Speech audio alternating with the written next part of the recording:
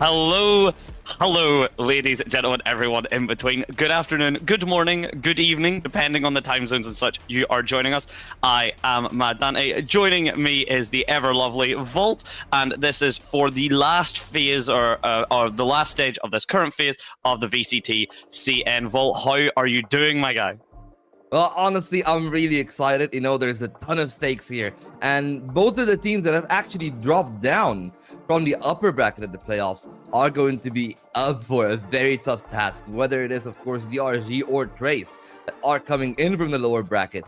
Both teams are firing on all cylinders. I don't even know how Trace got there. It was just a very unfortunate final week for them in the groups. But at least those two games, I feel like they're going to be both barn burners, and they have high stakes. Because the final spot for Toronto is still in the balance, and you need to win that one to at least guarantee yourself that almost 10 days of free time where you can re-strategize and you can restructure to try to get that final slot for you.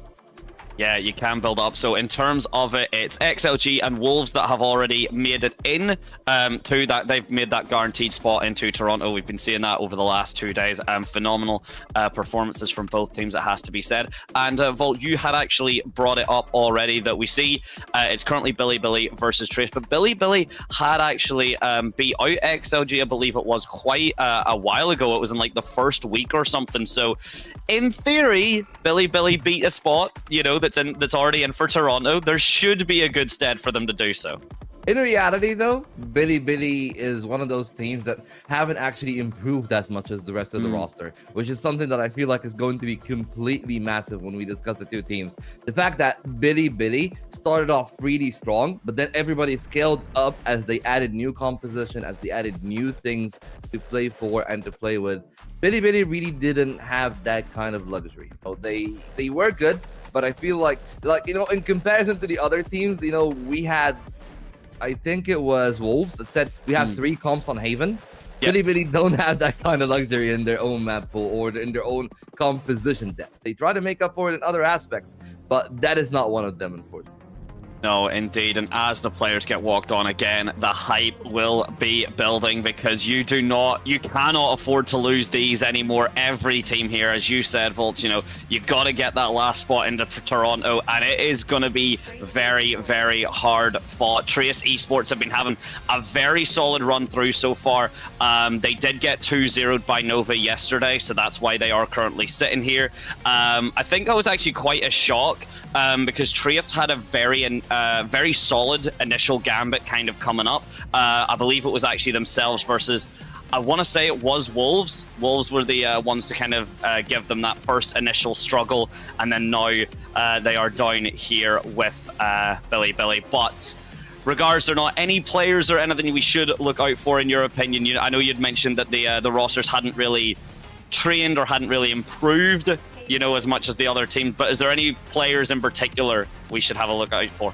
Well, I mean, Fung is going to be an important one for the side of Trace. I feel like Kai is also going to be important. So these are the 2 players that I'm really looking forward for, and that calling from Blank is also going to be big, because I feel like one of the main things that we have actually been struggling with a little bit in comparison to the top teams that have made it, is like when you consider, you know, IGLs that we've seen yesterday, like Viva, like Smoggy, all those people, they have some excellent mid-rounding. I feel like where Trace sometimes falls apart, at least in the games that they have lost, is that their mid-rounding isn't as solid as the other side. But a player like Luo King can make up for that with the clutch. But from what we've learned from yesterday, from the 2 games that actually made it for Wolves and XLG, that you can't rely on clutching too much. I think it was in total, in the whole day, it was 5 clutches. So yeah, that really is a very low percentile. It was something like that as well. And also, like, I think it was 2, maybe 3 flawlesses over the course of the whole series as well. So, like, to kind of build off of that, the teams that are making it are never in a disadvantaged position, or if they are, it's very minimal. The teams that have been now, you know, needing to fight Trace, we've seen Billy, they have been in a bit more disadvantaged positions that they may have been able to claw out from, like kind of, you know, show back up and, you know, clutch out, as you said. You know, Rusha in particular actually has been a phenomenal player for that, just as a shout out to Billy, K-Knight as well, following him up, but they haven't been the tried and true methods to really, you know, cement the positions, to cement that understanding. And if the round doesn't go quick, then that's when they struggle. And I think that builds off of what you were saying pretty cleanly. Yeah. And well, the responsibility lies upon that man here, Neff. He's the one that is going to be responsible for that pace setting. Billy, I feel like, especially as he said, you know, with Lucia and YZ, that is actually when you are really, really focusing on setting up that pace for them, because they like to be explosive at times. But I feel like Billy is one of those teams that get very comfortable in the, I would say, in sporadic action, where they want to have a big burst of action, then they want to have some downtime.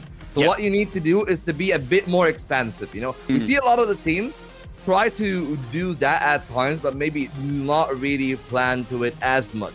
Because that's the thing in this level. You need to, you need to think not just one, not just two, but like probably 4 steps ahead. Just to be able to keep up with what the opposition are doing. And sometimes there are permutations to step 2, 3, and 4. And it makes it completely complex for IGLs.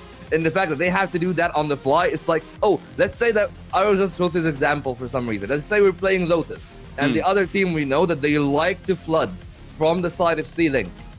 You need to have an adaptation if you're going to be playing from C, is that the waterfall position, you need to have like more util, more importance. Maybe you smoke that part a little bit deeper or shallower, contested. You know, all of those permutations, all of those adaptations, the variations of what can actually happen in this series is probably going to be the important thing. Because I think like if you're stacking the two teams head to head, I would say that they are evenly matched. But in terms of what teams impress me more in their playoffs runs, it's probably going to be Trace.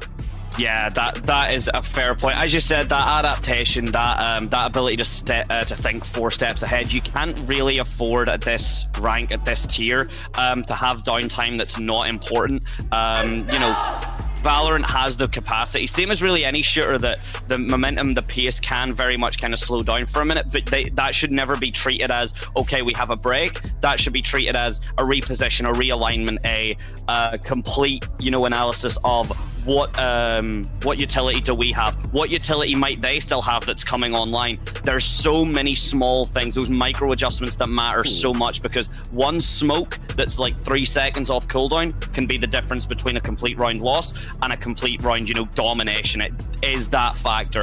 Speaking of, we now get to talk about the map. So you'd mentioned Lotus already, which is coming up, Volts, but first of all, it's Fracture. It is the big show us what you've got, show us your plans, show us your executes. Yeah, well, I mean, Fracture actually didn't come into play in that kickoff game that they played against each other. It was the game in week 1. That was actually maybe the more intriguing proposition here. I feel like the Fracture is going to be completely a monkey wrench for the side of Trace. But I think that they should still be able to match up well into it, depending on what composition they actually want to come up into that one. Of course, I feel like that is something that they might have to work around, because I haven't seen them play Fracture that much. And when I've seen them on the side of Trace, of course, I mean, they have been really reliant on, I guess, like different kind of composition. You know, they played a game against Wolves that was really close. That was 13-15. I think that they've lost it. They also lost another one to EDG, but that was much earlier in the year in the kickoff. So those two things are going to be the big factor. And the composition that we do see from Trace is the one that they brought into this stage 1. So they're repeating exactly that. Meanwhile, on the side of Billy, I feel like they also went for a very standard composition. It's going to be just the difference between the 2 Sentinels. Other than that, everything is exactly the same. Yeah, the two Sentinels, opting yourself for that Yori, for that Neon. We'll get to see the difference between those as well, whether it is that kind of faster rotate that is a bit more consistent, or the fastest rotate that of course has a cooldown. For everyone else as well, everything has been a defender-sided pick for the map picks, so anyone that has rocked up or picked the map, the opposing teams immediately pick defense. Not a big surprise. Fracture can be a little bit difficult to defend depending on how the executes come from the attacking side, how prepped they are. And finally, just before we do get into this set, this will be the last day in Shanghai that the games are playing. Once this set is done, then top 4 and such are all moving over to Beijing, and that will be in about 2 weeks' time, I believe, near the end of the month. But that is then. This is now 20 seconds left to get into what will be a hell of a series, I'm sure. Going to be absolutely phenomenal. As we do start on defense with Billy. Of course, it's going to be Trace. going to be playing towards that attacking slide. The Oro on attack is actually going to be quite a spin because, you know, one of the main things that we do have to contrast between the two is like Oro having the flash, but Neon having the pace, and the fault line was just perfect from Trace on that kind of composition, because as you can tell, it's a completely open A side. They can just go here, and it's going to be a quick post plan for BLG. Nothing that they can do now that their early aggression has just been neutered by single ability. Yeah, no, I mean, we've seen this so many times, BLG in particular, and when they were against DRG as well, that was pretty big, that super burst sort of aggression style, but now Spike's going to go down, and the sides have already flipped. It normally takes 12 rounds for this to happen, but instead happening on that initial round. The only member not here is Levius on that mid, but as the util is dropped and the push out of the smoke, we'll have to see. It goes all the way of BLG, though. Yeah, two there coming in, and Bank has to back up beyond the range of the salvo, but the spike is planted completely in the open. It's the first good shot from Bianc, but he's instantly created by Rusia. Tide comes in for the swing. It's a little bit wild, but they do recover to leave it just up to Midi, who has the salvo to buy some time. It's not stuck to half, and time is running low. They'll have to nail that shot, and that they will, but they don't even have time after that. It's going to be Trace getting the best of BLG's aggression. I mean, there you go. That's, if you need one thing as to why Tejo is strong, it is that they knew where that was set up was coming from. You can see where the salvo does come from. So they had absolutely given away their position. But when the spike is already taking down, Midi had bought enough time, played that well enough that, yeah, it's really difficult. And now you're going to have to see that they are you're going to have to see that BLG already kind of need to adapt. Yeah, that's going to be rather important in that kind of exchange. But I feel like, you know, for the one round on the pistol, I understand why BLG really wanted to do that. Again, like, it's very akin to their style, of something that they like doing, and it's the thing that you're gonna be doing with Neon the most. That you really want to be picking some fights and some of those things, because you can't watch 0-4, and in this second round, you can't really hope to win unless you're able to get some freebies from the side of Trace. I feel like Trace really should have some unforced errors for this one to be converted, because if that's not the case, that's exactly what's going to happen. You know, they have the overwhelming advantage in firepower, in utility, and they can clean it up. It's even a 4-on-5 now, and given the fact that they haven't been able to neither hold the site nor even find any damage on any of those 5 players, it's going to be a complete walk on the other. Yeah, no, I mean, whenever you've already lost Rusia as well, that is your Brim smokes down, so that's even more difficult now for any retake possibility, especially if you've got Kai swinging out in the Outlaw. Hebe does get flashed out, and that is going to be enough. The Ghost brings down Midi, so you actually don't have to worry about that post plant. But when you've still got 4 members left in 2 Stingers, a Bulldog, and an Outlaw with a decent amount of utility still, like Bianc actually fully ready to go, should the members of BLG, they're just going to want to try die to the spike, prevent any ult orbs being given up, and that looks to be the plan, unless Hebe can do something with it. No, immediately falls. Well, and that's just a tiny bit of extra money on another alt orb. I'll be, of course, moving over towards NAF, something that might actually come into play as one of the main things about this fracture that I feel like maybe the teams are still not utilizing as much, at least not with the current meta. Like, you know, when Phoenix was the IDM, people were flirting with the Phoenix and with the Cypher, and when Cypher had a 6-point ult, is that people wanted to farm those orbs. And I feel like that is going to be a big factor for the defense more so than the attack, because BLG will want to play aggressive. You know, they got their buy round now, but they are still up against a very respectable buy from the side of Trace, because they haven't really lost too many members on the other end. Kai, pretty dangerous. He's got the shoulder, and he's going to be able to fire the second shot there. The light shield, of course, not really leading Wazy to any real kind of success, but Neff is pretty close. And they also got Rusia there on the angle. Yeah, no, Wazy going down there as well. I mean, that's the thing. You buy up a Vandal, but the Outlaw can certainly shut that down. 140 damage straight to the body is very difficult to survive without the full setup. And we see 2 more shots fired before the upgrade indeed. So We see one upgrade, arguably two if we see Heibei or something go for that Outlaw instead, but now it's all to do with this underside, and Knight has to get that first frag, does indeed, picks up Heibei, and now gets a little bit more positioning, gets a little bit more knowledge that, yep, it's going to be a commit towards this B site. Taps the orb, decides against it, pops the salvo to try and buy as much time for the rotates, and Levius, a very overeager swing, is going to get punished. And that leaves K-Knight here. And the solo hold for the slide, the blind slide comes in, but K-Knight actually swings past it. That's excellent work to buy some more time. Keeping the tower position is of the utmost importance, and they are able to do that for the time being, but then they're going to be punished by Luo. Important one to take away, at least just Neff and Rusha, and they really want to fight that one back. They try to aftershock them on one end, they leave the Molotov on the other. That means that Luo's probably gonna have to drop off the other end here. They're gonna tap the spike. I'm pretty sure they want to get the hop, but they're not even gonna get to that. I think that was maybe a misplay to get off the hop, but they're gonna take those duels. There are 3 players in, and the last player is in tower. Midi is masterfully playing off the time, and I think it's gonna be too far gone by the time they go for the peak. And once again, BLG able to find the kills, but unable to find the round, still without a single victory in this match.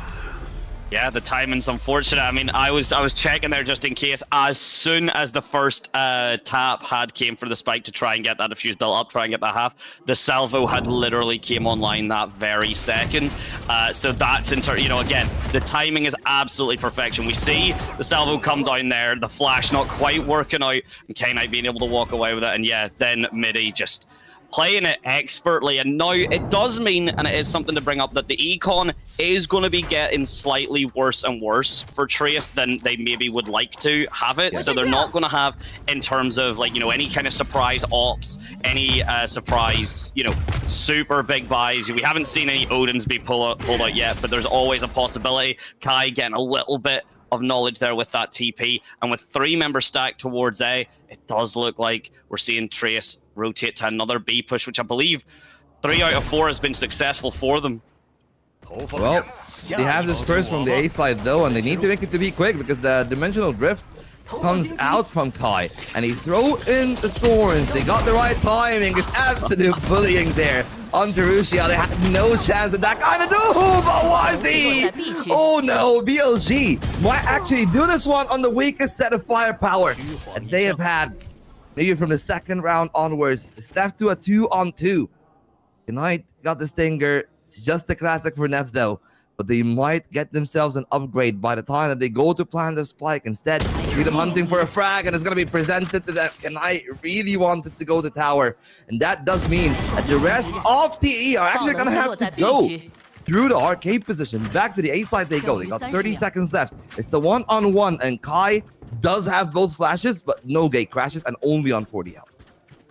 Yeah, indeed, as this knife getting spun faster and faster, but yeah, Neff is already ready and waiting for Kai. Kai is not prepped at all for it. Neff, beautiful repositioning, a beautiful attempt there. Kai actually nearly picking up the double, but the spray control just not quite there in the arcade, and it does mean that Neff is alive for a few more games to play. And speaking of playing games, that's 1, that's 2. Beautiful shooting. That is what you really look towards in terms of what opened up the round, what finally was able to put Billy on the board. Yeah, absolutely. Honestly, I'm glad to see Billy on the board because I was scared that this was going to be difficult, but it came down to maybe a bit of heroics from their side. But TE, of course, are the team that, as he said, from them dying all that time and having to reinvest time and again in the 3 rounds that they've won. You look at their buy now, usually you would think that the team that was 3-0 up would still be able to rebuy fully into their first loss, but that is not the case. They have to play on stingers, but they still make something good happen out of it, and that Armageddon is just going to be a death sentence to the players on the side itself. It's down to Knight, and he's not going to last that long against Smitty, and the defense for Billy has crumbled, and they will all go down in a flawless trade. I mean, we'd mentioned very few flawlesses. To add 1 extra on, and at that pivotal of a time frame, as we said, the econ wasn't looking great for Trace, but now you've got a full flawless scenario. The swing from Kai, the stinger's not quite, and then to be honest, yeah, it was a bit of a miscommunication there from BLG, openly swinging the B main. You're back towards it with nothing really checked, no real cover there. That's something you've got to think about, and it looks like they're absolutely going to do that in the first timeout of the set, because yeah, your back just completely weak to B main is not something you ever really want to consider in Fracture unless you are 110% certain you know where every single member of the opposing team is. Yeah, absolutely. Well, they weren't in that round and they didn't really maybe expect the most opposition because, as we said, you know, Trace wasn't in a good situation economically, but the fact that they were able to get those consistent rounds and really just fight to the death in most of those parts really accelerated them getting those ult orbs, and that got them the Armageddon. They still got the Rolling Thunder, and it's still going to be a tough time for Bilibili in this game, but they got the big combo for the retake, and I feel like that's what they are going to be planning to play for. Even if they don't have the best weapons, they can definitely make something happen if they like find a pick and it's like a 4-on-5, for example, and then they can pop those ult combos in the post plan. That will be absolutely decimating on the other end. But at the same time, do you really want to invest that heavily in ecos with those ultimates, or do you just want to keep them for the gun round and try to pull a second to guarantee? It's a damned if you do, damned if you don't situation. Because if you don't, Trace are almost guaranteed a 5th, and if you do, you risk wasting both of your ultimates and still losing the round anyways. Yeah, exactly. And that's the thing as well, like, even if you want, oh my days, okay. We were about to see maybe carry that double pick, but at least K-Knight, good for one. Again, super aggressive defense that we have seen time and time again for BLG. Building off of the point that you were saying, Volts, in terms of, you know, how those setups are coming. Yes, you do have all those ultimates and things, but if BLG end up heavily relying on them, let's say they pop 3, maybe 4, they've, you know, the Rolling Thunder's out of commission because of Neff going down, but let's say they pop the other 3 ultimates to take this round.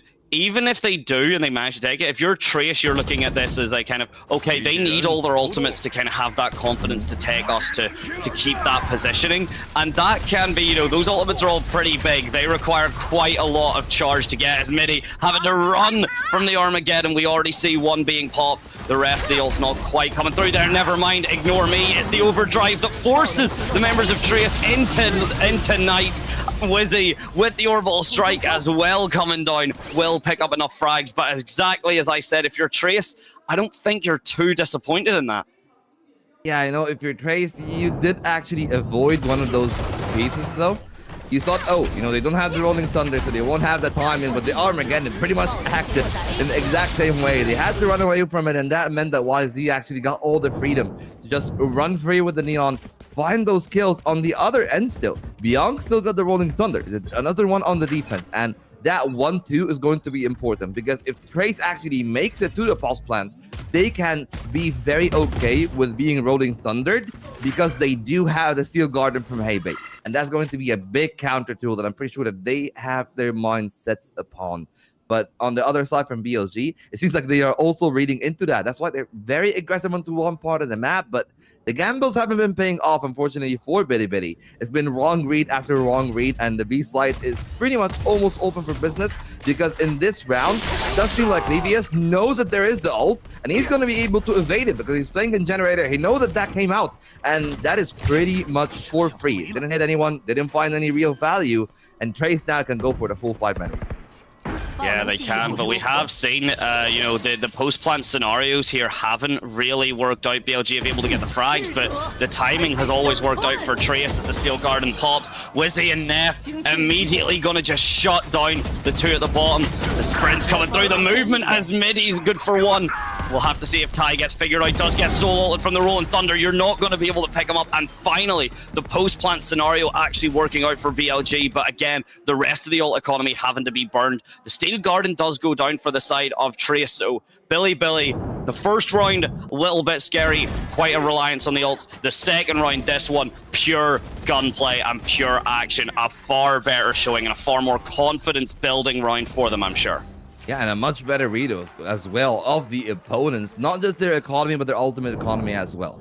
And even their position. You know, the fact that they wasted that Rolling Thunder on the side of Trace is probably something that they will discuss in this timeout, because they didn't really need to do that. You know, I feel like the Rolling Thunder was just used because they thought that they wouldn't respect it, but they gave it proper respect. And Billy now pretty much broken Trace. And Trace needs to use that timeout to probably reset, re-strategize. And I'm pretty sure that is just going to be a moment of, okay, no, they haven't been giving us as many duels. They've been gambling a lot. So maybe it's okay if we see an empty site and just try to play for contact a little bit more. That has to be, of course, relayed by Coach Destroyer from their side. But I just hope that they're actually going to be able to do that and have the right mixture between, okay, you know, we're confident enough to take duels, but also not overly confident that we walk into 50-50s for no reason. I mean, to build off of that, because it is an excellent point, I would like to see from the side of BLG just a bit more kind of patient defense. The over-aggression, you know, that aggressive defense, it sometimes works, but it's pretty clear that Trace are already confident in the reads. They are confident in how to manage it.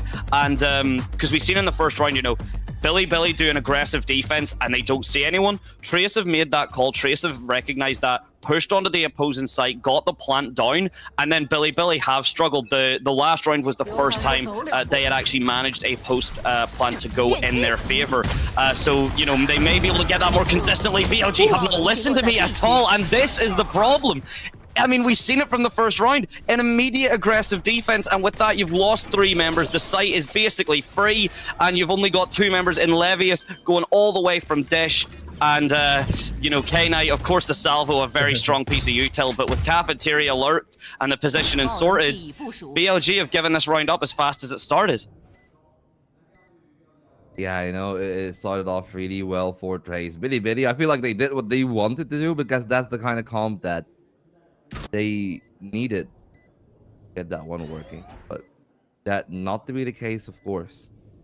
In this time, going to be them maybe trying to aggress, trying to find that duel, but YZ, of course, couldn't really find more than that, just that single kill. And that is going to bode a lot of confidence for Trace, and it might actually change the way that Billy approaches things, because they have been playing around those big stacks, and if those stacks even themselves don't work, then what is really the answer? You know, do you go back to playing defaults? I feel like that's something that they haven't done in maybe the entire time.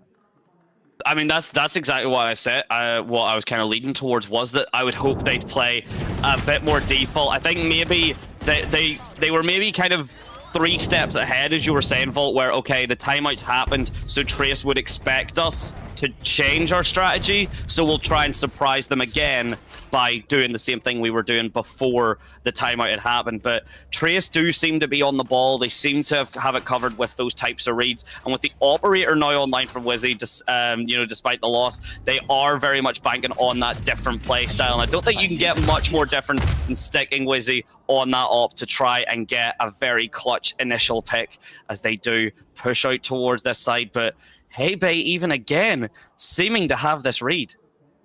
I know.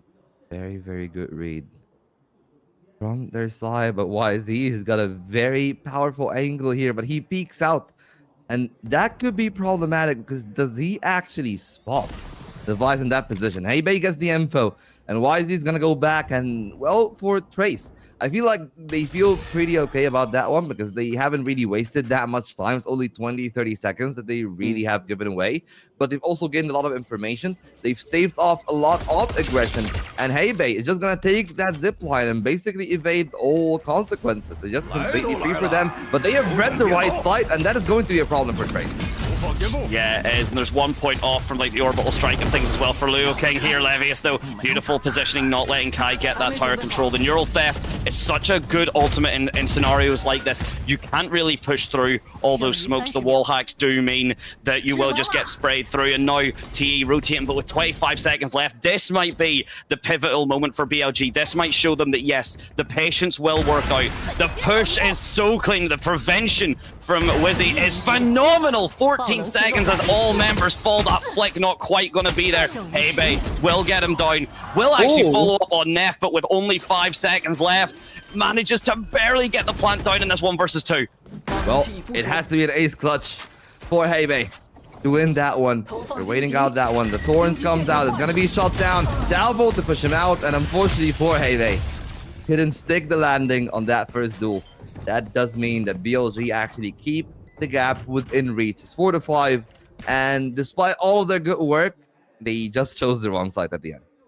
Yeah, no, that is unfortunate. Also, my bad. I said one versus 2. It was a 1 versus 3. Actually, I hadn't even realized the very, very long rotate over across from Dish there. So apologies for my spreading misinformation yet again over the internet. But that's not going to be a big issue for anyone else other than Trace. Billy, very happy for themselves.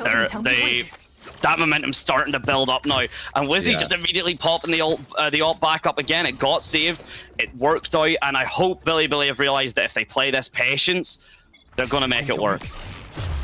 Well, patience be damned. Trace used the interdimensional drift, and they just want to gain information. I'm pretty sure the rest of the team isn't actually gonna scale too aggressively off the back of it, but now they know that it probably is an empty A site, so it's a heaven plan for Kai in that position, and that's something that they can completely defend if they want to, especially with the very late Heibei holding the other angle. All the rotates coming in through CT, and they're taking some time, so Billy actually might have burned, what, 10 seconds? And they're gonna go clear the empty angle. They all go for main, and there's no one there. It's completely empty. I mean, you've got that super late lurk from Heibei, but with only a stinger, by the time they get onto the site, basically everyone will be dead. As soon as I say that, the frags are starting to come through to a pace. Don't think the spike got halved there. The salvo just preventing K-Knight, and Heibei now very delayed on this. Yeah, the spike hasn't been planted. The orbital strike to prevent anything further. You'll walk right into the stinger. The op comes through from Wizzy and the frags. The trades go either way, but with that bomb gonna blow up, Trace are gonna be the ones to walk away from it, and their BLG just can't really seem to deal with these post plants. Absolutely.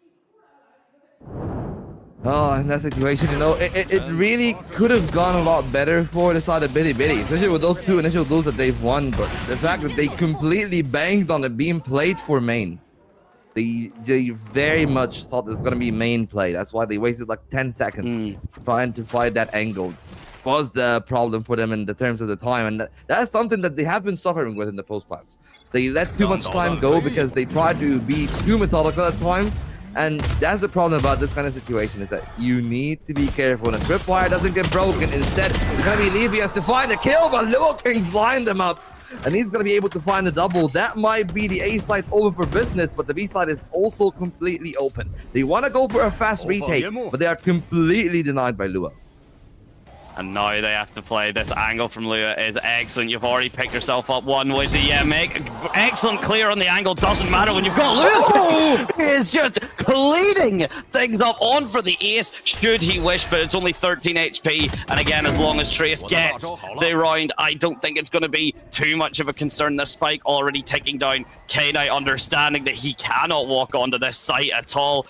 And the over-aggressive from BLG, they leave the B site completely open. It would be great if they walked in and found Trace, but they're not doing that. And when they're playing defensively, we're seeing it work for them. We're seeing that patience, waiting out the utility, not giving up, you know, 2-3 frags on round open. Yeah. It's working for them. I really wish they'd just stick to that. I mean, I do too, but at the end of the day, the problem is when you play that Neon comp, you really want to pick your fights, and especially when you play in Fracture, you also aren't always going to be playing for the anchor for the most part. You really want to be playing for the retake, but at least you want to gain something off the back of it. The problem for BLG is not that they aggress, but that their aggression actually gains very little value, and that's something that they've been trying to adjust, but they haven't been able to do so in the 11 rounds that we have seen. And in round 12, they just still have their inkling of trying to fish for picks. They send 2 players on Dish, and they are trying to aggress towards that stairs position. They got that control. Once they scale underneath, there's going to be a lot of power to them, but again, the site itself is taken. Luckily for them, they do win some of those duels, and they are swinging onto Luo. Last time around, he was excellent. This time, he will be punished. And BLG find what they came here for. 2 players advantage despite giving up the site, so they have big advantage in the repo, in their post. I mean, you did say, you know, they wanted to try and gain the space. Unfortunate for Wizzy, they're not quite getting the slide from the overdrive, but the Armageddon pops through Kai's positioning. This is the issue with Ioru. Gets one frag, gets out, but Neff spotting him through the smokes. And with that, actually, the Rolling Thunder from Beyond isn't going to find anything. Doesn't need, well, should have needed to, but if you're a BLG that didn't need to find you and its chance. So with that, the first half is over 7-5 to Trace, and that's what you were talking about, Volt. That aggression finally picking up and working wonders for BLG. Yeah, but it took them quite a while to do that. They got their 5th at least, so they're going to be okay with that. It's not really a bad score by any stretch of the imagination. It's just the fact that with them now on attack with that Neon comp, you're probably going to see them stepping the pace up a lot more. Something that I feel like maybe they needed to find the kills when they're on defense. But now they're on attack. If they don't find the kills, they're going to say, okay, you know, we get a free slice and we can just put the spike down and it's okay. I mean, happy days. Yeah, what we will now see from the opposite side is with that swapped out now and with Billy, you know, as you said, on that attack, we'll see Trace now having the Yoru defense, which is very scary to deal with because the Yoru defense is he can basically be on both sides at once very quickly. I think it's just which sticker do you prefer? And I think with how much we've been seeing the Neon kind of burst out from those main positions, it would be a heartbreak to see her lose out. But it looks like she's got the confidence right now. But the crowd has been very teasy, I must say. Always swapping and changing their minds at the last minute. Hey, look, we talk about this a lot. There's always the flipped camera. You know, you think, yeah. you always think that this is the one to my right, and then realize the camera is actually flipped on the other end, and that's why it always happens like that. So you hold both arms up and you pick and choose, you know? Like if it is the right one, you leave it. If it's the wrong one, you just drop it down and use the other hand. Well, I mean, BLG has did that, you know? BLG said, hey, if the heavy play towards one part of the map is the right thing, we're gonna use it. If it's not, we're just gonna drop down that one side that we were aggressing on and we were gambling on, and we're gonna go commit to the retake. Now they're on attack though, and now they don't really have to gamble. Instead, they're the ones that will need to set the correct pace for this one. Trey's got a bit of an advantage, and if they get the second pistol, they'll be much better off in this second half as well. So I feel like it's really up to Bitty Bitty to convert both pistols in this game to keep it competitive. Yeah, I mean, I couldn't really have put it better myself. We've seen that the first time now, you know, Billy had gotten the post-plant scenario. It just wasn't really working out. So here we go. Big cheers to everyone as we get on to the second half right now. And again, super defensive setup from Trace. Meanwhile, we've got a full commitment all towards that A. No lurks, no nothing. The Tejo drone comes through. The Razor Vine as well. The flashes. Rushia's already out in sand, picking up 1 and 2. Standing in a salvo to grab himself a gun. Bit risky, but does pay off. Unfortunately, walks into the other salvo and will fall because of it. But still, 2 picks towards BLG. Site controlled and spike planted is a beautiful start. And YZ getting that kill is important right there for the rescue. But it's still going to be YZ going down to Bianc, who still needs to find a bit more. 3 more players to test, and it was a little bit too much for them. So, you know, they did the right thing. They got the pistol. They started off really well. And again, we still see the same thing. A very gambly playstyle on the Fracture. And as I said, you know, both IGLs are really going to be tested on this map because they really need to get the right reads. I mean, yeah, Fracture is the IGL test. It really is. If you're talking about an exam, this is your final exam. And it's being done as the first map as well. You know, if you look at the map pool we've currently gotten just very quickly, Fracture, then Lotus, which is, you know, essentially going from 4 angles down to 3, then Haven, which is down to essentially 3, but on a smaller scale, arguably 2, depending. And speaking of that smaller scale, we see Trace now opting for this aggressive defense, and Kai immediately gets punished out. You don't have to worry about the Yoru. That's one set of flashbangs gone, and Snap just hiding in sands with the Stinger, taking out Midi at the very least, getting that frag, getting the info, and getting the ult orb online for that Rolling Thunder, as the spike should be going down as Knight gets onto the site. Oh my days, where did that happen? I don't know. Luo still found the frag there. The aftershock is actually going to route them out. They try to swing on top of it, but it's going to be the Bulldogs to wipe them out completely. To be expected, of course, but I thought that it might get a little bit risky there with that first kill from Luo. I thought that maybe they're actually going to be able to find a kill or 2 more, get to that magic number of 3 players down, but didn't pan out for them. They kept the majority of their rifles, and that is actually going to leave them with a dangerous bonus. Those 3 Bulldogs can definitely do some more.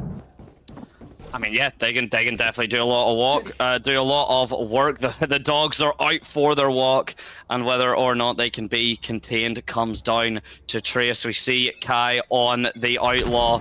We see the rest of the buy pretty solid, and BLG super aggressive, being cut down by that smoke. Lurking to make sure they can get the ult orb and the Razor Vine, preventing any push. They are very happy with this rotate. We do see Russia all the way over towards that attacker side spawn, just making sure there's no over-aggression from Trace, which maybe not over-aggression is the word, but we have seen a lot of aggression.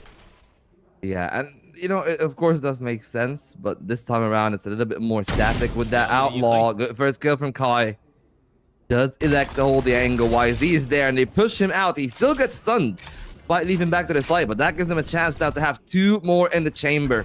And instead, Billy is just going to back up. They're going to go to the B side. They've pulled some rotations, but now they're backing up, and it's all going to be onto Heibei to hold this angle. Oh, the smoke comes down. Levius living in it. Okay, and now the distractions came through. The Vise wall is going to trap a lot of BLG, but it's actually more you're trapped in this site with them rather than them trapped with you. But the plant's still going to go down. 2 versus 3. The guns. This Outlaw from Kai could be the big factor as to if BLG can take this, or if Trace managed to take the rotate, or the retake, sorry. It's all down here. The angles here was super tight, waiting for Bianc. He knows that someone's going to be swinging from that cafeteria. The fault line comes out. The salvo as well to try and take control of that site. The swing, not going to find it. Bianc takes both cleanly. And a necessary on for Trace. Really didn't want to bleed too much on their bonus. This pretty much puts the game where it should be, and in the right amount of players, you know? Like, they take down 2, sure, but Trace played a good round. They didn't really allow too much more damage after that kill from YZ, and that was the important thing. Bianc just makes it look really easy there, but it was anything but on that transfer. Still, we now are back in real business. We're gonna get the first gun round of this game, but I'm just really looking at the ultimate economy. It's 2 orbs off Bianc getting that Rolling Thunder, and they can definitely aggress upstairs, take control, find 1 orb, and then Bianc only needs a single point, just a kill or anything, for them to do that. That looks to be what is happening. I mean, you talk about aggression, that run down to B. We already see Kai more than comfortable under the map, under your base of it, just ready to try and find something out. Meanwhile, this push towards the A-side BLG, a little bit trapped towards this sand right now. Looking, watching the incendiary, making sure that that angle gets completely locked down. It's a super aggressive start, but has managed to be handled very beautifully by Trace. Yeah, I know, they hold it off, slow it down, but it will still need to come to a collision eventually. So Luo and Heibei need to be very careful not to open up some angle, because I feel like Heibei might invite some pressure from YZ, and he's still gonna find that opener. Now they need to get the Vice out of that position though, but the backup is already there. The salvo and the stun is going to force them out. Gonna take some fair bit of damage. Bianc capitalizes with a double, but they'll be shot back by Russia, who will also go down a straight city here, as Midi is left in a 1-on-2, and Trace will not be able to convert a second. Instead, it's gonna be Billy to continue pushing on this attacking side and tying the game up 8-8. Oh yeah, beautiful play off of the flash there. Beautiful work off of the utility. As you said, trade City is really the only way for it. We see that initial frag of Wizzy even walking away with it, deciding to pop the overdrive, try to get that value, but it'll be Bianc who completely shuts it down. That would be then the pickup for Levius, and that's really all she wrote. Billy, there we go. We're seeing the relief.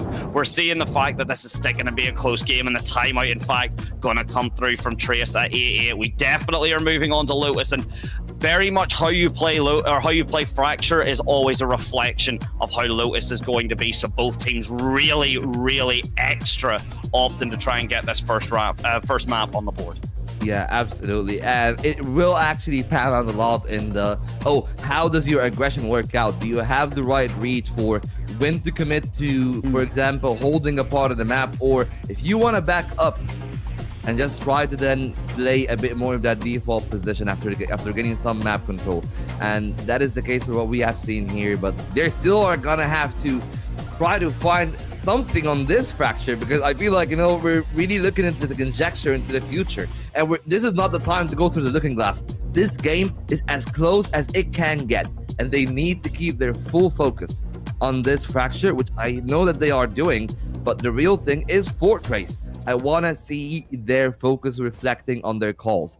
This time, they have the right 3-man stack there with Kai that is probably going to toss a blindside at the angle, but they have the high-low as well, which is going to be devastating if they peek into it. It's a triple high-low as well. So I feel like this is going to be a very bad time for Bilibili when they peek. That's one.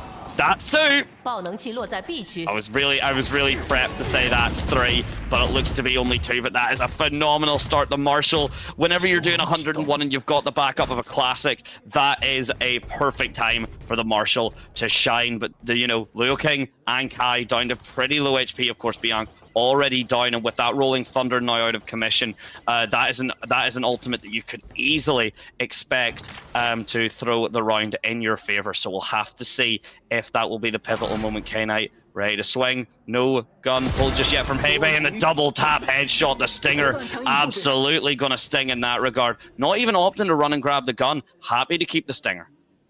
Yeah, I know, and I feel like they're just very happy with the way that they played that one. You know, they got the kill, they put the wall down, and they already got themselves a lot of map control. It's just that this B site is open for business for Bilibili, and they're gonna get it for free. You know, and I like this from Trace. They know that they have 2 members on low health, so they're not really risking the retake, because what they can do is that they can take their time. Now they're moving in together, trying to deny the retakes, but instead it's going to be the triple. Levius is going to wipe them all off into spawn. They line up, and he chops them down like the lumberjack that they are.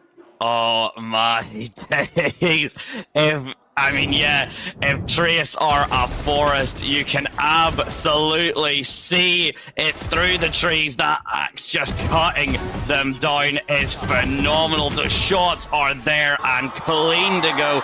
Neural Theft absolutely going to be online, but more in terms of, it's not just Neural Theft in terms of the ability. You clean up that what could have been an easy comeback for Trace, you clean up that well, that's a Neural Theft in terms of the mental as well. They had walked away, they had such a good plan that Trace had executed very flawlessly, but then off the back of one man, Levius, to levitate BLG above Trace in the scoreboard. And they still, of course, have some read, have some control. Just going to be the fact that can Trace now, when they have the guns back, do something with this one. They're playing a little bit laid back on the B side, and the op in the hands of Kai is actually still posted up on A main, the position where they are gonna go now, and it will be up to them. Actually, try and find something in this sort of round. They go back up, the stealth drone. Will it actually pressure Kai off? Kai not holding the angle. Now the orbital strike will, but that's just a single gate crash. That completely negates that orbital strike, and they're still looking for more. They're gonna find the first kill. They got the interdimensional drift to stay alive and buy some more time. Perfect from Trace, and they can speed it up here for the retake.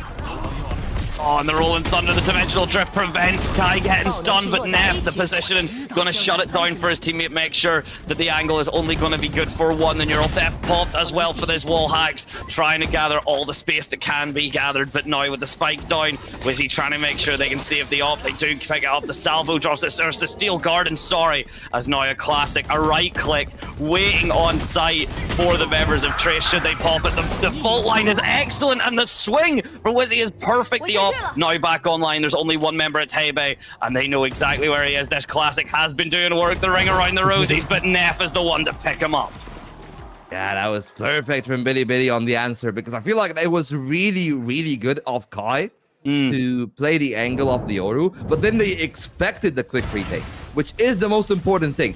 That kill there from Neff was very important. They knew that they had the Rolling Thunder, and much like we've seen Trace do when they were on the defensive side, now we see them on attack, you know, trying to use that Rolling Thunder. They know it's there, they prep their counter, and they have a player that is not stunned, that is not too committed, because they know that they have the ult, and Billy still got the Rolling Thunder, and YZ honestly having an excellent game. Just looking at the terms of fragging, you know, 20 on 14, exactly how you want out of your duelist. Has been I would say a much more of a rounded team game from the side of Trace in comparison to Billy relying on their duelist and maybe Neff a little bit more as well to actually come up big for them when the time comes for those important rounds. Yeah, no, that is true. I mean, Heibei, don't get me wrong, phenomenal work on the Vice, but they're just not quite able to get there. Same with Luo King. But we've seen, you know, how they've managed to play off the utility. It'll come down to this swing. This is very aggressive. There's no backup, though, for Midi just yet. Now there is. Kai came back. The fault line was there to build a little bit of time. And now the rest of Trace show up in force. A very aggressive push. A lot of utility flashes, stuns, salvo, and the smokes come down as well. And it's enough to force BLG just to go, yep, you're willing to use this amount of util? We're going to go to B because it seems pretty free to us. Not just all the util, by the way, it's also the Armageddon being used and then not finding value behind it. That is completely gone off the wrong foot for the side of Trace, and now they're going to be punished, the Rolling Thunder, just to make sure that they're not going to storm in for the retake, but that's not the case whatsoever. Instead, going through spawn, Kai is spotted, but Midi still able to find a shot there on the Sheriff, and YZ taking a solid angle, probably spotted on the camera, but Billy are still going to keep all their numbers.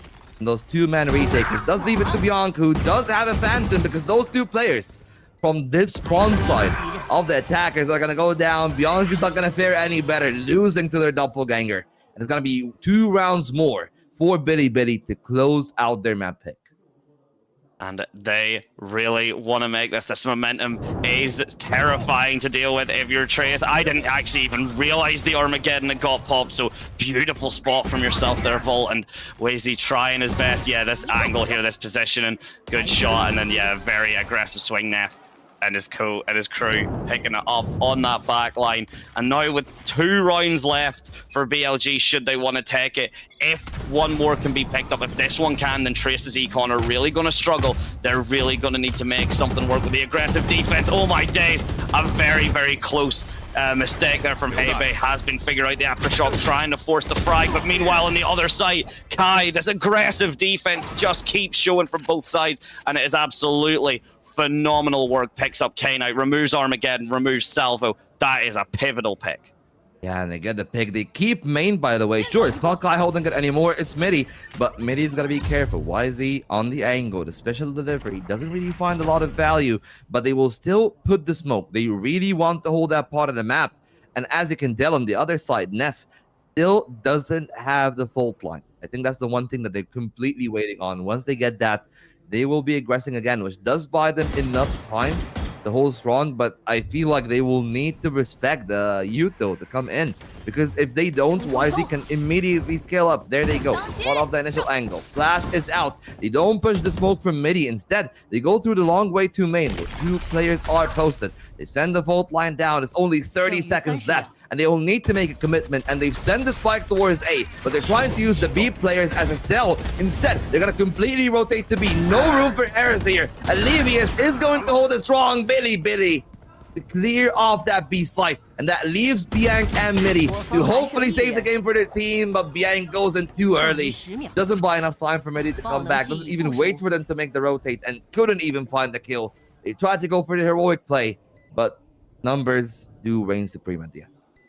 I mean, yeah, Salvo's a good piece of utility. Doubt it's good enough to carry a solo 1 versus 3, so there's going to have to be an absolute godsend here from Midi. The Vice wall, of course, not going to pop up. Vice long gone out of it, but Neff the angle there. Midi trying to jump to get that swing as tight as possible, but it does mean he has to deal with that jump and inaccuracy, and with it now, match point for Billy, and an economy for Trace, rivaling our own that we currently live through, aka not the strongest. A crisis. A crisis, yeah. Well, I mean, this might be the time to take the second timeout. I'm gonna be completely honest with you. You know, chill off, try to cool the game down, try to find the read. You know, you're on the attacking side now, and if you're Billy, you just want to close it off. For Trace, however, their counterpoint might be we do have that ultimate on Luo, and we're not that very far off Kai having their interdimensional drift, so we can aggress a little bit, but Bianca's gonna be punished here. It's completely out in the open. They're trying to hold the angle, but they will pay for it, and now it might be game over for Trace. Billy is sending that one home, and Wesley is going to find that kill. YZ only needs 2 more, and they will find the triple for the Neon. they will find a 13 for Bilibili, and they are one map away from Beijing.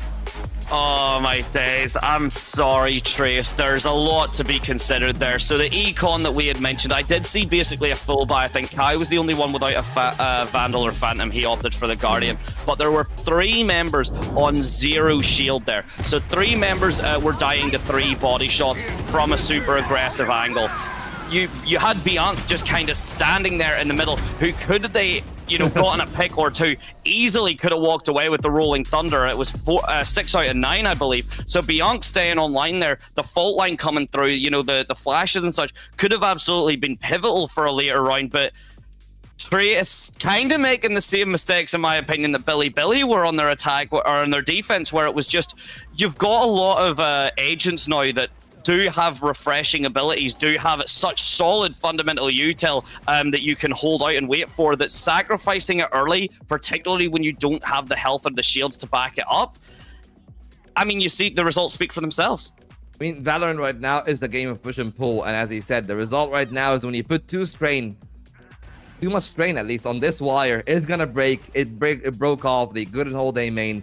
And maybe that is actually what has been the difference between the 2 teams, that, you know, the 5 rounds that we have seen out of Bilibili were the rounds that they were actually able to thread that needle of maybe pushing enough to gain some control and aggress, but maybe not push too hard that they lose like the few rounds that they have. You know, it was a solid attacking side, of course, from the side of Trace, but it just wasn't enough on the defense. And we have seen Bilibili show that they're the better team on this map, but for now, the one main thing that I feel like is the biggest factor is going to be the duelist diff. This round, though, was absolutely so much fun. But just jump to hear the comms now, so try leave just to it.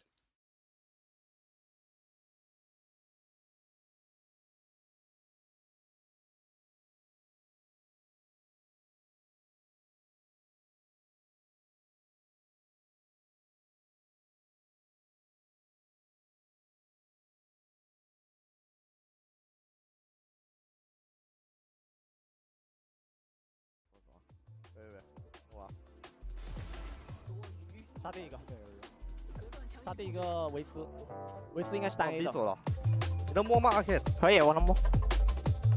他们有鸟狙，小英紧张在架你，追上。我包过去了啊。小英残你架你。对，椰南一滴血，椰南一滴血。你能死爆点吗？可以。爆点2楼，爆点2楼。我去加斜贴了。哎，右边。哦，他们好像把 A 放了，他们好像把 B 放了。真的，他把 B 放了。我不知道。他维持在 A 先下楼吧，2楼没有人，你就在 CT 好吗？别往爆点去了。我连上人打了。对，椰南一滴血，那你刷个包。无带路。Yeah, I like that very, very clearly. You can tell, 1, the comms are clear. 2, Neff is taking the lead. 3, when they make the call, like, you know, when they said that people are at spawn, they're just like, go to spawn, commit to that peak. That's where they're coming from. But, well, YZ, he was really the linchpin of this entire play. You know, 343 ACS, 9 multi-kills. That was absolutely ridiculous, and they are flying far away. The closest person from their team is 277. The closest person on Trace didn't even crack 200.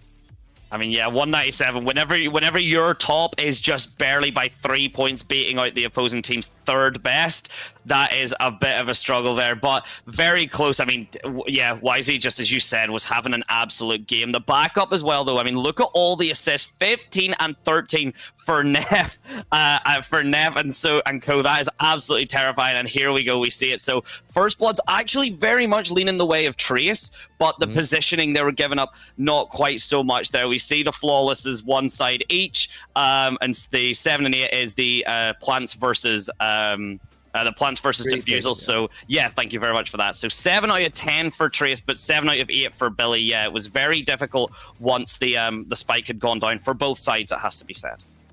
Yeah, you know, it was really... Fracture is really an attacking-sided map. It's actually on the defense, like, how many can you post up? That's why when Bilibili got the fire, I was like, okay, this is a game with our hands that we got. And then winning the pistol really set them off with the right foot. It was really, I feel like, up to that second pistol, that maybe if Trace were able to win, they would have been able to extend a little bit of a buffer, and then those attacking rounds would have been pretty different. But That's the name of the game. You need to prepare that pistol when you're on the defense. You need to at least give yourself that kind of buffer. And while a 2-round buffer sounds okay, it is really not that much when you're risking a second pistol. Bitty though, they got some very solid points. You know, we talked about YZ, the comms from Neff. If that translates over to Lotus, it might still be the same result on the second map. Yeah, it easily could be. And just last thing, you know, those comms, as you mentioned, very calm, very clean. Even when the pick started going, you know, it wasn't until the 4th man had fallen that the pop-offs had happened. But speaking of the pop-offs, we will be taking just a short wee break, 2 or 3 minutes, just to get the teams fed, watered ourselves as well, before we move on to the next map being Lotus. So ladies and gentlemen, don't go anywhere. If that Fracture map was to show anything, it's that this is going to be a hell of a good series. We'll be back in just a moment.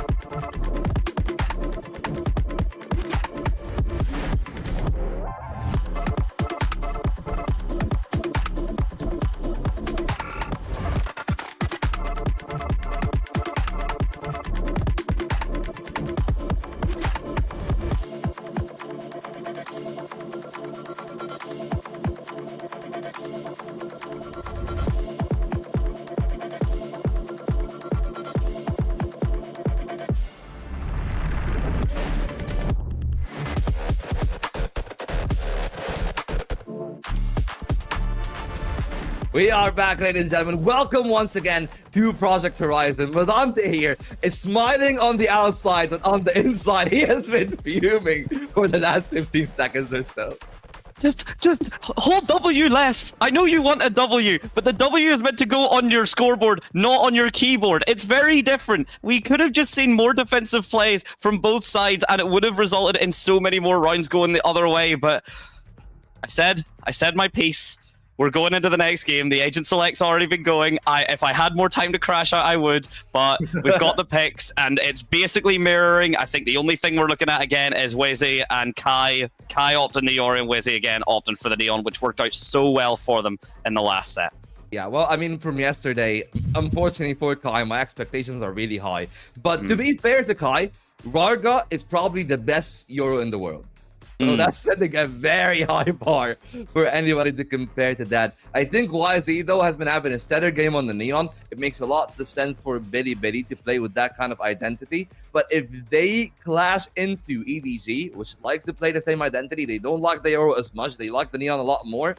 Honestly, pound for pound, EDG should win. But EDG still got their own test that we're going to see later down tonight. If they're even going to make it to Beijing, or if they're not even going to make it to Toronto at all, of course, they can still make it to Beijing and not make it to Toronto.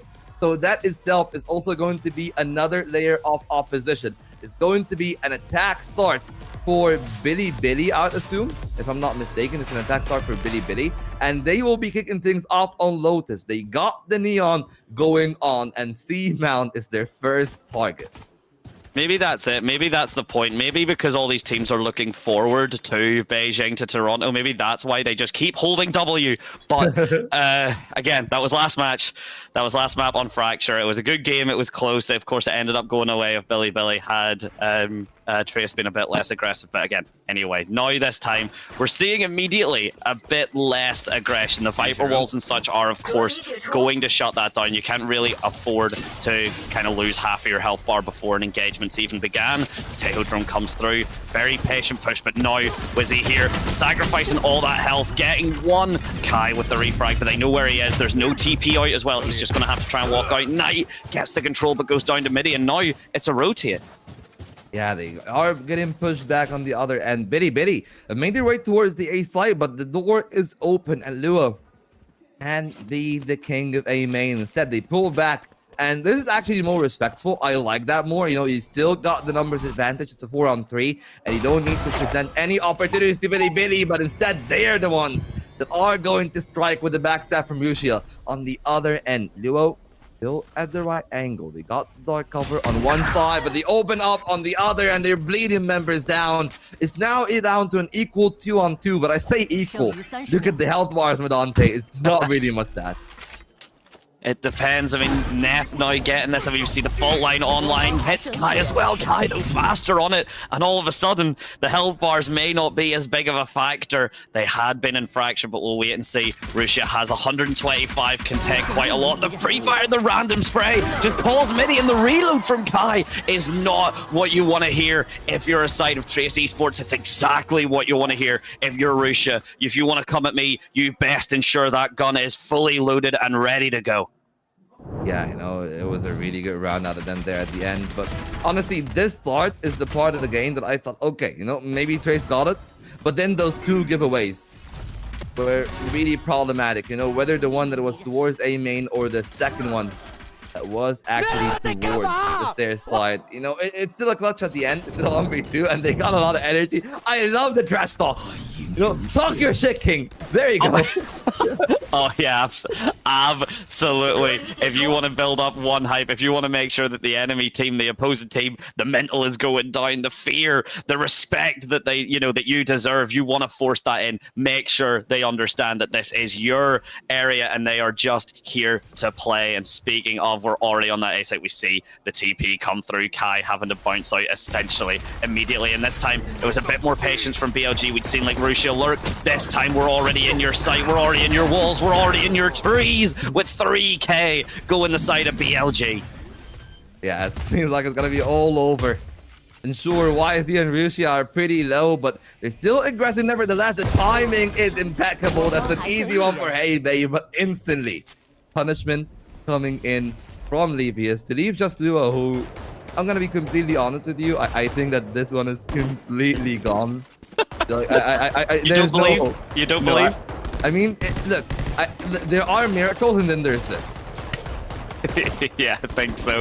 Especially with only a classic and all those angles. Yeah, Leo King, unfortunately, the regicide committed by the side of BLG. And so far, a very, very solid start on this. We went from an incredibly kind of patient into fast execute on Lotus on the first side that actually then became a rotate. This one was very much a, we're just going to execute on A. We're not going to give you the respect. We understand that you're likely going to be split and playing the defaults, which is a bit of a surprise. It's a bit of a risky call because, again, we've seen Trace very aggressive on these defensive plays. So had the position worked out slightly different, they could have made it work. But this time, a full commit towards this C side. Yeah, well, that full commitment, they're trying to speed that one up. They're really trying their best to maybe push it through, but I don't think that's going to be the case because with that drone on the B side, now they're kind of segregated between the two sides and they open the door just to feign some movement. They get some movement out of Trace, to be fair. Of course, if you look at the map, it is actually mainly Beyond that still got the full kit of util, can help Kai, who does not have a gate crash. Actually, no, he does have a gate crash, but he is still have got to be as careful as they can be. Get one, get out, but they will not be allowed that luxury. YZ is going to find that kill at the end. And on the other end of the map, this is one of the main problems for them. I feel like the lurk potential from Levius in this game will be disastrous if he is uncalled for. I mean, we've already seen it was the lurk potential from Russia in the first round was actually what we had seen. So the lurk potential is very scary. If you are Trace, you have to be checking these angles, checking this greed to make sure. Leo King, though, holding very fast, not committing to anything yet with only 30 seconds left. We might start seeing, you know, a kind of re-showing of the initial issues that BLG were having on Fracture, which is just kind of running out of time, and then the post-plant situation not working out for them. So we'll have to see if that comes through. The snake bite stops Heibei. Heibei's respective snake bite as well, but again, you'd mentioned those lurks, and it's Bianc. The timing's good. He's behind Wizzy as we get 8 seconds left, but Wizzy turns around, and with the spike planted, this is huge. Oh, to give that one a go. YZ there with the open 4-on-3. They need that kill. Russia able to find that win, but hey, babe, maybe giving them a way back to look into that one. Never mind. YZ seals this door shut. Gonna be down to Luo King, who unfortunately for him, they say if you shoot, if you aim at the king, you better not miss. I feel like the king is the one that's really missing their shots right now. But you know, there's one funny thing actually with Dante that I have been informed of, which is going to be like very intriguing, you know, is that they actually have an abbreviation for the combo. The main combo that we do actually see right now is like Teho Breach Yoru, you know, that triplet. Yeah. They call it Tieyehu, I think. Okay. Inflictions are murdered. I'm gonna say that. I apologize to be lost. I haven't read Mandarin in 6 years. It is on me. Okay? But I think it's really funny, you know, that there are things like that in the Chinese sphere that they already have came up for names for things like that. But what do you think us, you know, like denizens of the English language will call that combination? Oh, let's see. So what? So we're doing it's Teho, Yoru, and Breach. Are we going for? Yep. Oh, what would I say? I mean, Teho, Yoru, Breach. I mean, the immediate one that comes to I guess we'd go for Bite, BYT. Yeah. Okay. I call it the bite comp is just oh, they said the abbreviation as well on the vid stream there. I just call it the bite comp because I mean I don't think there's much more else to it. They lure you in, they trap you, the Venus fly trap closes, and that's a bite. Yeah. Meanwhile, I think that the funniest analogy I've ever seen to the neon comp when neon comp was meta was one of my friends just calling it Icarus. He said, he says, you know, like you fly, but sometimes the neon player just goes too close to the sun. Just overheats too close to the sun. We'll have to see. I mean, we've already seen the first timeout get called by Trace. We'll have to see if that overheating would come through from Wizzy. But to be honest, YZ's just been having a phenomenal game and shows no signs of slowing down. Not just YZ as well. It's like Russia also on the Omen is a big factor to how confident I am in this VDB attack side. It's Trace's map pick, but they haven't gotten anything out as of yet, and the fact that even the third round Wasn't a success. Is a bit of a problem, but then they do some damage. Very good, consistent damage there on the weaker buy, but now they are punished. Billy, hold the door shut. This one is getting a lot closer, though. It's a 1-on-2, and Luo still got the Vandal. So they can definitely clutch that one up. No dark cover. On the other end is probably going to be a Rolling Thunder in the hands of Nets. So they have a tool to counter that one, but Luo maybe has the element of surprise on their end. I mean, that Tejo drone's not going to spy anything. It's going to gather a lot of information, though, inform BLG that this site is basically clear. It gives you what is essentially a 50-50. Either Luo King's going to be coming from that attacker side, which we know is the truth, or going to be coming from that heaven side with both smokes and both TPs alive. For anyone that watched the previous sets, we've seen RB do some shenanigans with the TPs. It's not going to be the case. Luo King opting for just that naked swing, but Neff already very much ready and waiting to bite down on that head and make it a 4-0 very convincingly. I love this play, but to be honest, I feel that Trace they weren't coordinated enough. You can even see it's still with that low buy. There's still 1 versus 1s. There's still swing after swing rather than everyone coming out at once. Yeah, and that's the big thing. I feel like they were swinging for trades and not actually for a multi-man pick. Yes. It's a very different thing. And you can swing for trades when you have guns and when you have util, but when you're weak on their economy, you really need to use their numbers advantage. Duo pushed off C. They take full control of Mound. They are scaling up aggressively, but YZ taking some damage from the poison orb. He still goes to the pillar. He goes to the left side, and then he's stuck incompletely. It's a big opener for Luo. But can they hold on for more? Instead, they are the ones that overheat. They give away an answer for Billy, who can take their sweet time. Sure, the snake bite actually buys them some time to organize the pulse plan, but I feel like the real lost cause here is the fact that they don't have their smoke set.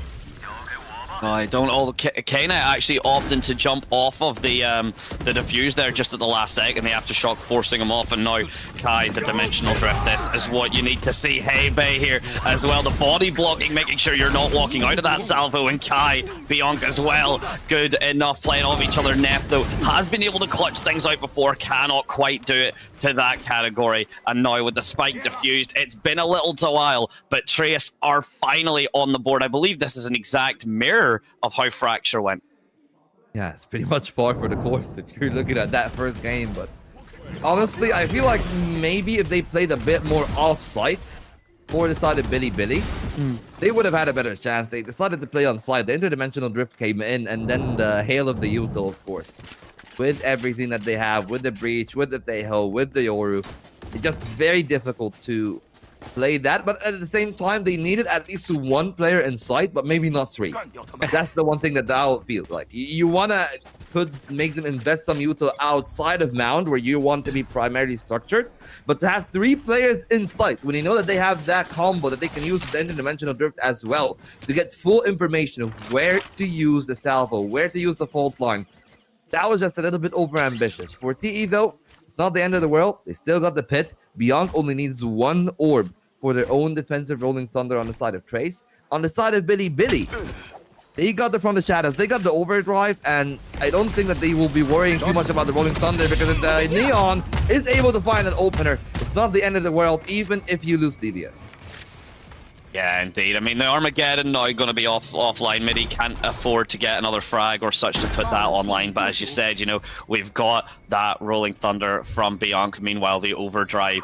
And if K-Knight's able to find one, we may see Armageddon come online. Does look like that Rolling Thunder's been used from Bianca, but immediately gets countered out. Wazzy's good for 1, good for 2. As Bianca and Heibei both fall. The overdrive as well. Maybe an overheat. You'd already gotten that numbers advantage. You may not need you may not need to overheat as much, but you know what, Wizzy's gonna fry you through the smoke. Indeed, may as well follow it up as Kai just kind of having to walk away, try and live to tell the tale and keep this gun for the 6th round. They don't give him the ace. Quite unfortunate for YZ, you know. They didn't have quite a set around. They found the quad, they locked off the entire round, and again, it came down to the face of the Neon. And for the side of Trace right now, despite having the actual truly, like, more meta comp, the utilization is just not up to scratch. You know, they found the opening pick, and when you lose a Tejo, there are some possibilities to make, but they just didn't respect the fact that this Neon comp is made for aggression. They thought that they would wait for them to fight them on site. Instead, they take the fight up to them on heaven. And that's the site extension that is the most important thing. No, exactly. I mean, building off, I mean, if you lose the Tejo, I mean, the bite meta only exists because of Tejo. So if you lose that, you know, Breach and Yoru aren't really enough to make it work, especially if you're losing your Yoru immediately. And this is what you were talking about earlier, Vault. If you've got the gun advantage, that's when you can play for your retrades, especially if TE are going to have a weaker buy, which we've just seen them have. That's when you don't need to swing. That's when you can just wait, get those refrags, especially wait out the low magazine. The Stinger's good, but that's immediately the backup swing from Neff going to shut down Hebei and Luo King. We've seen this situation before. At least this time it's 3 players, you know, it's not 4. It's not as impossible. Now, there is a sliver of hope, though, because there is a gun up for grabs, but Luo doesn't even go for that. I don't know why he wouldn't, though. Am I okay? Maybe it's all a part of the major plan. You know, the master plan. He picks up a Vandal, he finds that kill, he slices the pie, and he finds the other 2, or maybe instead slices the smoke to try to find some damage. Paranoia out, but he can't get too close. They switch up to the shorties. They try to buy some time, and they will be able to just gun him down up close and personal. Goes Rusia to give themselves a 7th kill, and Billy yet another round where Trace is only stuck on 1. Oh my days, yeah, no, that's heartbreaking. We've seen the shot from Rusia is nearly good, or is good enough. It's the shot actually we see there. Look, Luo King was so close. We had his POV, and the shot just didn't quite connect. Yeah. Had he managed it, would have been able to duck back into the shadows and make it more. But yeah, YZ has just been absolutely phenomenal. You cannot say anything more than that. The Neon, the relay bolt, and the playoff, the fast lanes being popped, and the team, you know, that team cohesion around it has just been nothing short of clinical. I'm going to say this. I feel like that this might be a renaissance season for YZ because, you know, for a while, at least very initially so, when he was before the Neon meta, when he was playing Jet and Raze very early on, you know, in his career, he was having a bit of a renaissance. I feel like now I'm starting to feel like YZ have fully grasped Neon, and he is now fully allowed to not just his 100%, but like the 100% plus Neon is very crazy on some of those duelists. And that's what we were seeing right now. You know, YZ might as well be peaking once again. And it was up to Trace to find an answer for the Neon. Usually when you're playing that Tejo Breach Yoru comp, your answer is, I'm going to flash you once, I'm going to flash you twice, I'm going to flash you thrice, I'm going to stun you, deny you space by the salvo, and then take the duel. But we actually usually see 2 out of those 5 things. That's the point. You know, it hasn't been as fully committed to shut down that Neon as you'd like, which of course is a bit of a risk. You know, if YZ does manage to survive that util dump, then you've lost all the util and still have to deal with what is currently the best player in for BLG. Even if, to be honest, Rusia and Neff very close behind, even Levius, who is on the negative, but still doing quite a lot of work. And here we go, we're going to see it exactly come through. By the time the snake bite lands, YZ's already in your sight, living his best life. Dodges the Armageddon, comes through, doesn't even worry about the scan from Tejo as he just picks up the frags, dancing through, and K-Knight and Neff just picking up the stragglers behind him. This man is an absolute demon to fear. As Luo King trying to swing through to gather any sort of position, but the bomb now actually going all the way to C. Luo King's got the rate. Never mind. Never mind. Never mind. Yeah. Well, seems like it's all over. We're just gonna find another one. Yeah. They had the inkling of the right thought, though. You know, I mean, usually I'll say it's the thought that counts, but unfortunately in this game of VALORANT, it's actually the shots that do count. The thought can lead you to the shots, but if YZ is landing shots like these, what the hell can you do in this kind of game? I think you can watch the site just fall to BLG, and that's exactly what Trace did. And you've got to remember now with 7-1, they've already got, they're already going to end this half in an advantage, even if Trace managed to win 4 rounds back to back. So very clean from BLG, and then to move on to that defending side is going to be pretty pivotal for them. The econ again, not great for Trace. They don't have too much to work with. The ults are there, so the dimensional drift and such, but again, it'll all come down to that to that bite composition. Yeah, poor Luo. Honestly, man, that is complete bullying on such a helpless Luo King. He only had a sheriff, and usually you'd be slightly scared if you know the best Chinese players are the sheriffs, but this is very methodical, incisive from Billy on that side. The fact that one of the things that I feel like is such a tiny detail, but it shows you the level of concentration on the side of Billy, that YZ didn't even commit to the swing. Instead, he went for the first jiggle, and then he committed to the swing once the stun wore off, because he know that I don't even need to lose myself and be traded. No, I need to keep my health. This time around, they beat the stun. They fight midi, and this is turning out into a bit of a rout. It's 8-1, and Trace are completely lost.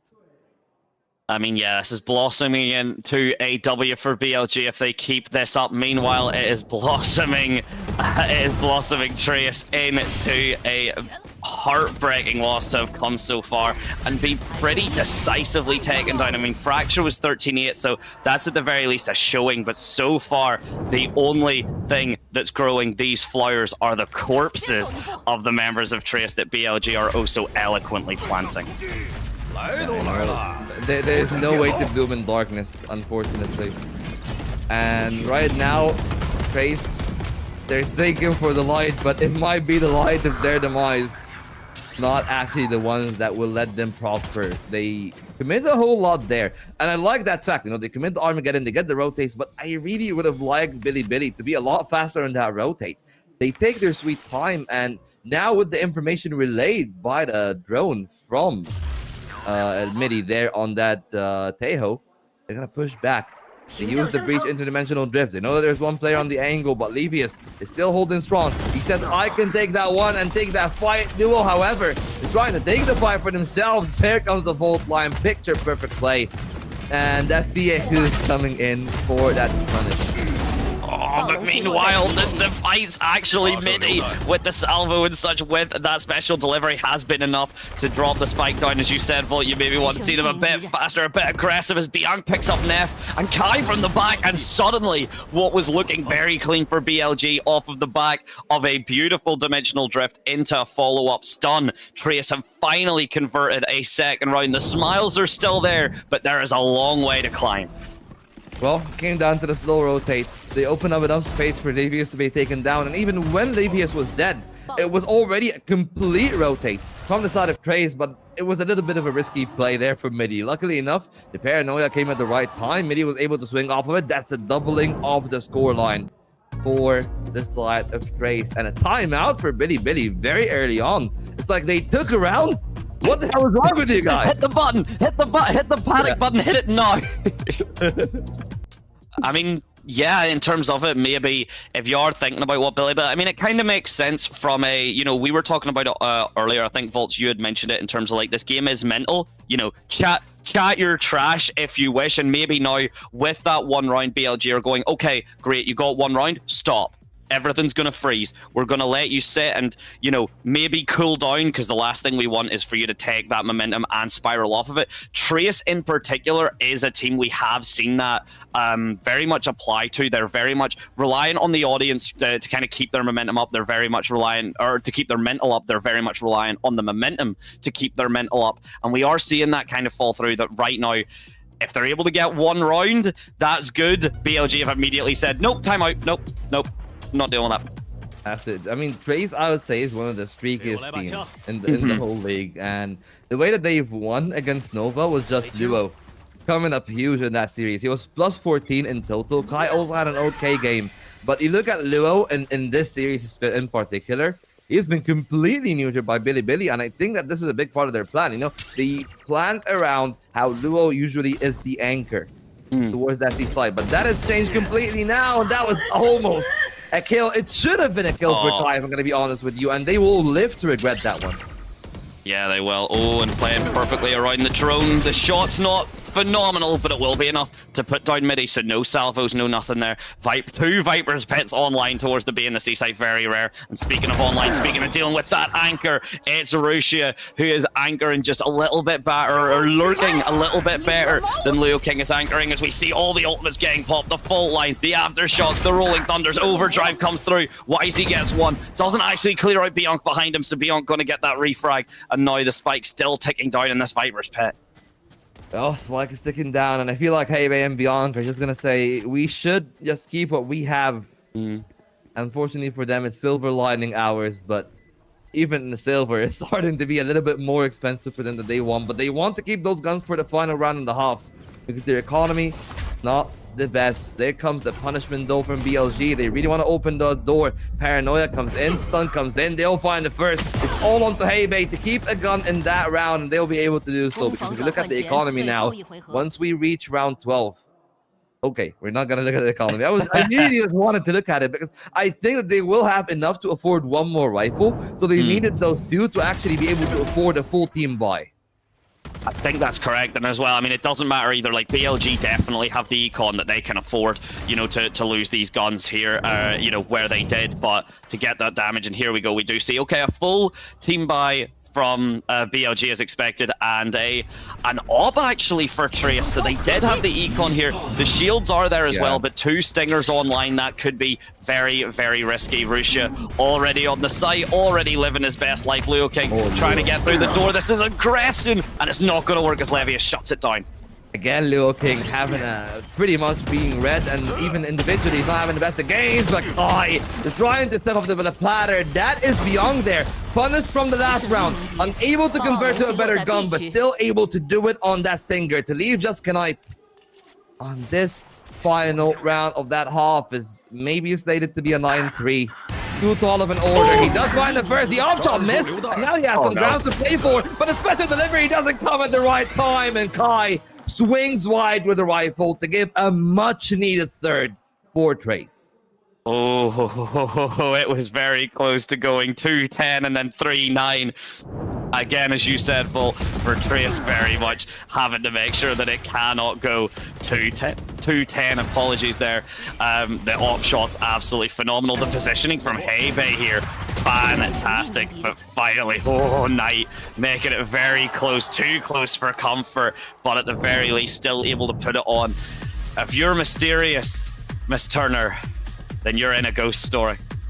Yeah, I mean, it is a story of, do you believe in superstitions? You know, superstitious, not mysterious. That's what I meant to say. Sorry, that I messed up that reference.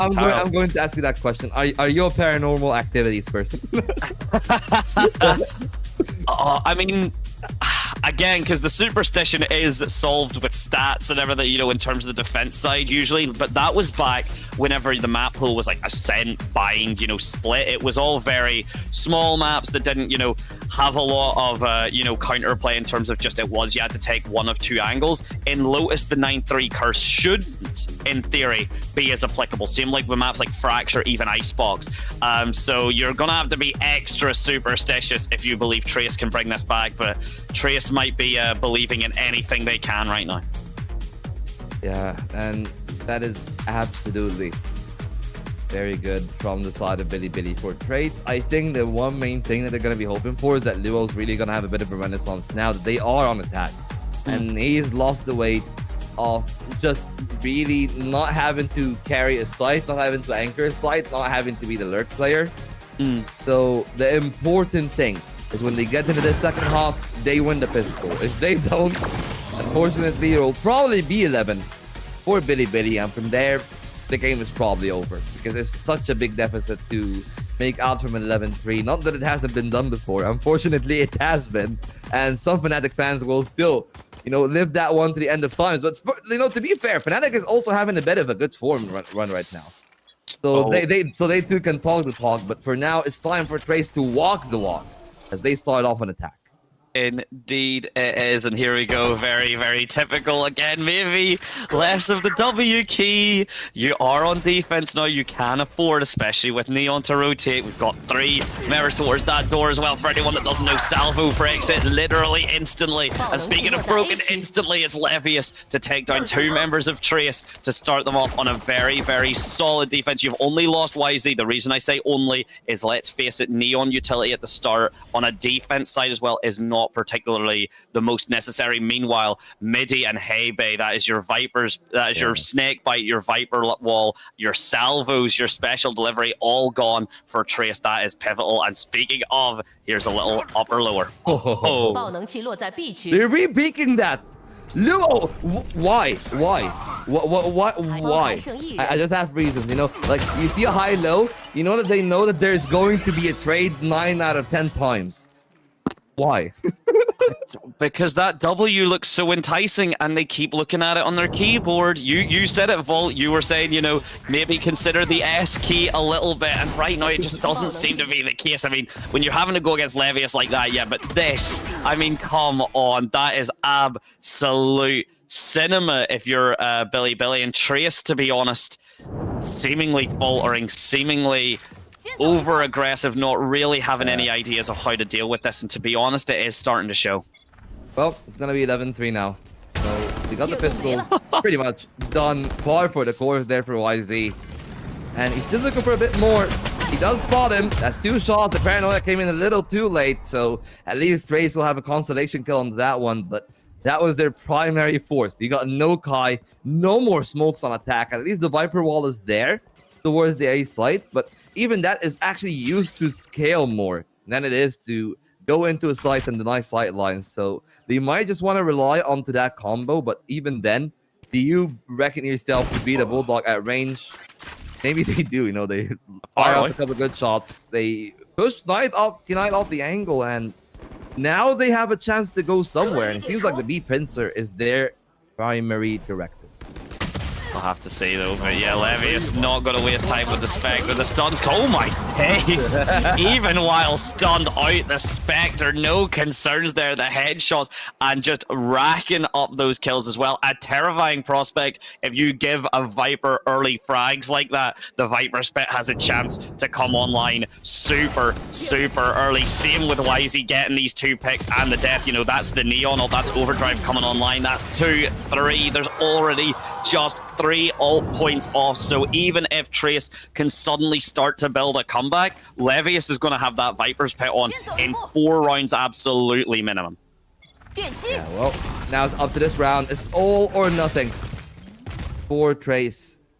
Got their behind the bonus. It's going to be alarming because there is enough firepower there for Bitty to make something happen out of that one. They make the commitment, but it's going to be Rushia not escaping the whole way. They didn't DP deep enough, and they're going to be punished. That's a C-slide over business, and despite them sending that salvo, it's not going to buy enough time for them. They still got a lot of space to rotate through, and they're going to have the rotations, but I don't like how stunted they are, especially where the Breach and the Neon are in that kind of retake. You would really expect YZ to be neck and neck with Neff, but they are going to get gifted a free kill, and now they might go back into that one. Luckily enough, Heyday holds the door for a little bit more, but Billy cannot afford to keep doing those sort of mistakes. It's advantage for Billy. And Trace trying to recover from that position. Heyday will lock it off with a triple. Exactly what they needed, but they can't keep relying on their Viper to actually seal off rounds like that. They need to minimize those mistakes that we've seen. Oh my days. I mean, yeah, there are some times where getting the spike plant, of course, making sure that timer is ticking down earlier, but you cannot afford to sacrifice your Tejo, especially if you are going to go into that post-plant scenario, because you lose in the Tejo, you lose the salvo, you lose that extra gun. It's so pivotal. It was very, very risky for K-Knight there, it has to be said, and it did not pay off. Oh, YZ, my sweet summer child there. Judge right in the corner. They've taken that control. But it's going to be, again, Rushia up to the test. Duo King not been able to make up for what has been lacking in that slot anchor in the first half. Now, this time, the Omen is going to be a little bit more passive. They spend a lot more of the util. The Poison Orb has blossomed. Snake Bite on the back of it. Rushia does have the paranoia in case they do scale, and they are not really peeking that one completely. Instead, it's going to be Trace, maybe doubling back towards the B side if they want to, or they can still make a play towards the A side. But they know that YZ probably posted pretty deep. This one player only spotted, and Billy have made some rotations towards A, but this Judge is going to have a lot riding on it off the back of that dark cover. Fury And Executioner potentially. Oh my days, it's Nep actually to do it, but buying all the time in the world. Wisey, why are you moving? Why? Oh my days, getting a little bit of cold feet, and because of it, Midi and Beyonk are able to pick up two. The man advantage still kind of leaning more towards BLG just off of the HP, but other than that, that's pretty massive there. A little bit of a blunder from Wisey. You cannot afford that. Beyonk as well picks it up, just even further opening that wound. Armageddon calls through, and with only 14 seconds left, this plant has to go down, and suddenly Trace are looking good to make this a 5th. Well, still might be not the case. There are 2 more players. Maybe to try to counter. Levius taking an alternate angle. Ryushia through the wall. Wait, maybe something is going to happen out of that one after all. But it needs to come down to the Viper. Levius needs to strike now. He is spotted, but Beyonk is not going to be able to hold. It's just all down to Heibei. Match point on the line. Time in favor of the Viper, but they got no more util. They will need to spray that one down. They spot the tip of the head, but they can't find the kill shot. They're trying to go for it, but Levius is gonna best them, and Billy are 1 round away from making it to Beijing. Oh my days. I mean, it was close. Trace nearly able to make something work here off of a big blunder, I do have to say, from Wisey, but in theory, you had mentioned it beforehand, you know, if there is one player that has somehow been able to rush you, that angle's filthy, but one player that's been able to make it work, it's been Levius. When all hope seems lost, it has been that man, whether in the Viper's pit, whether with solid molly, solid snakebite usage, I should say. There's been a lot on the line, and now the buy is rough, the econ is solid for BLG, the Viper's pit can come online, Levius can make you walk into his trap at any time. Yeah. Now, can they close it out though? Trace got a bit of a mixed buy there. You know, it's full investment, but that full investment is not really the same for everyone. Some people got the Bulldogs. There's just a single bandit in that round. YZ again. The same kind of play. Spotting the drone. He's paranoid though, and he's gonna be very careful. It's a 1v1 trade. YZ still strong on the angle, but does not expect Luo to be there. Of course, they didn't hear him. TPing because of that paranoia, and Trace got themselves the site. It's the 3-on-4 in the attempts of the retake, and well, I feel like Billy are still definitely gonna give this one a shake this time around at least. The spike planter will not die to the aftershock, so everything is going to be okay. Midi can walk away to tell the tale this time, hopefully learning from the mistake. The Salvo gets popped, the door getting opened as well. Leo King with a super aggressive hold. Nep as well, good for one, nearly a second. The flash is good, but oh my days, the shots. Nep, please! Beyonk has not been able to walk away from that before, ever before. That is pivotal, and suddenly it's 1 versus 1. Levius is good, and the judge at the end there. The spike doesn't have enough time to blow up, and BLG are gonna walk away. Trace, that was absolutely ridiculous. If there is any highlight I want to see, it is the lack of shots connecting. Well, Levius is gonna make up for that and more. These are 2 massive clutches from Levius. Of course, you know, one of them is not really a clutch, it's more of a retake, but it's a massive from Levius in this kind of game. The road to Beijing is on for Billy. Unfortunately for Trace, their journey for this stage ends here. You know, a lot of expectations on Trace. They've been having a lot of good times, but I think with this kind of form of YSD, I'm really excited to see who is actually going to make it at the end of the second series, because the second series will have a lot riding on it. This is one of the 2 teams that will be fighting for the 3rd and final slot for the VCT China for that Masters Toronto. We already, of course, got our first 2 teams. Now it's going to be Billy and the winner of that second game. And Billy has shown a lot of character in this best of 3.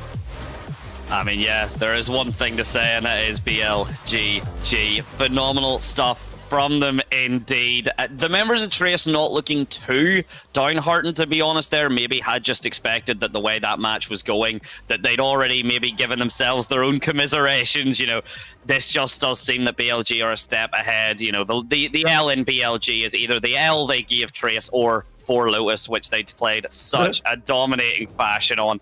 You can absolutely take your pick, and we get to see the replays here. I mean, Leo King, now that position was solid, and here we don't get to see the whiffs, unfortunately, because maybe that would have been a bit too toxic to have on the replays. But yeah, a phenomenal performance, and we will be getting to the team comms in just a moment.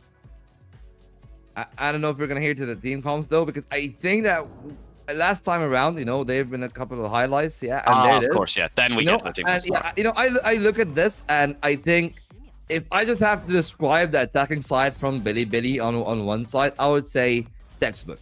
Yeah. Maybe not so much for Trace, you know, the way that they played it. I feel like they were maybe relying on their firepower a little bit too much at times, not respecting the Neon, which I feel like that is actually going to be one of the main things that we actually have. Like when I consider that, I was like, okay, you have the Yoru, Breach, Tejo. On the other side, you got the Neon. You're used to the pace of the Yoru comp because the Yoru comps are a little bit slower. But when the Neon comes out, it's like teams have forgotten everything that they've learned in 2024 or something. I mean, yeah, that's the thing. I mean, with the fact that Yoru and Neon, I mean, Neon obviously came through because of like some insane buffs, and she is just strong now. She is in a healthy position. But Yoru has had very few changes to himself. It's just things keep working out. But now we'll be moving on to the team comps. 从正面跳开吗？小哥，等一下，别急。他一直续包你啊！要开球，我黑了，黑了，后面进不来，保你。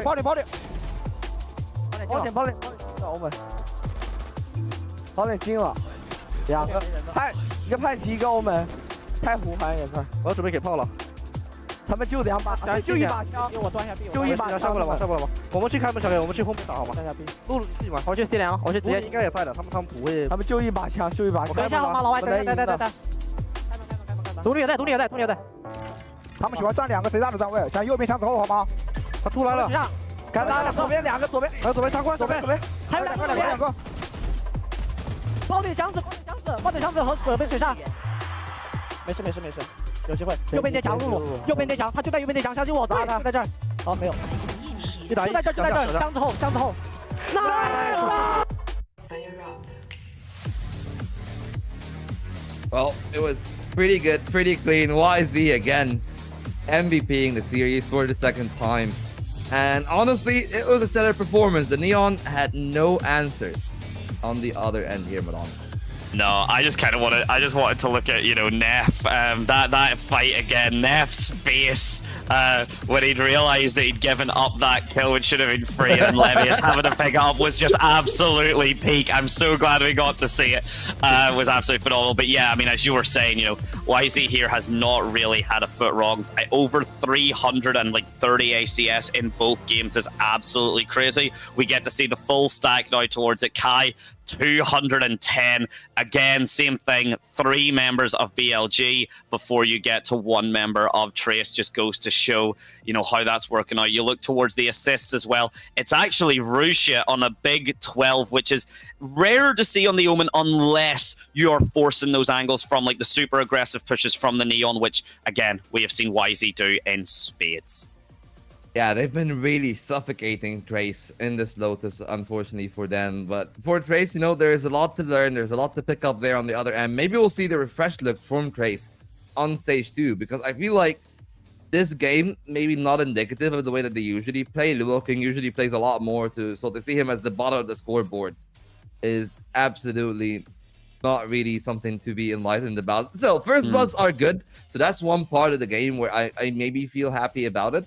But again, you know, the 2 clutches from Billy just signals to you that they really were in a good position in that kind of game. And the final clutch was the one from Levius to close out that game. And if it wasn't for that, maybe we would have had like 2-3 more rounds, but that doesn't seem to be the case. Instead, we get a very, I would say, competitive map 1, but a single-sided map 2 for Billy to comfortably be heading into the lower final, going to Beijing, getting ready. They have 10 days to fix whatever they have, and if they're probably going to go against EDG, they have 10 days to practice the same 2 map that we've seen yesterday just to shut them down.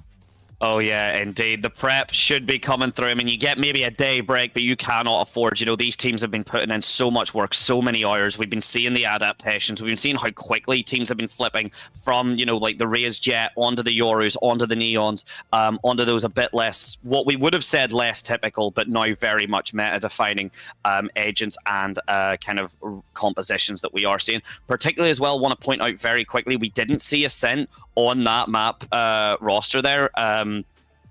Ascent has always been kind of typically seen as the gentleman's agreement map. Usually it's just the most teams understand what they're going to get into. We're going to be getting into the interview now. Speaking of getting into, back in a moment. Hello， 大家好，我是 BLG 的王浩哲。欢迎王浩哲，赢下了这一场没有退路的比赛，现在心情怎么样？心情就还行吧，正常。心情还行，现在还有机会去争夺我们多伦多大师赛的。So you've kept a 100% win rate of fractures today. 这张图你们是保持着100%的胜率，但是在比赛样本很多的情况下。And were you like worried that teams were going to study you very hard? In fact. 会不会比较担心像别人会对你们 And he's like, actually, I don't think our fractures that well. 我们那个图其实打的也不算很好，然后就是会偶尔打一打。偶尔打一打，但是仍然4场保持着100%的胜率。And it's like 莲华古城其实 you guys first chose to first ban Lotus a lot, but then like today you like chose to change comps. 成了霓虹，你觉得这两套 And he's the neon comps might be like more suitable. 其实优劣势。And YZ is more comfortable. 霓虹的体系更适合我们一点，在那个图上。对，并且你个人的发挥，霓虹也会。And they said that when they're playing the previous comp, their pace is kind of slow. 有一点点慢热的情况有了很大的改变，是不是背后有什么特殊的原因？没有什么特殊的原因吧，就是调整好心态，然后去打比赛就好。对，今天确实一上来手。And what do you want to say to the fans at Beijing for the next part of the playoffs? 北京了，有没有什么话想要对北京的粉丝说？就谢谢大家的。And he says that 然后is that he's like prepared to like take pictures of Year 70 at 接 Beijing. 下来就是 EDG 对阵到 DRG 的比赛了，那要不要给自己的兄弟加油？ He's like 加油加油 for the next match. 加油加油，康康加油！好的，那我们本场的赛后采访到这里就。高管理就不用加油了。And that's about it. 对，大家都要加油，DRG 也要加油。那我们本场的赛后采访到这里就结束了，感谢王浩哲，谢谢。对，我们还有更加精彩的比赛等待着大家。暴风电竞椅职业战队的选择，连续5年中国电竞椅销。Well, I mean, yeah. I mean, pretty standard stuff there in terms of it. People that were looking to, you know, kind of show up against a BLG will absolutely have them kind of ran down. And that does kind of build up what I was saying just before we got to the interviews about, you know, the map picks. Ascent not being run because BLG had this habit of essentially not wanting to be red. They were more happy to kind of play a bit less. You're not going to expect what we are doing. VCT, we've said this in like EMEA and the Americas, that both teams know what the other's going to do. It's just who can do it better. VCT China and stuff in particular, which we have seen as a little bit more, we've got something special, we've got a little bit of this idea in mind that we want to show, or if that doesn't work, then it's your star player, it's your big clutches. Yeah, and well, they have both on the side of Bitty Bitty. Levius with the clutches, YZ with the firepower. They got both in space, they got both maps, they got to make their way to the lower finals. And I think we should go to a break because we have a barn burner ready for us after this one. It's going to be Dragon Racers taking on the world champions Edward Gaming. One final spot remain in the lower final. One more chance for either of those two teams to make it to Toronto, and we'll be figuring out who it will be when we come back.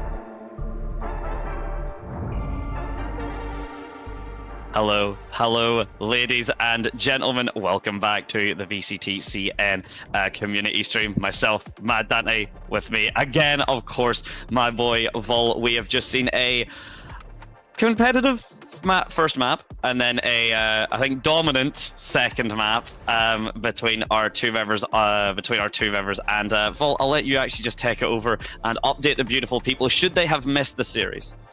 Honestly, not the first map. The second map is you could have just seen the score of VLR and you wouldn't have missed very much. It was entertaining, you know. I would say this, like, it was a fun map to watch, but in reality, it wasn't as competitive as maybe you would have hoped it to be. On the other end, though, this one is a game and a series that I don't think anyone in the whole world, if you like good Valorant, this could be peak content that you would not actually be seeing on the international stage. We got Edward Gaming, the 2024 World Champions, coming up against Dragon Racer Gaming. This is the lower bracket, so it's elimination straight out, and the winner doesn't qualify to Toronto. No, they still have to fight that Billy that we've just seen to actually make it there. Oh, yeah, no, unfortunately, Trace been very much traced and cut out of their run. Phenomenal performance from Billy, but now that was then.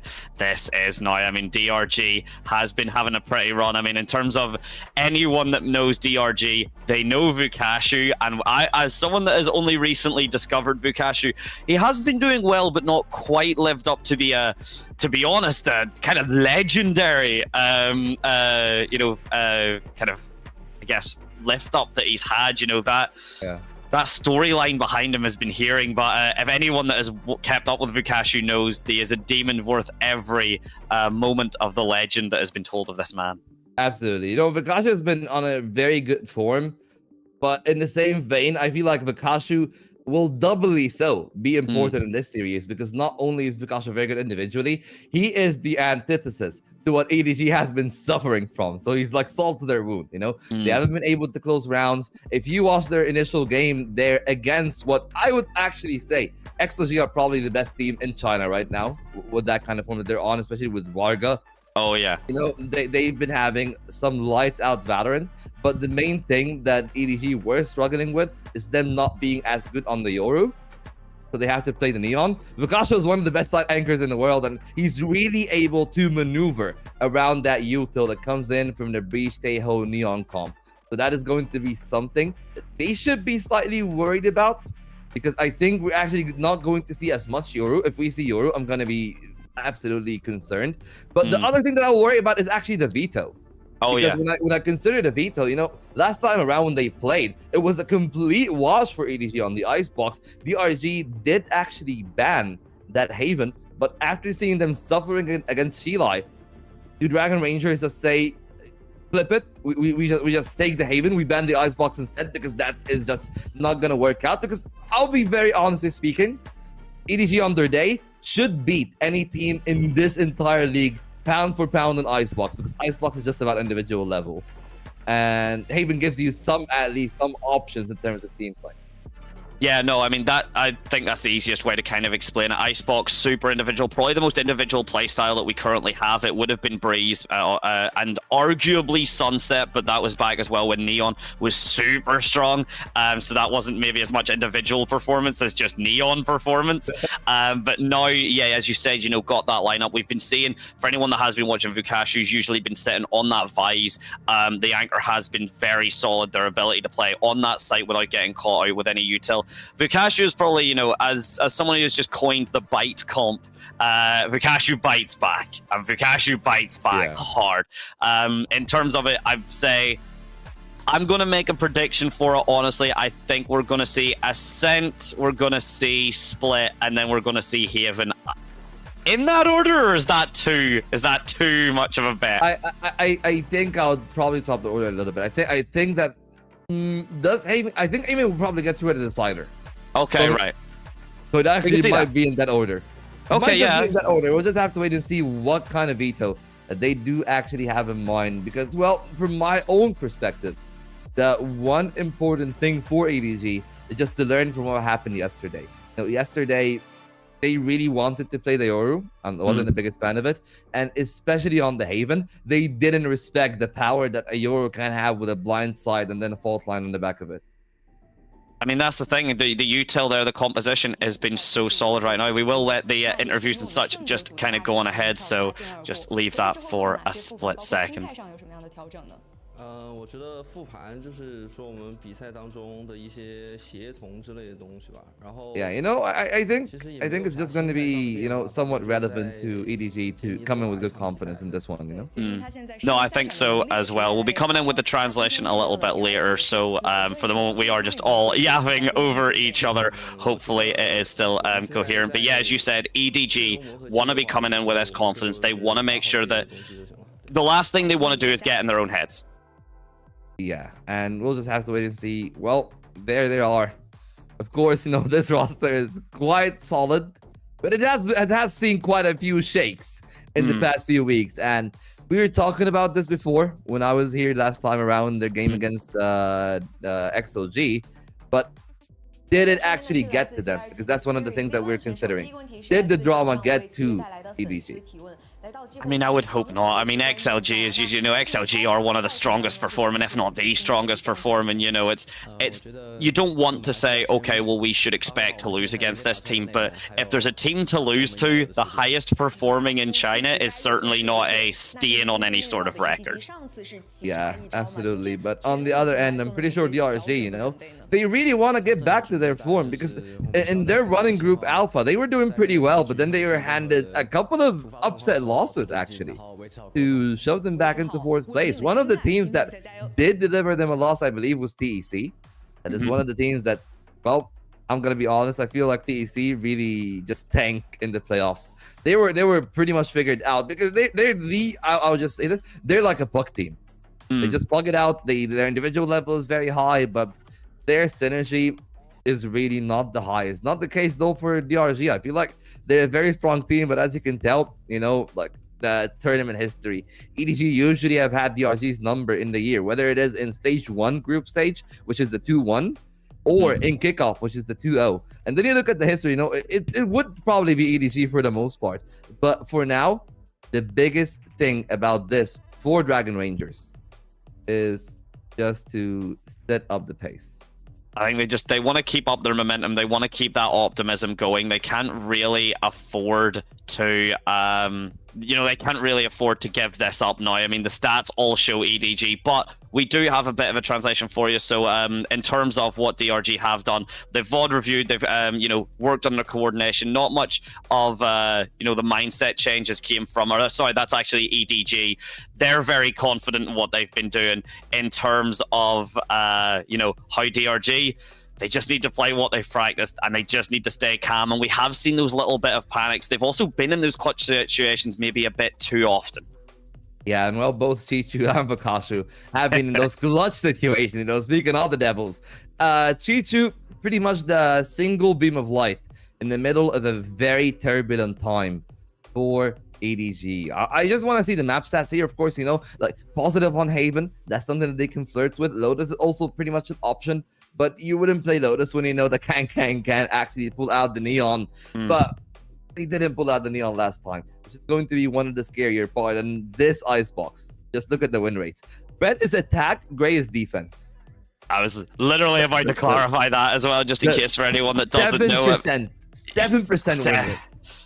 I mean, 7% as well. I mean, to be honest, actually, one thing you look at there, the Ascent, you know, you want to be playing maps that differential's kind of even, because that's showing, you know, that you can build that momentum. But a 58%, I believe that's a 20% difference on Ascent for DRG is pretty massive. Meanwhile, we look at EDG here, also very confident in that Haven. Their Lotus not actually been going, you know, to plan and things. So maybe, you know, you had mentioned there was the possibility of the Neon getting pulled out, but still seems like a potential option for DRG.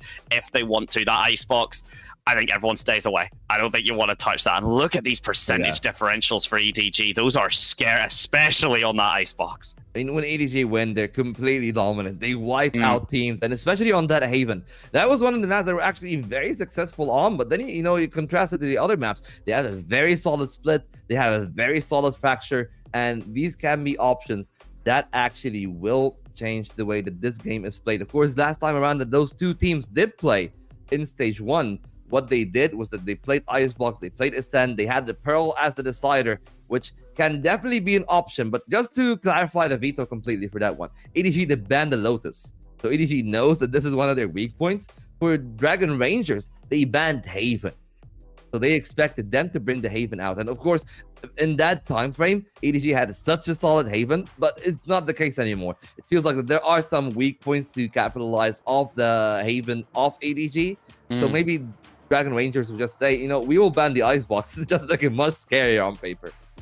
Yeah, no, you can't let this go to Icebox. It's that simple. You cannot. You know, there may be, you know, you maybe had those ideas for Haven and such, but you cannot let this go to Icebox against EDG. It is that simple. So in terms of a sense on the line, splits on the line, there will be no Haven. So unfortunately, that map call prediction was wrong. Probably leaving up to, if Lotus is gone, maybe actually we could see Fracture's likely the most one, or the most likely, but we could see that Pearl online as well. Very much kind of a big deal in terms of how we get to see the EDG. That kind of come to it. That knife fight was phenomenal. But going back to it, you know, Pearl has very much been a map of, if you don't have the plan, if you don't have the play, the execute, you can just completely throw off a team because it doesn't get run that much. And speaking of running, Vukashu here, the last time that they had played, absolutely cleaning up this A site. Yeah, and it was a different DRG at the time. You know, they had T-Virus. It was a very different time for them. But now they've swapped off their team. You know, I feel like the one thing that they've gained losing T-Virus is a lot more stability and a lot more flexibility. Because while T-Virus is individually brilliant, he's not known to be the best Yoru. He's not known to be like the best Neon in the league either. So they give themselves options on other maps that maybe wouldn't have been available for T-Virus, even if he used to make up for it with their fragging ability. Spirit, excellent on the Jet, pretty good on the Neon, but he also, I feel like, plays off the team a little bit better than what T-Virus used to do with them. Yeah, for anyone that has been saying, I mean, we have been following T-Virus a little bit as well. We have seen the performance and very much dead set on the Raze, and it has become a bit of a hindrance. The Yoru and the Neon are just too powerful. They're just too they're just too good at creating space, granting space, or at least retaking space. You know, Reyes is great for that initial kind of like burst out blast, but she has nothing to fall back on if that like satchel entry doesn't work, or if you commit the satchels to, let's say, you know, dispositioning a player, then you can't really do that entry. Essentially, you're just walking on as like Jet without her dash. Neon, Yoru can do so much with like the flashes, the fast lanes, the relay bolts. It's just kind of irreplaceable at this stage, particularly with the meta and the map pool that we've got. Yeah, you know, you really rely a lot on your duelists, especially maybe to be a little bit more supportive, you know, and that's going to be one of the main things. Kang usually is the player that you would think a lot of people facilitate for him, but he's really been struggling in that game against XLG. It will be a very different one against Dragon Rangers, and they will of course have to just keep themselves in that good kind of form. Well, we got a little bit more insight on what the desk were discussing. They were saying that, oh, like, you know, a lot of people were very slow on the Tejo util yesterday. I would say so, more so than EDG, actually, than XLG, when that came down to that game. I feel like XLG is one of the best teams when they utilize their Yoru Tejo synergy. Maybe the Yoru Breach a bit more, is what I will say. It feels like the Yoru Breach is definitely on point. So yeah, I'll definitely give that one to the desk. And the other thing that they were talking about is like when you play game maps like Haven, when you play the other maps that Sova is popular on, the swap from Sova to Tejo has really actually changed the way that you approach sites, because you get less information, but you get more area denial. Yeah, exactly. And the timings as well, like Sova wasn't really too reliant on timing. Like the shock darts and things could occasionally get something really pivotal, but that would be quite uncommon or super layered. That would have to be something that was very prepped, very discussed. Tejo does make that a bit simpler, but the timing is a bit more important as well, whether you use the salvo for your initial kind of space denial, or because of the fact that, as I think a lot of people have now pointed out, the salvo taking as long as it does to actually apply and start doing damage, it's excellent at that denial, which Sova shock darts just simply didn't. We had, you know, brought up as well, EDG used to live on Lotus. You know, EDG used to always have the idea of how Lotus was going to go. They very much were the gardeners of Lotus, but now not as much. They have been falling back a bit. Yeah, you know, one of the main things that I will just say about DRG before we talk about EDG a little bit, that, you know, they're a team that knows how to elevate themselves, how to promote in one way or another. Of course, they're one of the teams that made it to Ascension. They were the initial Ascension graduation, you know, for the initial 2024 year. And Spirit is actually a player off of their academy. And well, he's been performing really well, and it seems that that's one of the things that I really like about DRG, that they're a very system team. Well, here it is, the Starman himself, who will need to run the server the same way that he was running to the stand right there. My man wasting no time. He wants to get on board, online, ready to go. Does not want to be here any longer than he needs. He wants to be not only in Beijing, I'm sure he wants to make it all the way to Toronto. So it's going to be a phenomenal set here as well. The last set of the entire series before we do move over to those Beijing, Toronto spots. So be a nice thing, a nice send off to say that you were the last team that not only played in Shanghai, but took the W. Yeah, of course, it will be a good send-off for them, but wouldn't it be kind of poetic for the old guards of China, for the team that pioneered Chinese dominance, to basically be forced to lay off the baton to the newer generation?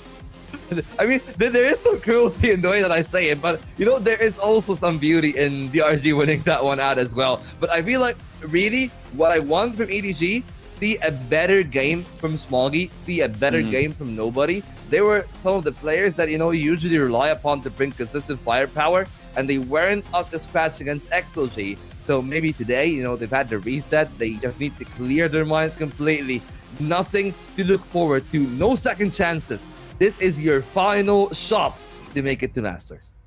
Yeah, you do not want either team right now taking their eye off this ball. As you said, there is nothing to look forward to right now. This is the game. You cannot look forward to Beijing or Toronto if you've not even had the opportunity to get out of Shanghai. You need to stay focused. You need to stay coordinated. You need to stay fully committed to this cause. And as you said, Vol, DRG going to be looking to take this off EDG to show, okay, you know what, you've had your time in the spotlight. We've got it from here. We can keep up China's dominance. So EDG, of course, though, wanting to say that, no, we're happy to hang around for a little bit longer. We don't see ourselves going in any way. And here we go, ladies and gentlemen. The splits do come up. We've lost Icebox, of course, lost Fracture, bit of a surprise. Lotus is actually our first pick from DRG. Yeah, the Lotus makes a lot of sense. You know, on the Chinese desk, they were initially talking about how initially it was EDG that revolutionized the way that they play Lotus here in China, but not anymore. I feel like a lot of the teams have taken that mantle. The split is going to be the intriguing one. It's one of the better maps, of course, for EDG. And they pick it up. Ascent is the decider, which does make me question things a tiny bit more. Would you actually not prefer to just flirt around with a Pearl a bit more than Ascent? But anyways, we'll just have to wait and see how it happens. And we predicted it correctly, so no more Icebox. And also no more Haven, which is the one thing that I was slightly surprised about. I thought that they actually might pick the Haven over the split, but EDG just electing to maybe play for their own comfort a little bit more than what statistically should be the better map, because it seems like they're struggling a little bit now on this Haven. I mean, that's the thing, playing for your comfort. I mean, whether it is, you know, obviously we are far, far away from like a ranked lobby or something, but playing for your comfort is always going to give you that strategic advantage, maybe at the highest of high play. I mean, we have seen, you know, jumping back to T-Virus, look very much confident on the Raze, has started to be a bit of his downfall, so maybe that flexibility is going to cause a difference. And oh my days, looking at EDG, not only do you see the Neon as expected, but we're having, of course, Kang on that ISO is a terrifying prospect. Yeah, it's gonna be absolutely demoralizing. We've seen a very good Lotus out of EDG the last time that they were here, and that's one of the reasons that why maybe I am actually not feeling that bad about that comp. It's just that, you know, it took them quite some time to actually turn up in that Lotus first time in basketball. It was what, 6 straight, I believe, last time when they were playing against Shilai. They can't have that kind of slow start anymore. They need to get things off the right foot. Meanwhile, on the side of Dragon Rangers, as default as it can be, you know, it's a Cypher, not Device, but outside of that, this is the meta comp, and that means that you have a lot of tape. You see teams all around the world play it, and Dragon Ranger have actually been playing a pretty stellar game, especially with them relying on Bokashu, which is why I feel like playing the Cypher here on this Lotus more so than Device makes a little bit more sense. It gives you a lot more freedom, if that makes sense. Sure, you get the arc roast, you get the self-flash when you're playing Device, but I just feel like the little bit more playmaking that is there in the Tripwire, in the Cyber cages, in comparison to that arc roast.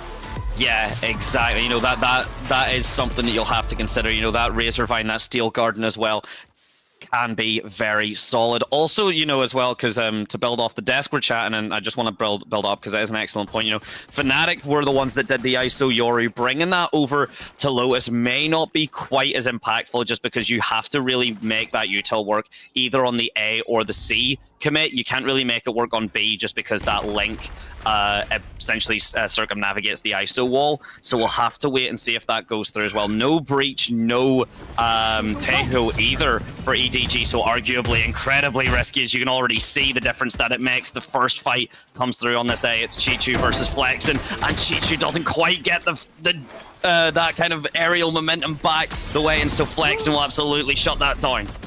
Yeah, Flexen still got the paranoia to fight for it. I don't know if they needed to commit to that duel, though. You could have just waited for the pulse plant. Instead, it's going to be Spirit to fight more. The frenzy is on a tear there for Mziani, and Kantan will make sure to shut it down, but here comes the man of the hour.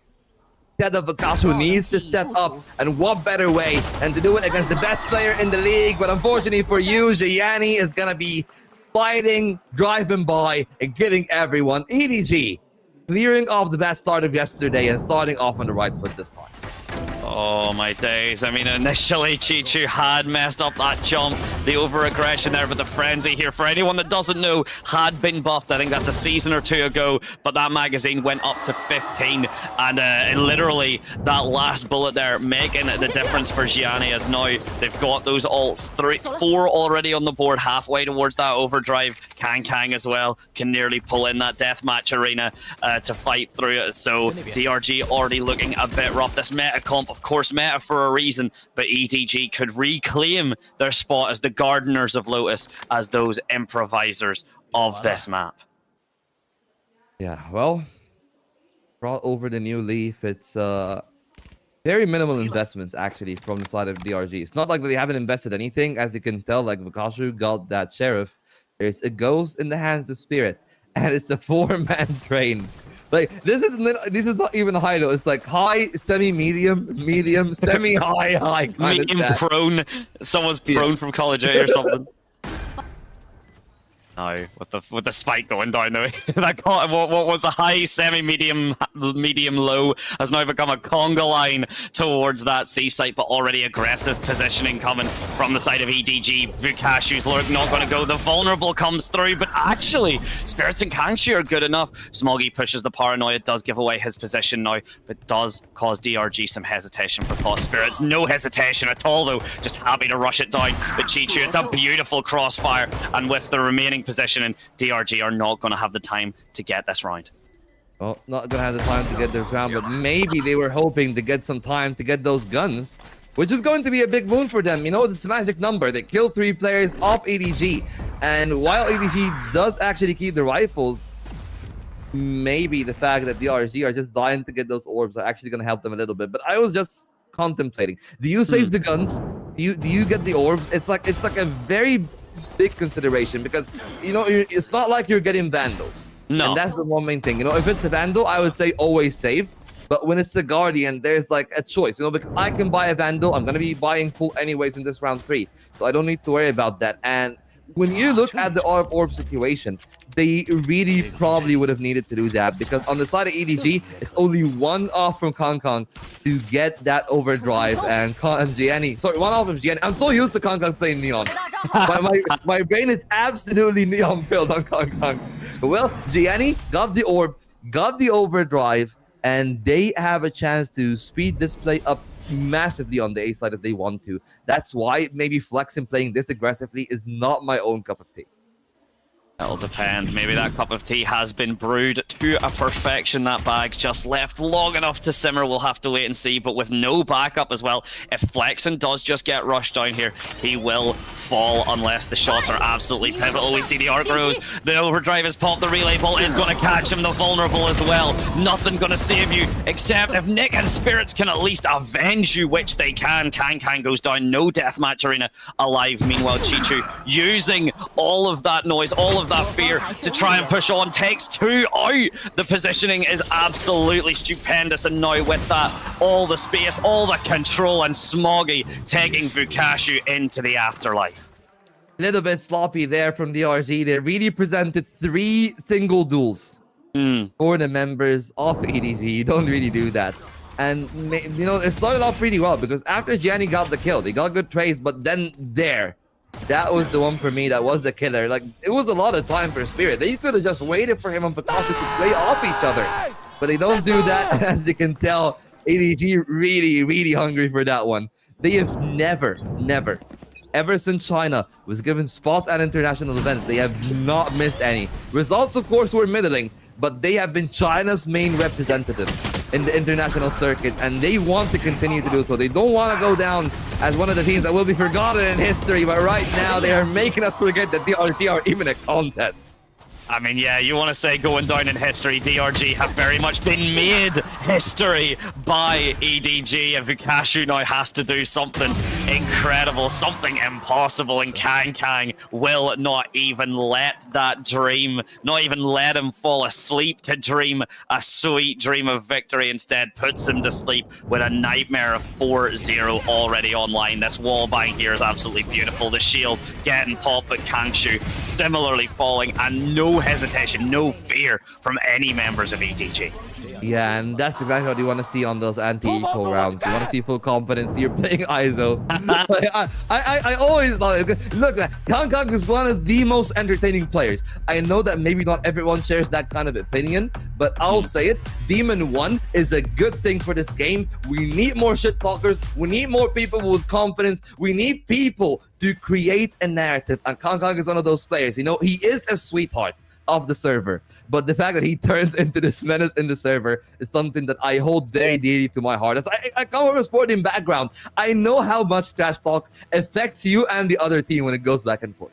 Oh yeah, no, the mental is important. I mean, again, I've always said it's a mechanical game, it's a strategic game, but it is a mental game, especially when you start. Best of ones, okay, not so much. Best of ones are just pure, you know, who performs on the day. There's a lot of different factors. When you get to the best of 3, endurance starts to play a factor. You know, if this game becomes close, currently it is an absolute walk away from with EDG. But if DRG are able to bring this back and the games start going longer, we even start like maybe to see an overtime on split, that's whenever the endurance comes through. That's whenever that mental has to be such a big factor, because we've only really seen one massive whiff spray, and it was from Neff in the previous season. Other than that, basically everyone's gunplay has at the least been satisfactory to completely insane. Well, no more overdrive. They got the kill contact. That's why I see 2 players on the C's like Kang though taken down before they're able to use that ultimate. Good work on the up angle from Spirit.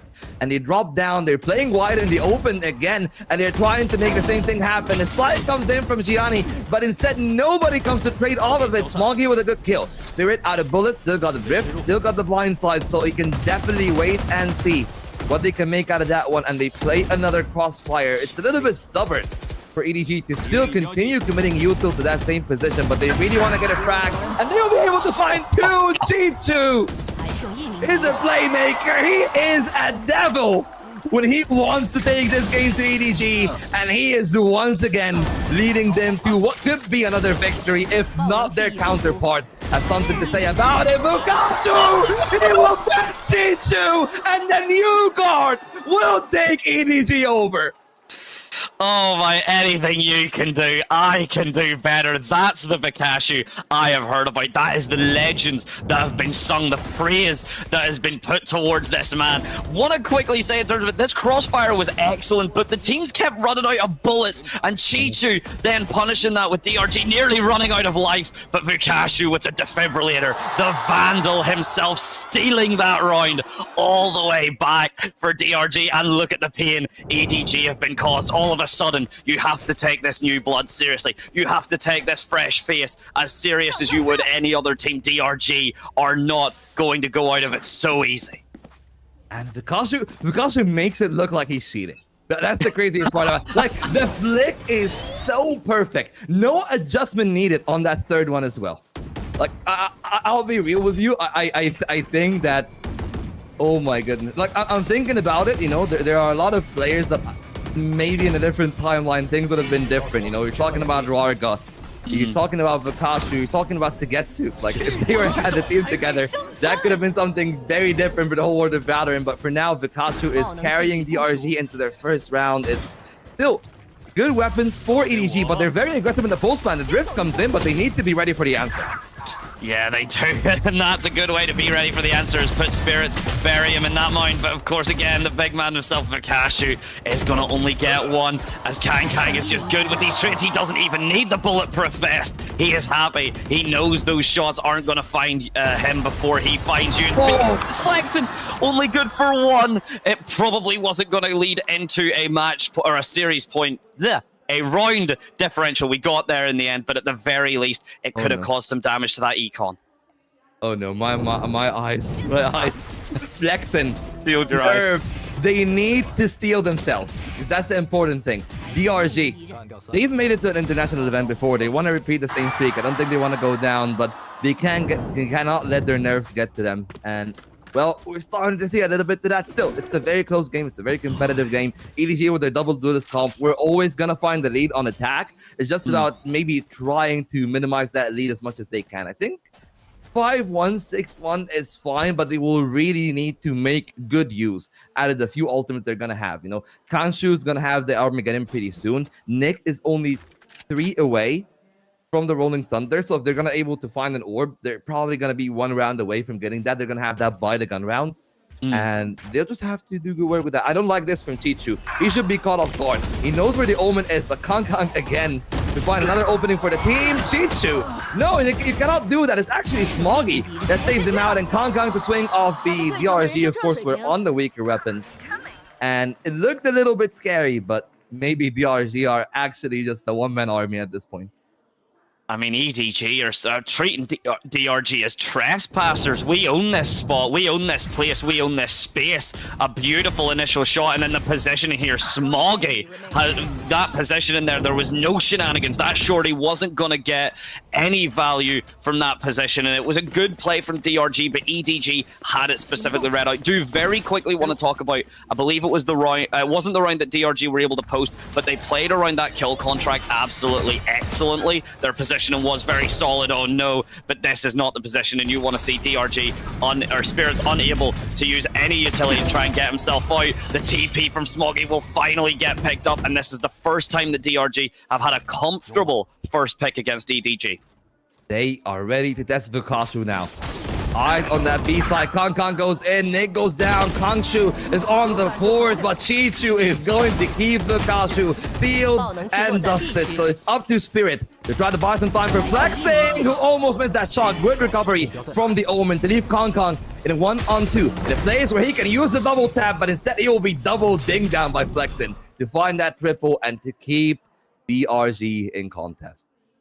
I mean, it's a very prophetic description of that util, the double tap, especially when Gang just gets absolutely flexed on by Flex. And here the positioning here was absolutely solid. That swing was excellent from Nobody and Gianni. Chichu then following it up, but this position in here from Flex and just cleaning this B site up, telling you, no, we were the ones that bought Lewis. The mortgage is ours.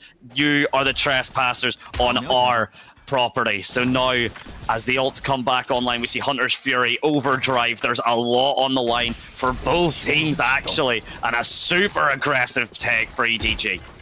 And they know exactly where to break down that YouTube. Great work with Nobody there to actually make things happen. The kill contract is on. It's gonna be Kang up against Spirit. It's actually a clone. Oh no, I thought it was the Euro, but it's actually a clone. That's the kill contract completely wasted. And now they can set up their retake. They got the Rolling Thunder. Didn't catch a lot of connection. They went completely off the side, and now they're trying to use Hunter's Fury to deny as much as they can. Kang and Nobody to seal that one off. It's even Flexing and Nick to maybe get it back. Flexing there with a triple.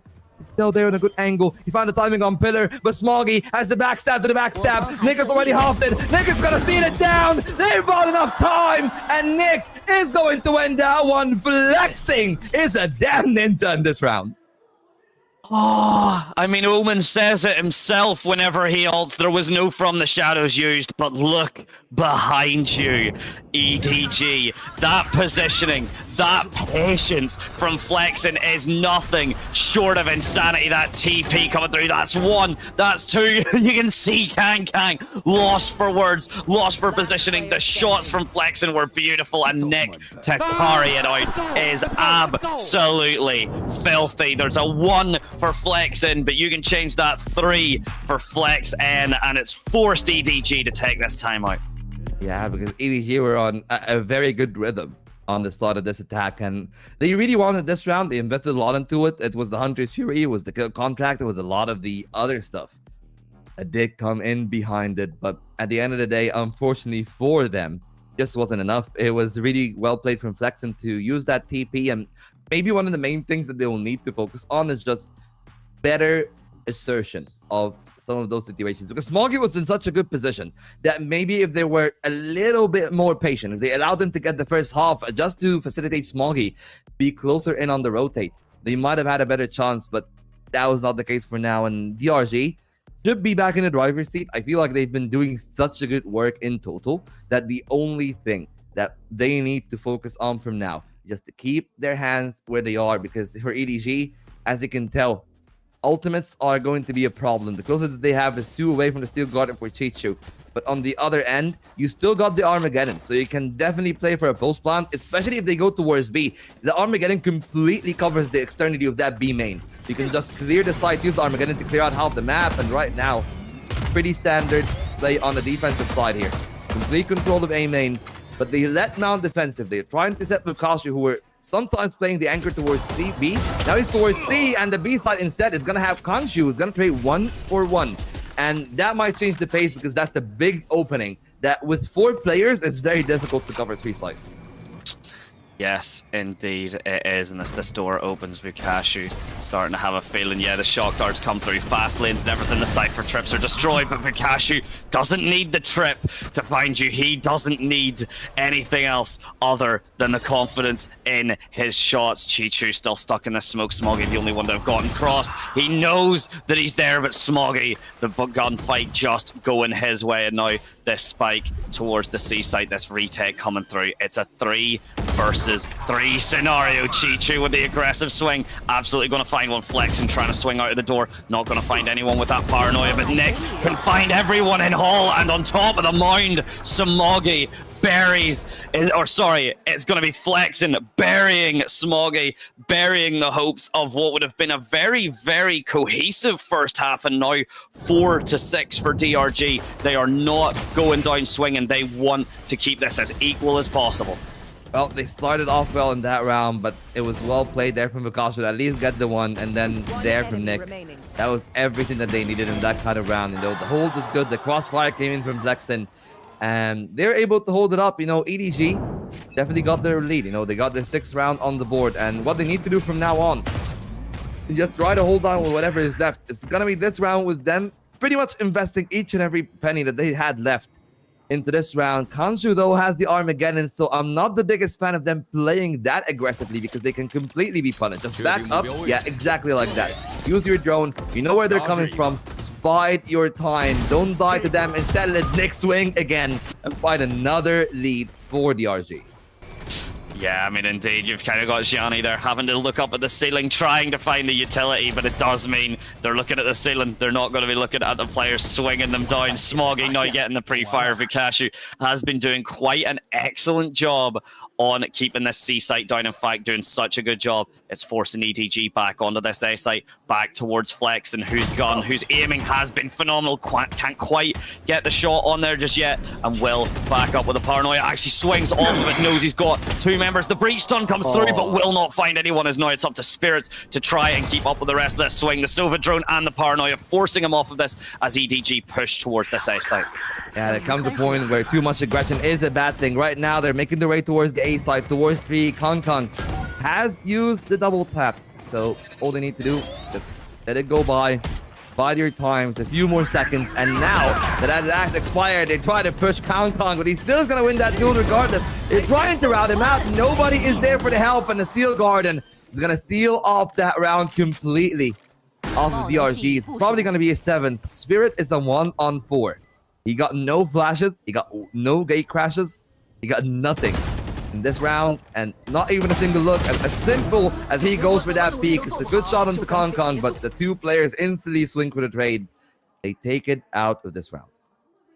I started to believe that initial shot. I just had absolutely started to believe, but you know what? Maybe there was something, but this position here, DRG had played it initially so smoothly, but then you want players to be taking gunfights to this level. You call on no one but EDG. You look at Chichu, you look at Kang. I mean, that's the thing. Why are you looking there? 15 and 7, 2 KD. The next highest is 10. You look at it towards DRG. Flexing is putting up a bit of a fight, but the rest of the team not quite up to where you would hope they'd be at this stage.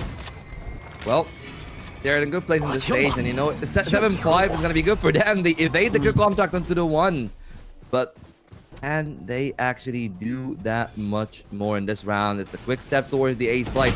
Not a lot of investment from the side of DRG. A wild swing from Spirit, but it's going to be Flexen and Nick to be the dynamic duel for their team. Instead, they're going to be shut down by the paranoia. and it leaves it all onto Vikashu, main man, in terms of everybody's names.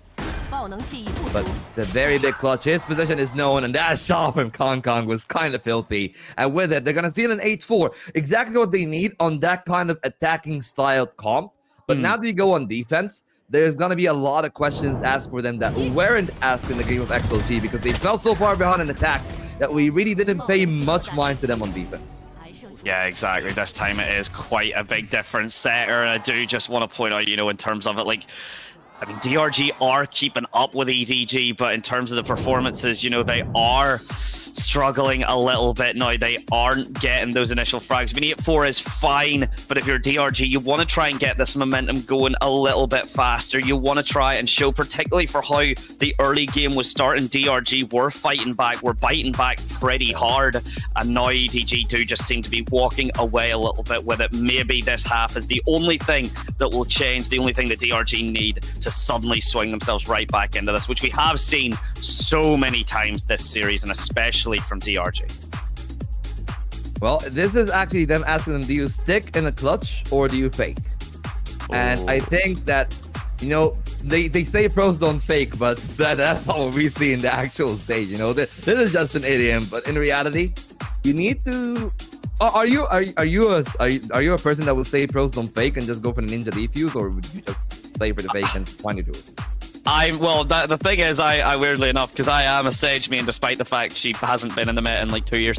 I'm a full reflection of the stick and panic. I'm very much a believer of people very much this idea that like you basically.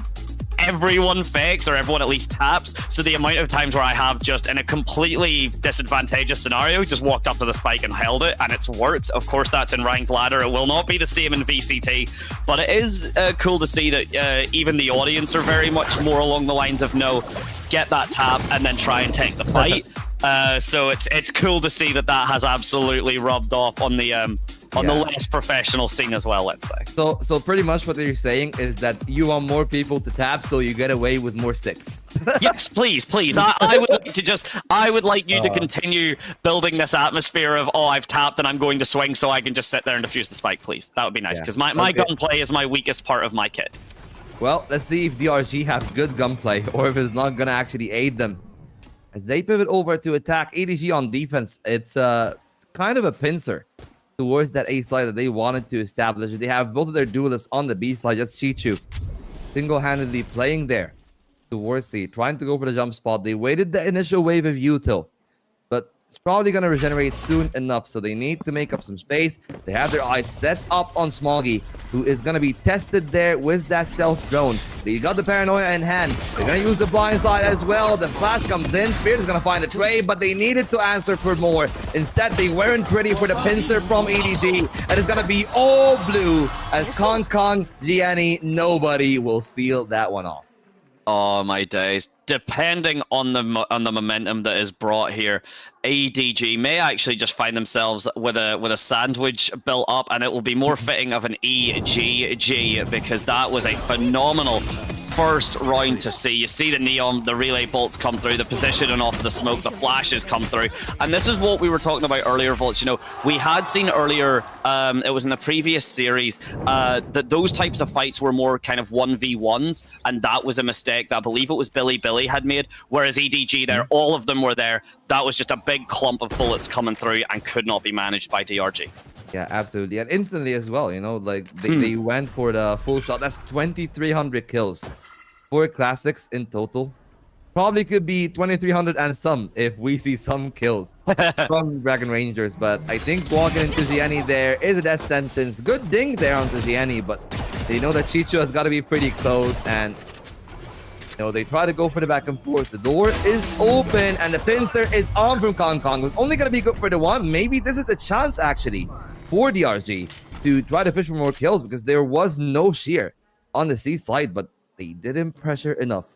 And the round probably have stabilized for good, and that is better for EDG because they've lost Kong and they might have been under more pressure. It's just going to be, will they check nobody or not? Because if they do, this round might be very different in complexion.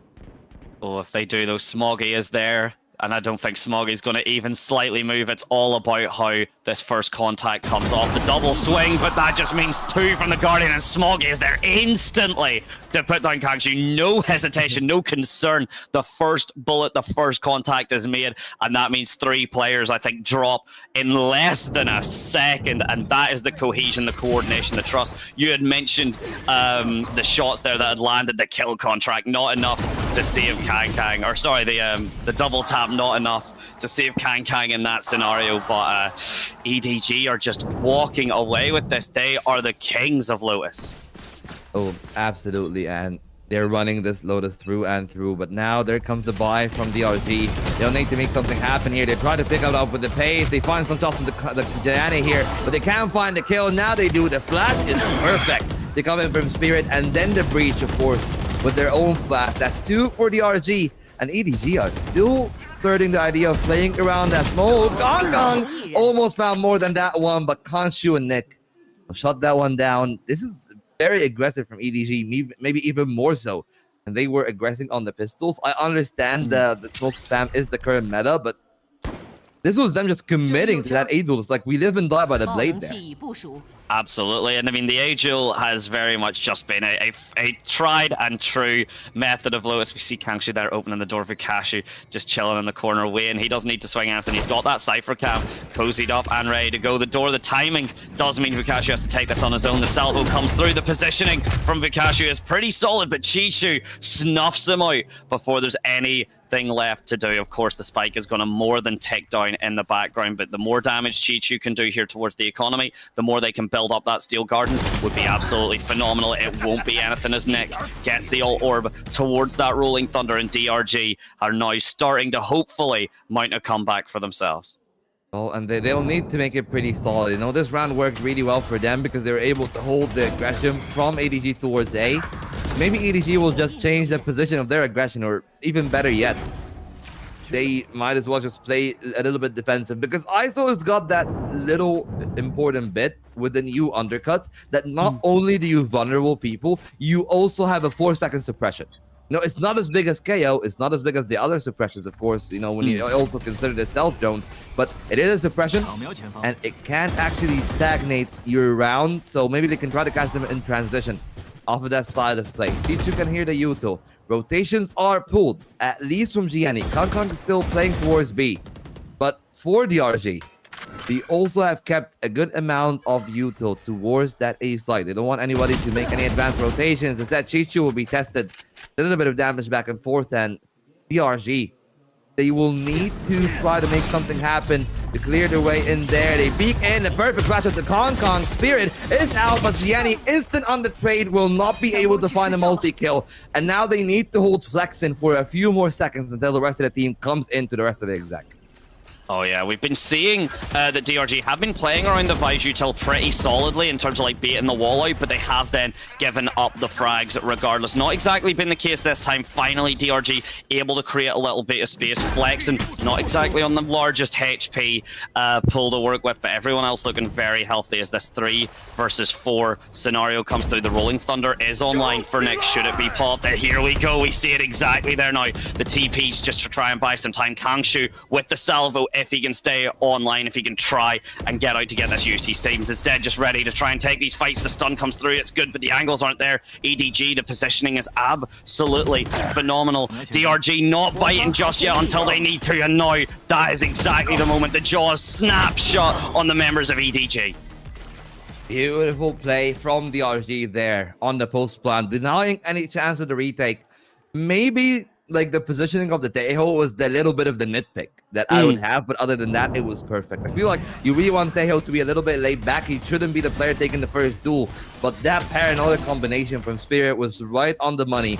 They didn't really respect the potential of Euro doing that, and I feel like that is really one of the pitfalls of EDG throughout this year. They've been very slow on adaptation, both integrating the Euro into their own team, and then also countering the Yoru, you know, how to play when there is a Yoru attacking your side. And now EDG are on the little bit of the half buy here. Big commitment towards B. Flexen is fairly defensive. They got the paranoia of the own if they want to, and there is also Kangshu on the other side of that one. They haven't made a move yet. It's complete dead silence here for the two teams. But The good thing for EDG is that DRG are still very scared of taking any control. They at least take C Mount, but that does still open the possibility of them going through the door, maybe them dueling Pikachu, who is actually going to go down to a sliding Gianni. Maybe that's a little bit too much, honestly, on the Stinger, but that was an excellent shot from Sexton. And they hold on to the numbers advantage. They deny any of those guns to EDG, and it should be pretty smooth sailing from here. Should be, but now EDG have used this to try and gather a lot of position here to get a lot of the setup. The shot isn't quite there. The flash is full. The crab walk from Nick is going to be enough to seal the deal. Would like to see this all orb get grabbed just to prevent, just to add an additional bit, but the paranoia is absolutely huge. The spray as well. Kangshu having to immediately go back and pull the weed from his garden that is Lotus before Can can sprout and cause any more damage, because that could have easily started to spiral. Yeah, and now we're really getting into the real element of this game where EDG might be tested. That's not fair. Not gonna lie, man. That one is not fair. Like, it's a Stinger. Like, it's actually gonna double dink you from that kind of range. Sure. But in reality, like, it's a lot of damage done by EDG. They will not actually feel that bad about that situation, because they've done a fair bit of damage. They were pretty close with a much weaker firepower. Now they got the firepower, they got the chance. This crossfire we've actually seen yesterday, it's absolutely can destroy teams, but the interdimensional drift is going to break it apart. They don't land a stun, but they land the shots on the shorty, and Spirit got a chance to back up. They got control of main, they got control of spawn, but Kong want to take a kill back to them. Kang versus Kangshu. The shot initially goes the way of Kangshu, but of course that double tap as well, meaning you got to do it again, and that is a tall order for anyone playing this through. Spirits goes down by Chichu. Hall now gathered for the side of EDG. Fukashi trying his best, has always wanted to shut down the position. The neural theft does buy a little bit of time to let that spike tick down. EDG seeming a little bit confused. The double swing now coming through, but again, as the timer ticks down, this positioning from Chichu, it's solid, but you can't hold it forever. Nobody's good for one. The paranoia from Flexing going to try and kill even more time. The sidestep from Nobody's huge, not expecting the double swing. And again, one person to seal the deal. Of course, it's Fukashi. Much needed. And he will be that man. Of course, you know, Fukashi, maybe not the best game ever on the defense. He wasn't a complete lockdown player, but the post plants is really where Fukashi has been shining in this series. And we were talking about how much EDG have been suffering on that side. So the fact that Fukashi is able to hold that together is going to be very important for them. They tie up the score pretty much, you know, they're very close to it. They win this one, they're 9-10, and then they're within touching distance. But the real problem is EDG got 3 big ultimates to play for, especially if they're able to get Gianni rolling with the overdrive. That can be a disastrous round. So for DRG, I would actually really implore them not to just plant and run. They need to plant, and then they need to expand their foothold on the side, because they cannot allow easy entry to Gianni, to wherever they're going to be planting down when they're on this attack. No, absolutely as well. And of course, if you looked at it there, you know, there's been 4 rounds off the back for DRG. This was, I believe, 4-10 going into it, and now 8-10. Suddenly, EDG are going to have to start thinking a little bit harder, you know, treating this a little bit seriously. And Smoggy with the very aggressive peak with the Bucky. We see the Hunter's Fury come through. It does get a tag. It does get some damage, but not quite enough for any frags. And that's enough for DRG just to decide, okay, we're out, but you don't have to worry about the Hunter's Fury anymore. That's already 1 ult expended, let's face it, for not too much value. Yeah, well, they get 2 tags though, and it's both Nick and Flexen. Players that they really rely upon in their entry packs. Early relay bolt from Gianni. Spirit is opening the door. They might want to hit the seaside there. And as you can tell, the rotates are pretty quick. Not only Chichu there with the thorns, but they don't have a lot of time. It's only 20 seconds left, and they need to find kills on their cross. So they all try to go through with the shear, but nobody's going to find a double kill. Chichu is still on the side, but Fukashi might as well have saved the round there for their team. Unfortunately enough, there is very little time left, and Smoggy is going to make it happen with the Bucky right up in your face, sprinting them down with those pellets. Oh my days. I mean, there are times where you can get lucky with the Bucky, and Smoggy has done exactly that. Look at this initial start. Nobody comes through with the stinger shots. Vikash tries his best jumping up here. Not at all expected for Chichu, but this 1 and 2 looking like Neon himself. Smoggy forgetting he's on that Omen. He is not on Gienni's agent herself, but with that, the overdrive's been popped, but that is how you want to get a round back if you're EDG. Yeah, and that pulls them up to 11. It breaks the economy of DRG. They, as you can see, Nick only on the Stinger. They don't anticipate Con, and that's Vikash down pretty early.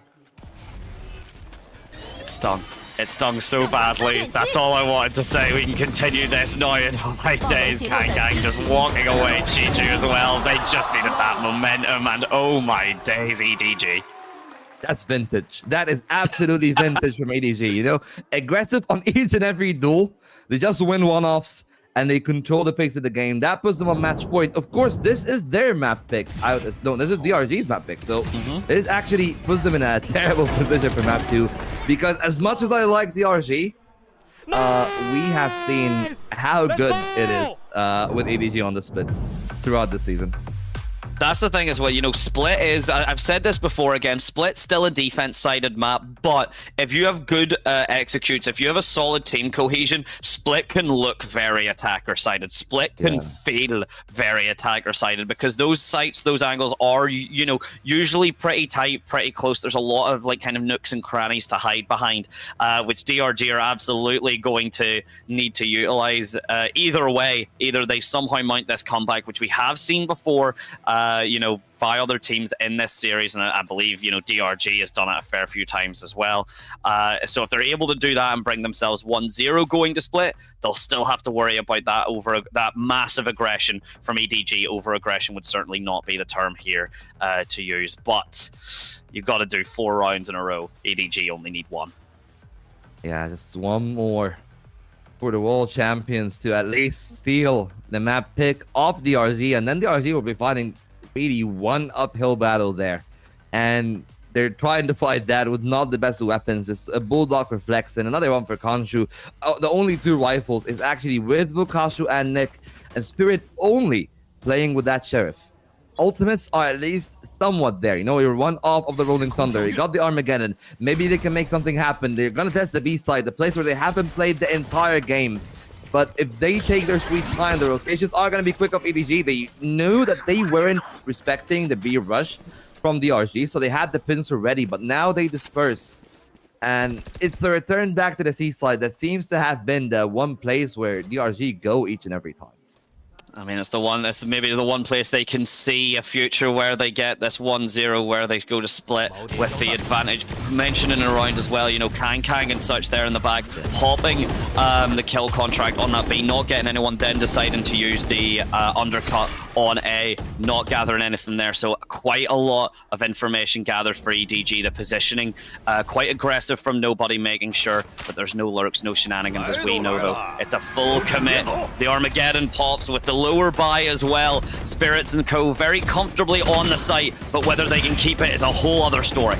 Well, Kong starts off strong there with a pair. No double time. He is stunned, but they're still going to get their trade there on Khonshu, and the Sheriff is only good for that single kill. EDG wipe out the RG, take away their Lotus, and they are on cue to get to the lower bracket finals, to go to Beijing and still keep the dream alive of making it to Toronto.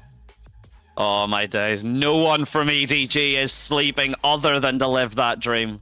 They want to make sure they get it coming through. We see the replays coming through here. The shots there again, Kang phenomenal. The Steel Garden as well, basically all but shutting it down. The barbed wire just collapsing around the members of DRG. It's a phenomenal play. It was a phenomenal attempt at DRG, like, let's not get it wrong. But EDG, once they started getting that momentum again, I think it started with 4 rounds back-to-back, and then it really just kept going.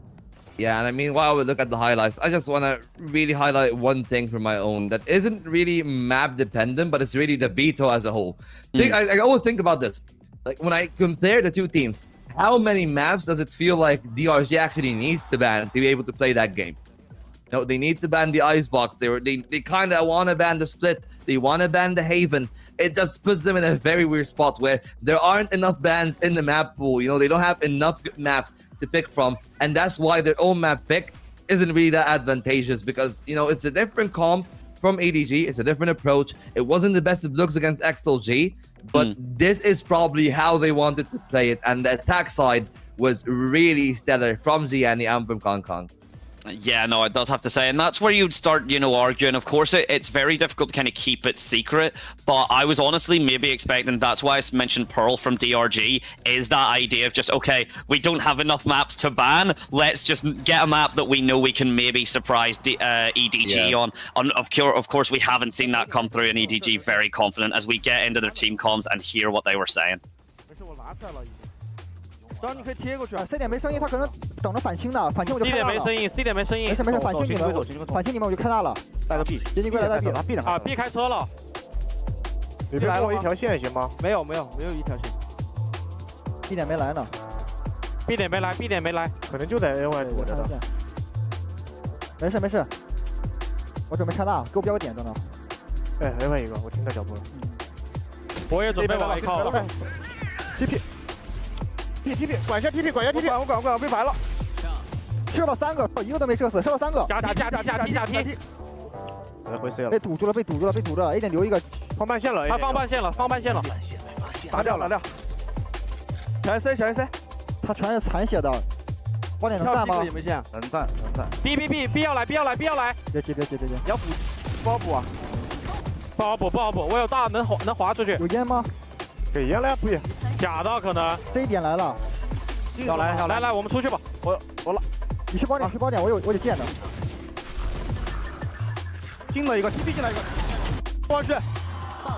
100右手推黑，个残血。右手推黑了。包着。还有个右手。What a way to pop off after that monkey double kill, and of course the pop off himself Kang into a vault. Take it away. Look at those scores though. Yeah, 2.7 KD, 11 multi-kills for Kong. I think that pretty much tells you the story. Like, he has been running the server, Gianni has been opening a lot of the space, and Gianni isn't even doing that bad either. It's like 218 ACS, but on the other side, really, it was a good game from Blackstain. Bukashu, however, we're speaking very highly of him. He had a respectable game, and given how tough the game was for DRG, to be this close to Chicho in the score is commendable, but at the end of the day, it was really their attack side that maybe wasn't the best that they could have had delivered. 11 to 10 first bloods is pretty close. The one clutch, of course, came in from Bukashu, but the only other problem for DRG in this game is that in my mind, the rotations were either a tad too slow or a tad too fast. That sometimes they needed to slow down to wait up for the rest of the rotations, or in others, they rotated too slow and they didn't really commit to that decision. And maybe that's what I wanted to see out of them. Like, when you hear the team comms for EDG, even on defense, when they're playing for retakes, when they're playing for a counter hold on a site, they're very decisive in what they do, and they're very energetic. DRG feels like that they're the team that should be a bit more stoic. But stoic doesn't mean that you're hesitant. There's a very big difference between stoicism and being doubtful. And I feel like they were more doubtful than stoic. Patience versus fear. I think it kind of, you know, is exactly the way to build off of that there in terms of it. You know, are you making sure that, again, and that's the thing where patience is, you know what you're doing with the map control, you know what you're doing with your positioning, you know what you're doing in terms of like your next two steps. Fear is, I'm not sure if this is where I should be, but I feel this is comfortable. I feel this is getting value. I feel that this is, you know, causing some difficulty for the enemy team. Obviously, we aren't quite sure if that was the case. And EDG, a very, very comfortable first game for them. So we will be jumping just to a short wee break, only about 3 or 4 minutes or so, if even that, just get the players all fed and watered lined up. And then, ladies and gentlemen, what could be the very last map of Shanghai in general, we'll be moving on to that split. Do not go anywhere. We'll be back in just a moment.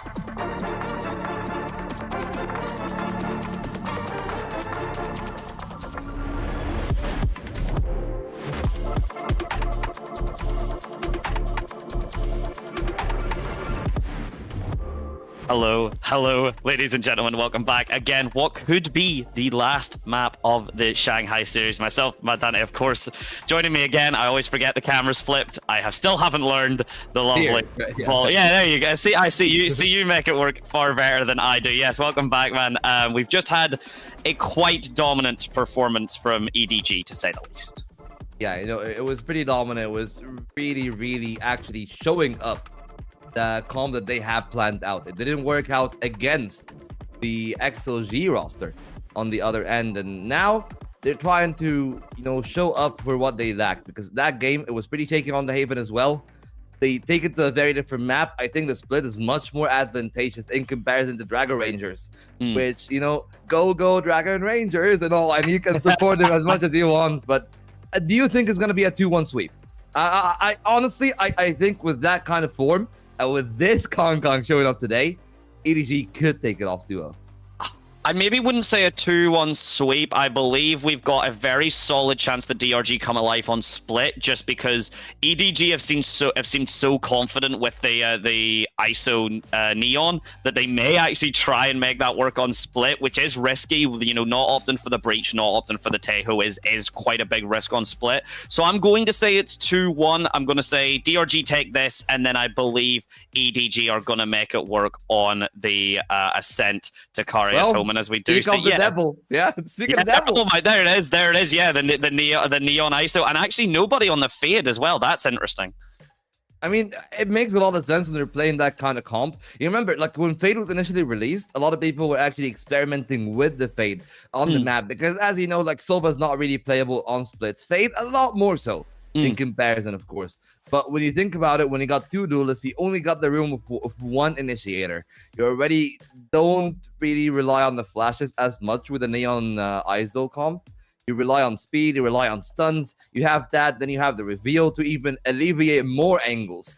So it just feels like what they want is they want to tunnel Gianni and Kong on specific angles where they have been excelling, both of them individually today.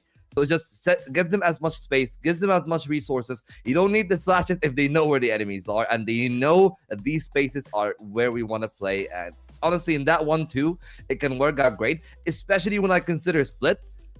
I just think split is like the nightmare for people who are claustrophobic, because there's a lot of nooks and crannies that you'll need to work your way around, and there are a lot of places where I would say that ISO actually can be one of the best duelists in a double duelist team comp for this map. Yeah, absolutely, he can be. The weakness for ISO does come through, as you said, as we've both said now, the nooks and crannies. The double tap, the shield, can get clipped quite easily by just a lot of utility, especially, you know, you look at opposing you know, the salvos and such. There is quite a lot that can be made. A bit surprised that the fade would come out from nobody on this map and not actually get comfortable in Lotus. May just be because the haunt setups in Lotus have all been quite discovered. In Split, they are still a little bit unknown, mainly just because fade hasn't been run as comfortably on Split beforehand, but we will have to wait and see how that works out for EDG, is currently very much fitting to the name, very Split. Yeah, and Smoggy found a really good timing. Nick spots him on the angle, but that space bought over for EDG, where they can play around it. They try to use the suppression there. It is Paranoia as well, and Gianni completely dismantling that take. Him and Kong will take over the part of the map, but it's good trades from Picasso and Spirit. And they needed to keep that one close. Still though, 2-on-3. Spirit pretty low on health. And Kongshu doesn't have the salvos yet, and it's a full rotation towards on the A side. So if they get Smoggy, they might have a good chance, but the problem is, I think Smoggy knows that he doesn't need to do much. All he needs to do is just to be patient in this part of the map. Yeah, just lurk, be a pain and all. Is the timing? Don't play with your food, Smoggy. Nearly the opportunity of a lifetime for Kongshu there, but now Spirits has to try and do a beautiful shot. The bait is actually so clean, but Smoggy has it read. And EDG, I mean, if you want to talk about a flawless execute, why Neon and Yoru can work so effectively, you need to look nothing more than that heaven push. Yeah, of course, you know, the initial suppression, the double damage, a single tap from the head from the Frenzy is enough. And Gianni has been rocking with the Frenzy on the Neon, and it really loves the vulnerable effect when you're going on with the pistols. It's well played from EDG, and for DRG, may be a bad precedent to set that they let Smoggy pass, because that's the main important thing. That, you know, they don't divert their attention enough, and that's going to be something very important if you play on split and you play the way that they do. But right now, they're stacking over on the A side. Meanwhile, EDG have gambled on the right part of the map. They're going to use their Fate util. They're going to use the fast lane, and it's very easy way into the side itself. We see Nick have both flashpoints, but I don't think he's going to use either of them for now. He may not get the opportunity if Jenny here decides to push through the smoke. Not going to right now, but the snatch gonna come through, try and stop any member of DRG just pushing through right now. Doesn't connect at all. That fade slow is super awkward because it does tether you, prevents you from moving, and creates that little ball so to let you know that someone has been snagged up in towards it. The breach stun comes through, just a little step forward is all it takes. Spirit's trying to take the rope to get out. Kang a little bit over eager, peeking themselves out. Gianni having to try and refrag for them. Good for one. Bukashu sitting really close, not going to be able to get opportunity for a right click, and with the outlaw being saved and the spike ticking down, EDG comfortably take a second round. Is the outlaw saved though? Flexen might have had the angle, but he let them pass, and they're gonna die down to the spike. The orbs, the objective. EDG got what they came here for. They got the guns, they won the round. It was slightly competitive there from the DRG, but again, we might see the same shades of that Lotus if this continues to happen, where they have cracks in their defense, and in split more so than even any other map in that game.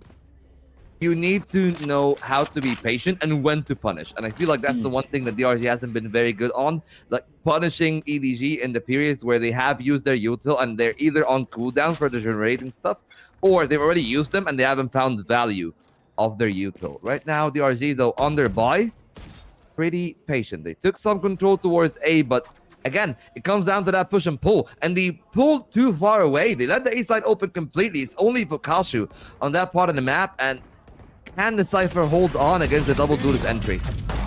Oh my days, it'll come down to can nobody hold on against this push. They are good for one taking down Nick, but they do fall now. The spray from Bukashu's actually very solid, doing quite a decent bit of damage onto Gianni there. No concerns yet, but the position very much controlled for EDG. This spike, of course, going to get planted again. The drone comes through. Chichu backing up all the way, trying to even dance around the smoke as well. Will get out indeed, will not get spotted by it. The shot's not quite there, though. That's pivotal. Smoggy trying to hide, gets timing in that corner with the utility out, and now with the refrags coming, Kangshu is actually able to find it. The trades though got Chichu with this lurk, hiding away from the drone all those seconds ago, is going to be the reason they can put another round on the board.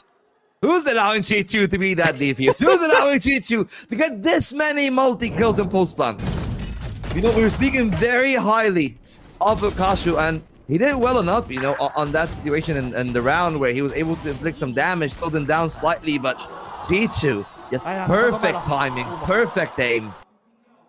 And DRG, after losing their bonus, now they're put in a very tough spot where maybe I would honestly take a timeout when if they lose the second gun round. Just take a timeout very quickly, try to mental reset the team, because this map is their final chance, and right now they're not playing the split to the best extent. And, you know, leaving open those angles is one of the things that I'm slightly worried about. They need to be taking early duels. They cannot only play on site because the duelists will just have enough use and space to work them out. But one shot there from Kanshu. They're trading well. Numbers for numbers. Kanshu with a double. Spirit with to find his. And EDG might have just been caught out.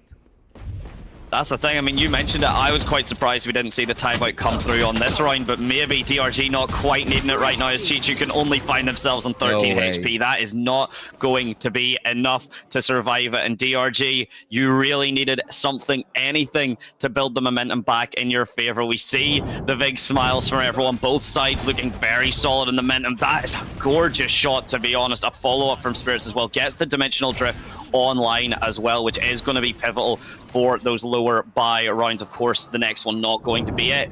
DRG looking a bit elated due to a very solid hold.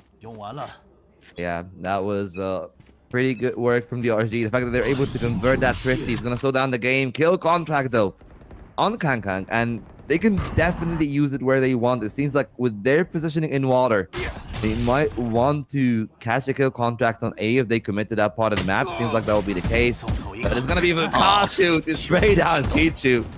through the first cage.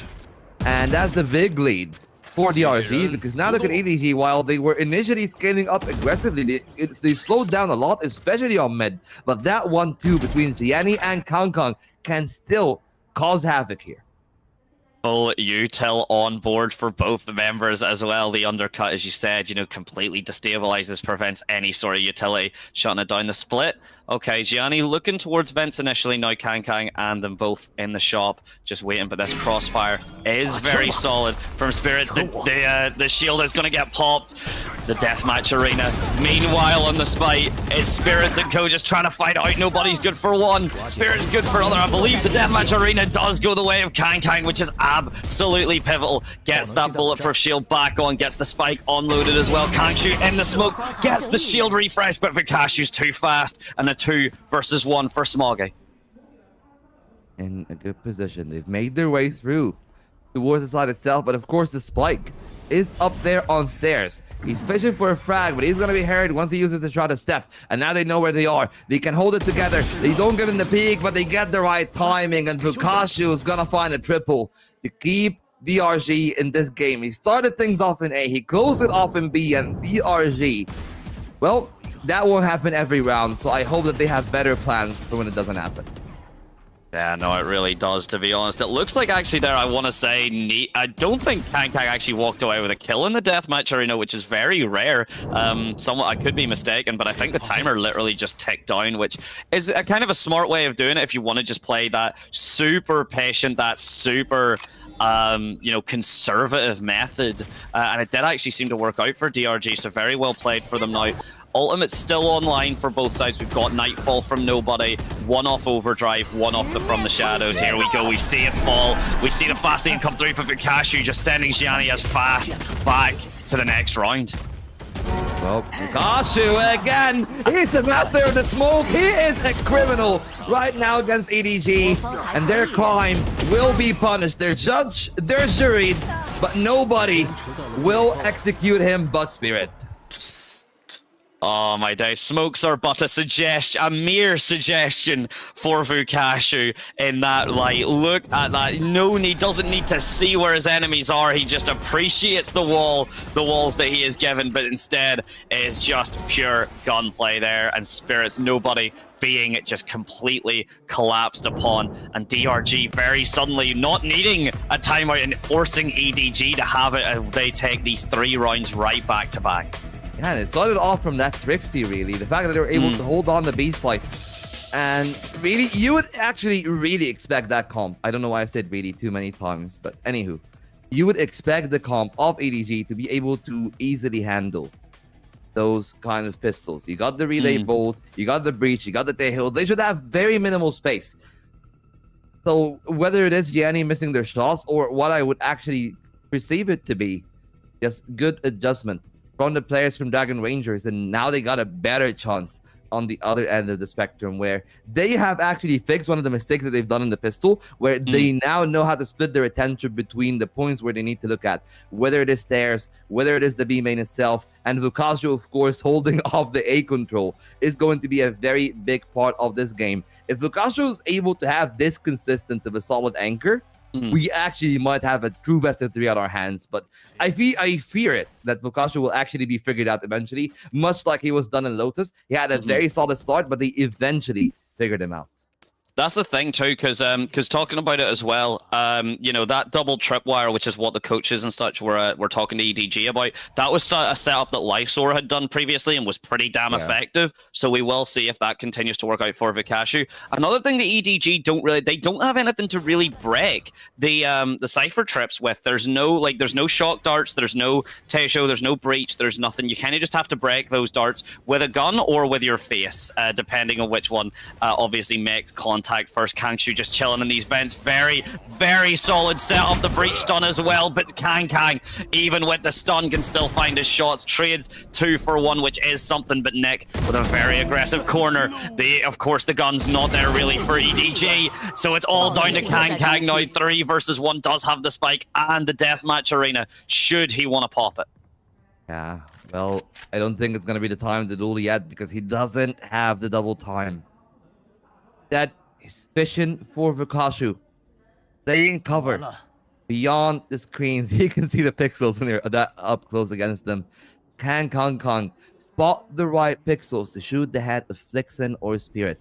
Flixen is really close by, but they let Kong slide, and I think Vukashu is starting to catch on. He got 2 tripwires to actually cover their own position, and with Kong breaking the 1, that could be a problem. Now he sees the 2nd, and he's waiting as much as he can. Vukashu knows where they are, and they're gonna quickly dispatch the duelist. And it's DRG for the first time in this split to garner a lead to themselves.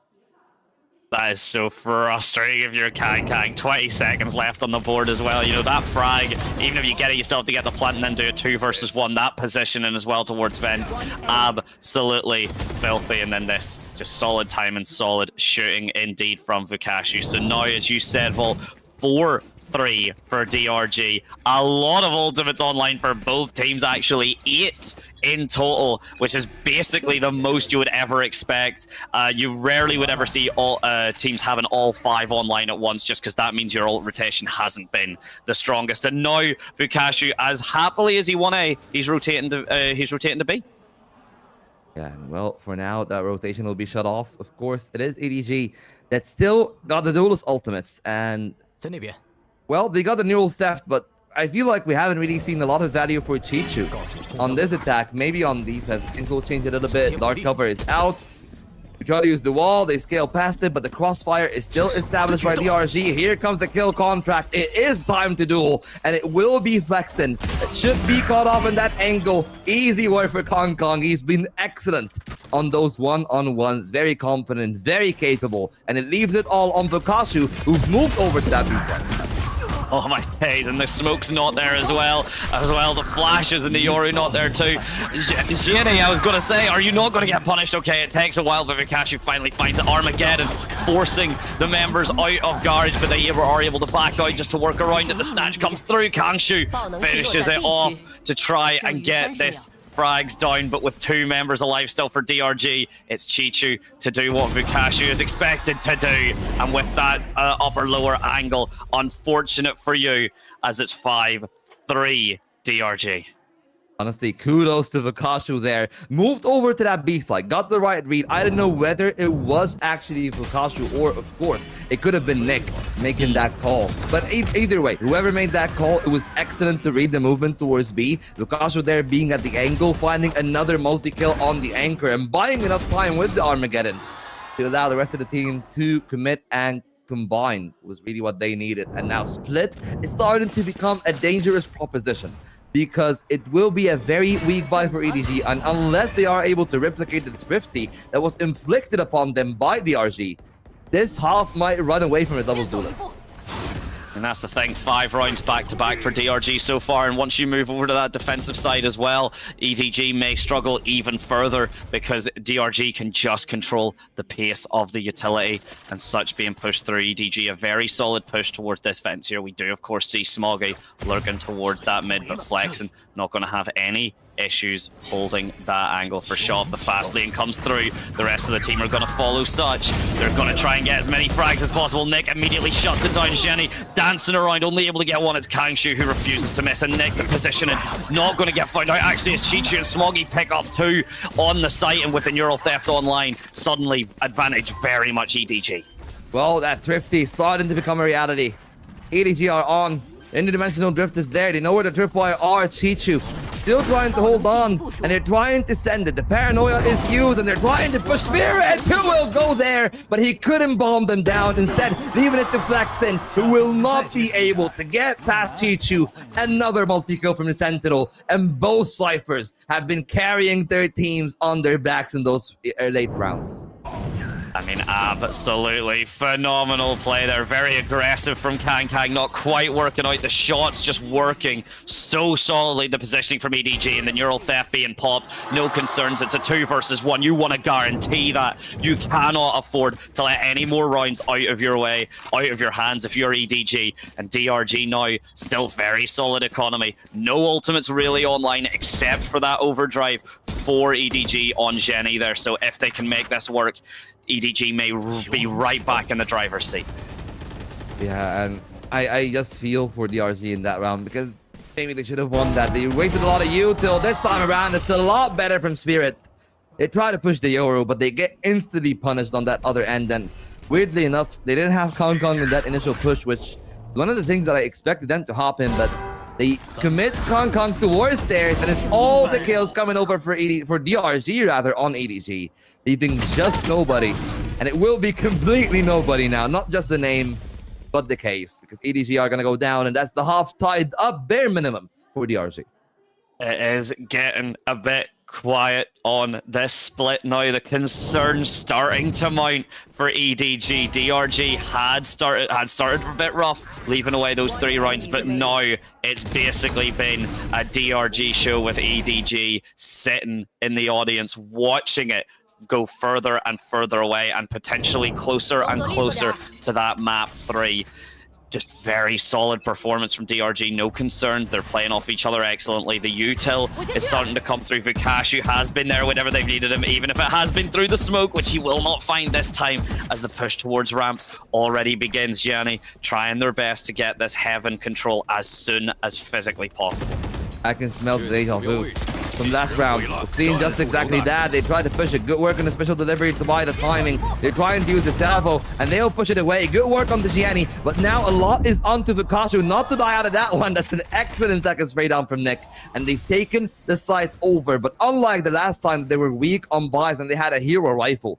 This time around, they don't have a lot of numbers advantage. They're relying on Kong Kong to maybe do that to them. But there is a camera on the other end that should spot the ISO. They still got the double time, but they got the right timing. Spirit is still looking at that corner, and it seems that they might have sniffed out the presence of Kong Kong, but now they leave it no guard, and Kong Kong swings. He finds all 3 with that Sheriff, and EDG are on the cusp of making it back-to-back thrifties. Chichu will do it. That 2 leaders take EDG over the finish line.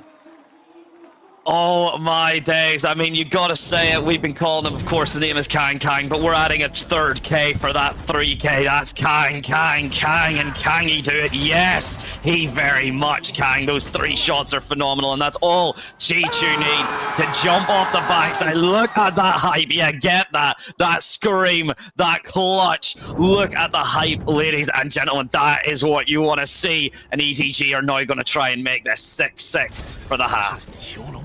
And they tied it up. This is back-to-back DRG losing against the half buy.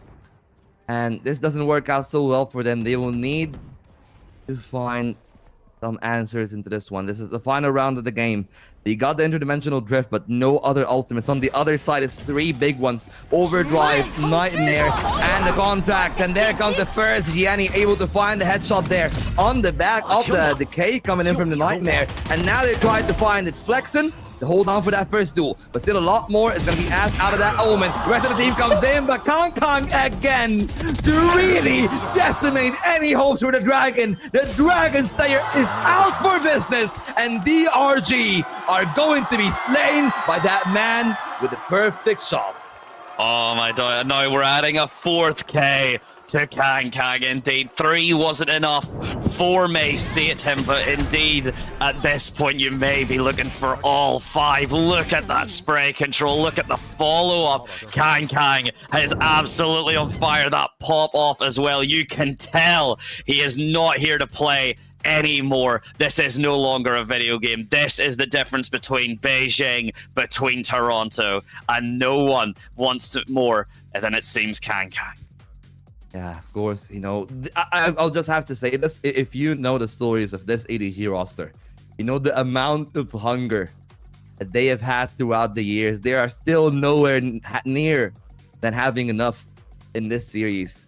And I am 100% certain that they would still, to this day, want more than just a single international trophy. And, well, I guess what I can see is that you can actually make a case for this game to be much closer for DRG, but it was really a lot of Vukashu on that defensive side. I don't know how they're going to vote on attack. This attack is going to be a completely different beast.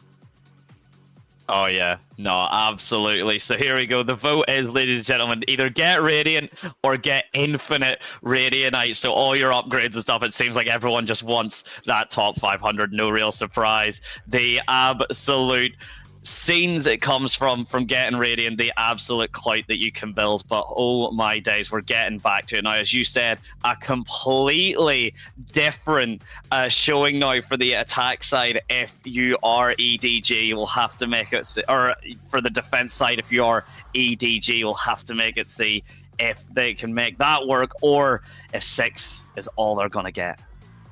Well, the game is tied up completely. We got one more pistol round here. This could be the final one, or we could be still taken over to Ascent. It will all depend how DRG do this, because EDG, they've had a monster in Kong in this series. The only player, by the way, on EDG to post up double digits, the closest is Chichu with 9. And I feel like those 9 of Chichu, weren't 6 of them in post plans? Or am I crazy? Something like that. Like Chichu's post-plant scenario has been absolutely ridiculous. He's had a clutch, I mean, of himself.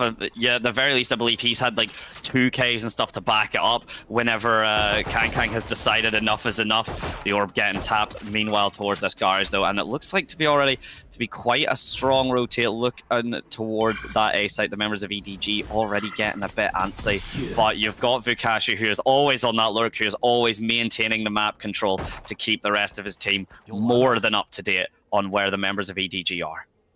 Well, while they got the early bit of information, where they end up using that is going to be important. Because remember, the most important thing about that is that information is delayed. Stealth drone in the smoke. So they know that nobody's going to be contesting the angle for the time being. A Kong now trying to be a little bit cheeky. But respect from DRG is important. They let Spirit pass and they go all over towards that A side where only Gianni is there. They anticipated a push down the vents, but now they're going to be looking at the right part of the map, but they need to keep their wits about them here, Gianni. Because while they get the frenzy, there comes the numbers on the other end. It's a bit wild from Chichu, but this is a good recovery at the end. Spirit to find a kill, but Kong to keep firing. That's the frenzy on the main man, and the smoke on top of that, the double time will keep him alive for that time being, because I think he would probably be left for dead. That's an excellent right click from Flexen, and that leaves him to swing wide, but missed the shot onto Smoggy into the last 5 seconds of that round, with Chichu is in a 1-on-2. They drop down. They could have given it a chance. They could have just waited, but instead they dropped down. There was no time for EDG, and DRG throw it away.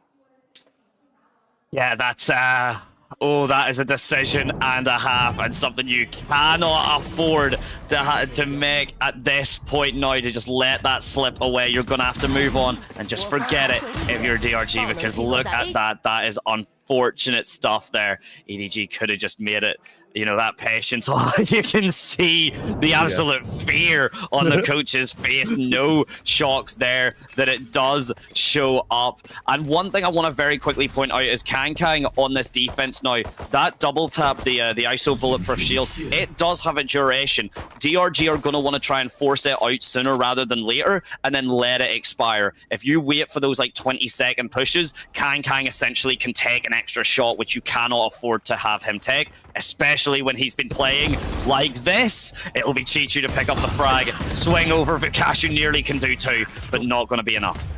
Yeah, and now the double tap comes in. They try to go for the flash, and Kong seems to be kicking into full gear in this series. Him and Smoggy are going to control the remainder of those players. Not really the best of firepower, of course, on the side of DRG, but it is always an excellent time to boost up your momentum. And that's one of the things about EDGs. Like, I feel like when they're in the mood, you see them as a very happy team. Like a lot of the other teams, you'll see them like game face, poker face, completely that focused. But EDG are their element when they're having fun. I mean, that's the thing. I mean, it is a game after all. Yes, of course, there's pride, there is money, there is everything imaginable. But at the end of the day, you know, having that fun enables you to keep that mental up. Even if you do make a mistake, if you're having fun, if you're enjoying it, you're not letting that stress completely get to you.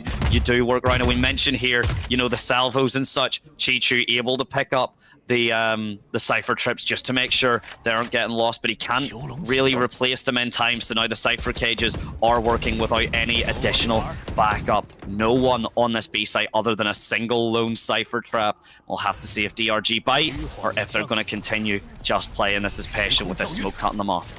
Yeah, and unlike what EDG were trying to play, they actually made a lot of noise this time for DRG, unlike EDG who were completely silent in their advance, but that won't stop DRG from taking over that B site. What that actually will do is initiate a very quick double tap from Kangkang, and it's almost halfway out. I feel like he used it too early, and he'll be punished for it anyways. Does not spot Spirit on that angle, and that's the 15th for the Euro. Still need more for the ultimates. No ultimates coming in from either side now because the kill contract is gone, but they try to speed up with a Neon. They almost find the Death and excellent spray control on the Omen. That's the second there for Flexen, and it's gonna be Smoggy as well to find the kills, and it's only the Omens on the kill feed for the time being. Smoggy will even add to it, but it's the 1-on-3, and I feel like it's too little too late for Smoggy to do anything. He's just wishing for his lucky stars for those sprays to connect, but that will not be the case. And instead, DRG will be able to win their third round. They get over the bonus, they control EDG onto that one, but Smoggy will find a third kill, and that's exactly the marker you need for good damage. Oh my days, Smoggy, that is a level of just awareness that you only see at the top level, having that feeling that someone would be waiting for him. Of course, it is Flex and sitting on that heaven angle, trying to prevent the gun being saved, and instead he gives it up. You had mentioned there that the double tap had maybe been utilized a little bit early, and the head shot is just perfect, completely shuts down Kang. No space allowed for you, and now with 8 on the board for EDG, 7 for DRG, it's close, but EDG may very much be able to start walking away with this. Oh, they'll need to aid Kangkang a little bit more, I feel. Gianni has been having a very quiet game. Same can be said for Nobody. And we're starting to see some of the shades that we've seen in the games against XLG, where maybe it was Chichu on that day that was completely trying to have the carry performance, but it wasn't enough from just Chichu. Now they got Chichu and Kangkang, and maybe that can be enough. The deadly 1-2 that they will be relying on is the B side again for DRG, but the kill contract is on. Bukashu to be tested, Kangkang to be successful again. That's 100% in the kill contract. I mean, that deathmatch arena does favor, of course, the ISO, but if there's one member you want to maybe try and shut down Kangkang, it is absolutely Vikashu. Does mean the Cypher trips are no longer going to be a factor as the push comes through. Already, though, 5 HP down. Spirits is good, but Smoggy with the 180. The pinstripe coming through. It's red, it's green, and with 2 members alive on each side, Flexen may as well have that 1 in his name, be 1 in his health bar. Doesn't have much to work with. But now it leaves a little bit for Chichu. Nobody is coming in pretty late. He's actually holding off. From what they expect a rotation. Seems like that maybe that's what they expected. Now they're gonna hear the noise. It's a very, very long rotate for Nobody on that timing, and he hasn't moved yet. I don't know where Nobody is. Hello? Hey, okay. Okay. Maybe a comms check needed or something there, because that was a very delayed rotate there from Nobody, and that's going to mean Chichu has to wait even longer. That could be the difference between EDG going up 2 rounds or DRG equalizing. Yeah, and they got the Haunt, they got the Seas, discover one of those players are, and they clear off one corner. And now it's up to them to find those next few duels. Time is running low, but Flexing is only on 5 health, and it's going to be easy for Nobody. They made us sweat for nothing, but at least they got a good retake going on. Yeah, that was... Yeah, I've got a lot to say about that, and I'm going to be honest, not much of it's positive. Yeah, like... Because, right, okay, you look at this is all well and good, like, this is absolutely fine, the utility is solid here, Smoggy's positioning there, but this is what I want to talk about. Nick getting caught by the Haunt seemed almost by choice. There was a smoke right in front of him that he could have easily hit in. He could have just walked behind the pillar and waited for that to dissipate and then swing off with Flex, and he decided to just stand, get haunted, get spotted, get gunned down by the 2 members of EDG, and then Flexen with only 5 HP and Bus Stop, like, has to, you know, do everything. And with a Neural Theft as well, has to do it on a time limit. It seemed, yeah, very strange from both sides. Well, Spirit is in. They do have the Rolling Thunder. They want to commit it towards the B side. Spirit is going to beat the timing of the Nobody. And that's 1 player down. Chichu, though, good on the trade. And they're relying on Kangkang there with the AWP. Gianni good with for one with the Stinger, but that was overzealous. To go for more than that one. And now the Rolling Thunder is going to turn them all up to the sky. It's easy hunting here for Khonshu and Nick. And that's EDG slowing down a little bit more. And the investment in the operator completely going to waste. I'm glad you said about the operator, because I noticed that no one had picked it up, and I was like, did I imagine that, or are we just not? We're just not going for that from the side. Yeah, we didn't get to talk about this just because of how fast it was executed. But Spirits in that stun, the fact that Yoru can just tank like the stuns and tank a lot of utility while he's in his ult is absolutely something I believe was just underrated about Yoru, and now people have realized that it's actually just a very strong thing that you can stand in whoever's utility you want and not worry about it. Speaking of standing in utility, Gianni here, super aggressive, working off of the Proil, but does get a full flash, the stun as well, the aftershock. You're trapped, Gianni, in this garage. Meanwhile, Fukashu in the mid is absolutely shutting everything down from EDG to equalize this as fast as humanly possible. Absolutely beautiful there from DRG. What they needed in that kind of round, and as good as we think of Chichu, I don't think that an ace clutch in a situation like this, where they have the Armageddon, where they have the neural theft, and they have a lot of util on Kangshu as well, going to be something realistic this round. Instead, Chichu still flirting with the idea of taking a frag or two down with them, but instead they're going to be brought down to earth very quickly and humbled here by DRG, who might actually be giving EDG a lesson. And I feel like a timeout is really necessary here, because EDG are going a bit too far for my own liking, whether it is their aggression on the duels or their lack of respect to some common plays. It will always be done by the Breach Teho comp.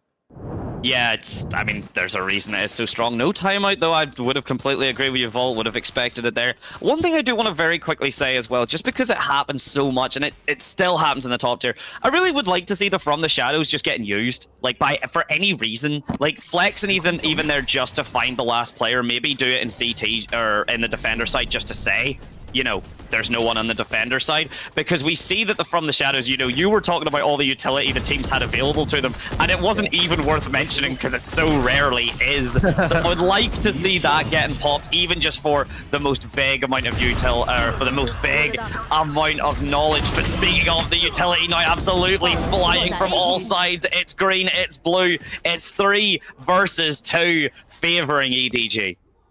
Yeah, and again, Hong Kong there coming out with that big duel. Nobody big on the anchor, because if they didn't clear Spirit out of the site, that would have been the site taken over. Instead, it's a reset for Dragon Rangers, and Flexen got an excellent timing to hold that stairs cross so they can isolate the defenders that are actually trying to make the rotation. Already, Gianni has made their way across from EDG, but the other two that are making their way in, they don't want to cross. Smoggy doesn't want to use the try to step, because that will give away information on the other end, but they are still aware of the presence of someone that could be there towards spawn. I like the patience from EDG, because they know that they have the numbers, but they also will need to use their util. It's the full kit of util on Smoggy.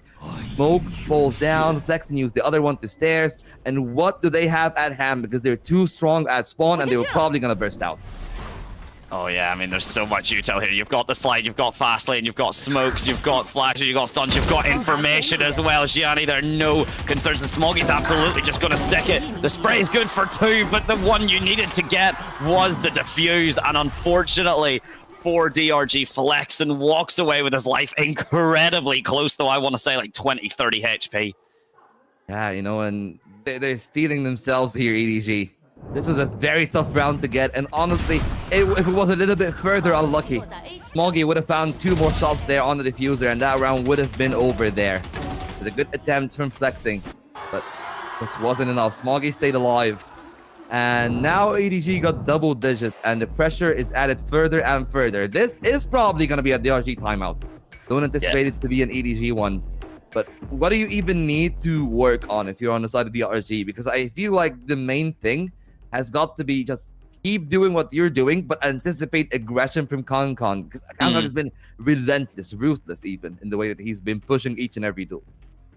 This is the thing, DRG haven't really been kind of like faking commits. They haven't really been selling that they're like pushing B and then rotating. Usually it's, you know, they'll force a little bit of utility out, and then the rotate will be quite quick. And especially for a player like Kang Kang, again, I did mention it earlier on that double tap does have a time limit, and giving Kang Kang his fights when he still has that available, when he has that online, again, you're not going against a 6v5 per se, but it's like a 5.5, you know. at this tier, having to land one extra bullet against a player who is just as likely, if not more likely, just to tap you straight back is so insane. It's such a tall order that even like players like Vukashu haven't been able to survive it. You'd mentioned it, Vault. I believe Kang is 100% in that arena that if he drags you in, he's winning. Well, they're trying to drag you into aggression. Last time Gianni was here, it was absolutely terrible. He even relay bolt himself. But luckily enough, this time it's a little bit better. They got Kong Station, but that Volt line will hit them both if that does come out, so they need to be careful. They've committed that play multiple times. This time of asking, Gianni is out, Kong is in. He's trying to buy a timing, but his double tap is gone, and they'll have to back off the angle. That's the biggest asset of the ISO. Pulled away. The full map control that they've played for, gone. The A site completely open, but DRG still steadfast into approaching that B site. And a double setup from Chichu and nobody towards this fence as well. They are very cautious about giving up this mid control. As you said, A, completely free, but the Cypher trips set up to hopefully cause a bit of an issue for DRG should they go over it. Now nobody being swung, but only with a judge, and the timing is perfect from Flex. And again, the information gained, the immediate TP out. I really like that. Get one frag, see if EDG are overzealous. They don't have a full buy on them. We've seen a judge. There's likely, you know, one other weaker gun, which we can absolutely see is the case from Jenny. Meanwhile, EDRG have everything for them to work for. We've seen corner hit hiding before work out in absolute space. King Kang do something similar. Well, Kang is trying to wait for that space. Both blind sides coming out, but actually they don't go for the peak. Instead, it's going to be Vukashu to find the opener. It's all on the Kong, but they're anticipating that play too with P, leaving it down to Chichu. Was on the back of the site, trying to find a multi-kill. Will find a pair, but couldn't find the other two. And DRG have beaten off EDG despite them being anchored at the right site. Oh my days, it's just getting closer and closer now. It really can come down to the wire here. Either we watch EDG ascend towards Beijing, or we actually get to ascend and move on to this third map. It is close, it is down the wire, that tug of war. Anyone's game at this point now. The micro adjustments needed to keep the momentum or to crush it. Yep, the immediate response timeout, I think, is the easiest way of showing how close a game is. Yeah, this game has been completely down to a wire. Both teams now posted up on double digits. And EDG, I'm going to be honest with you, they've been exposed. They've been exposed in their over-reliance on Chichu and Kong. And they will need the rest of the team to show up. Smoggy has been quiet.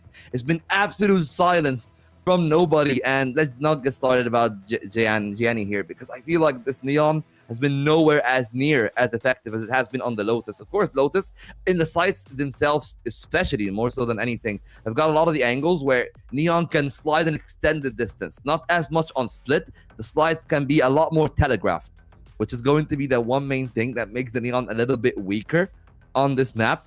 But even then, I feel like that is the important part for them to maybe try to handle. But more so than anything, I want to see Gianni not being a scapegoat, not being a sacrificial lamb. I want them to step up in their individual level of this game, because they haven't been playing well. I'm going to be completely honest with you.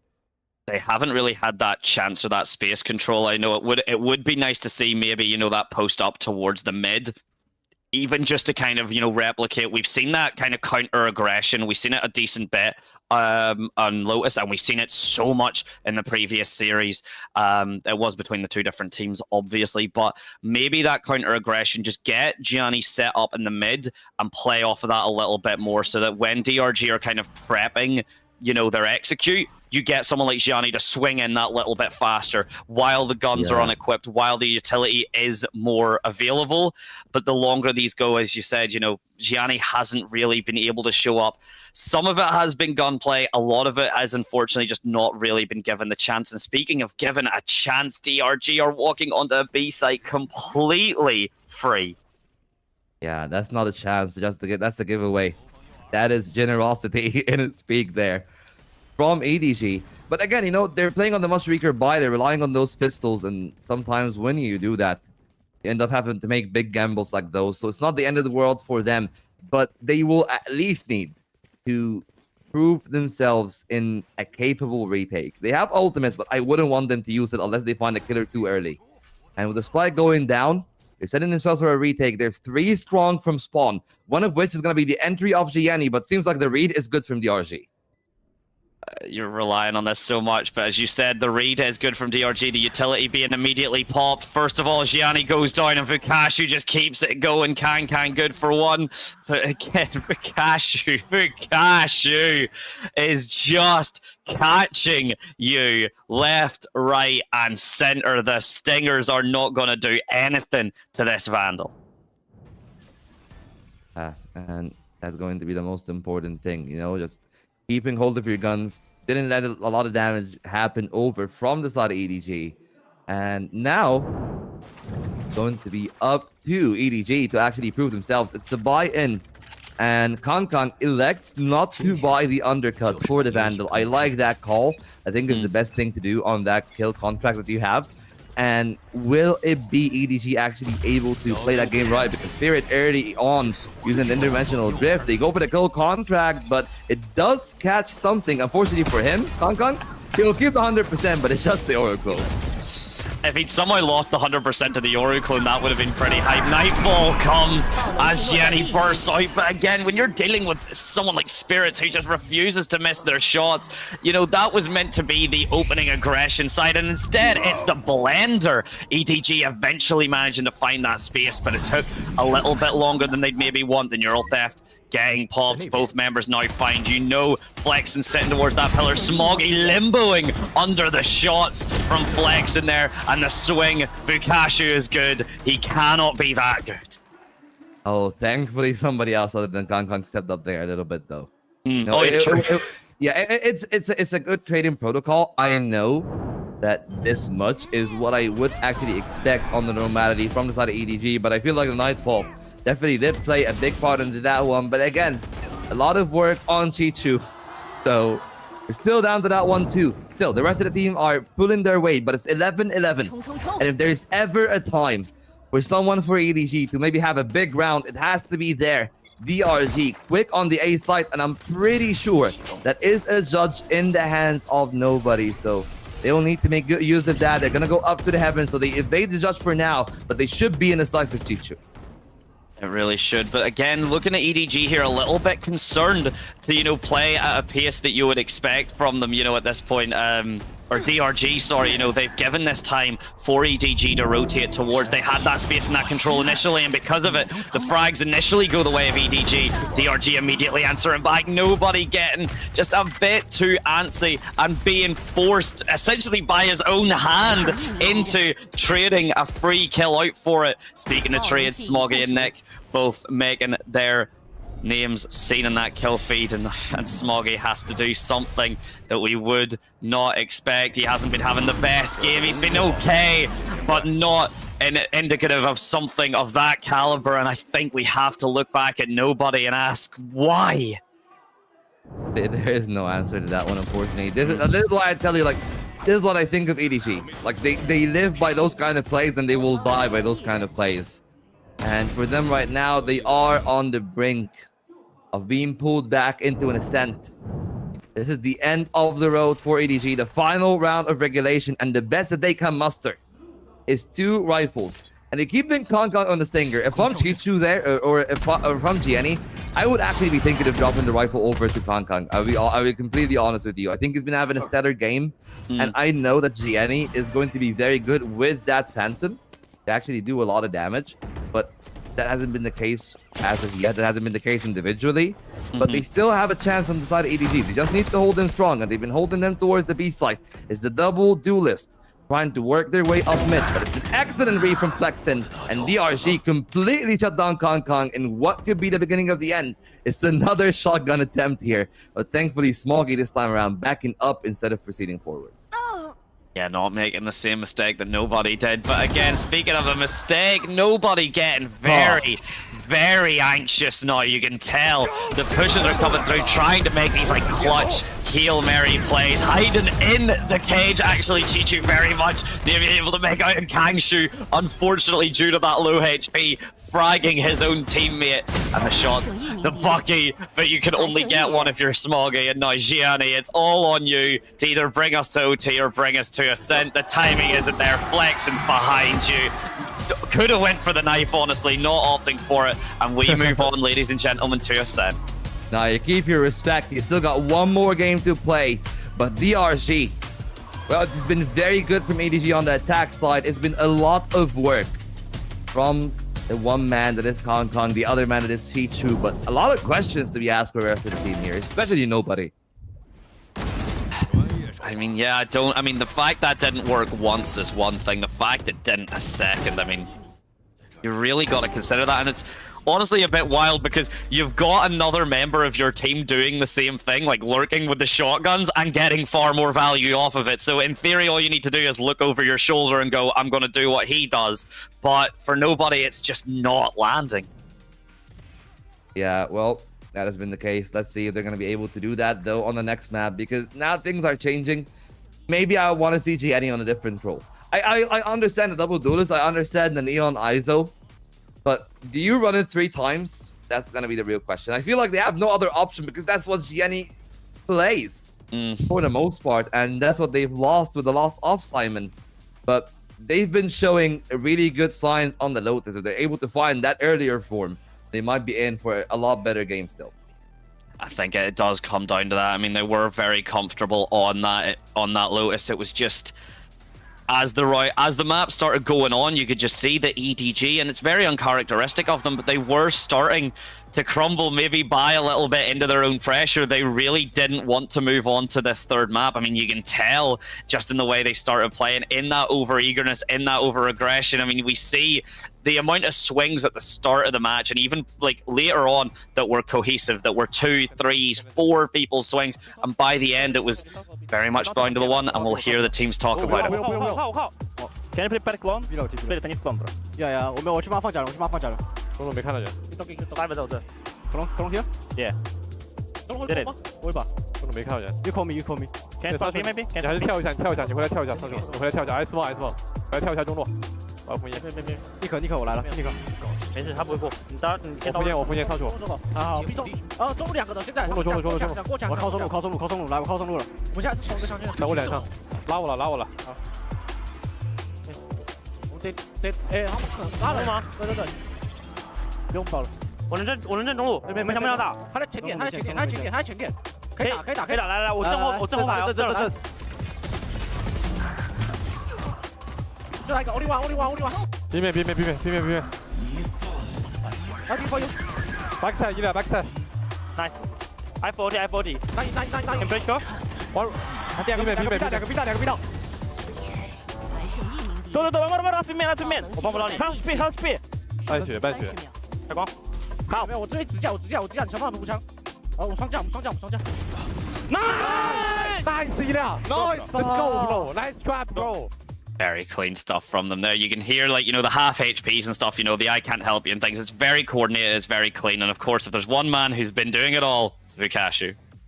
He's been excellent this game. The anchors on the defense, even on the attack, he's had a lot of input for the side of DRG. You look at the other side, you know, Kong has been the highest performing player on the server, but sometimes it's not enough. It's been pretty much a stinker from nobody and Gianni.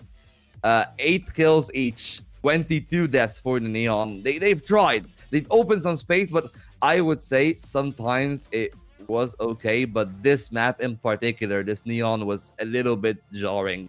Maybe it is the rest of the team not playing off the back of that, but that is exactly what has happened in this game. And funnily enough, the first bloods follow suit to the round scores. Post plans are actually a little bit better for DRG. You know, they lost 2, but they won 7 out of those 9. And it was a single flawless round for them. But honestly, this wasn't a flawless game of either of those two teams. It was a grinder and a half. But at the end of the day, I feel like EDG ran out of steam. I am saying EDG ran out of steam, but it's truly Kong and Chichu ran out of steam. And everybody else was like, where's the coal? What do I do? What do I put in the engine? What do I do? Jenny, where are you? Jenny, we need you. We'll see you in map 3. Okay, absolutely. And that is exactly what we are going to do, ladies and gentlemen. We will be taking just another short 4-minute break and such. Get the teams, get everyone all fed and watered. And now the big showdown before Beijing. It's Ascent. It's DRG, EDG. Please do not go anywhere, and we will be back with, I'm sure, what will be a fire finale.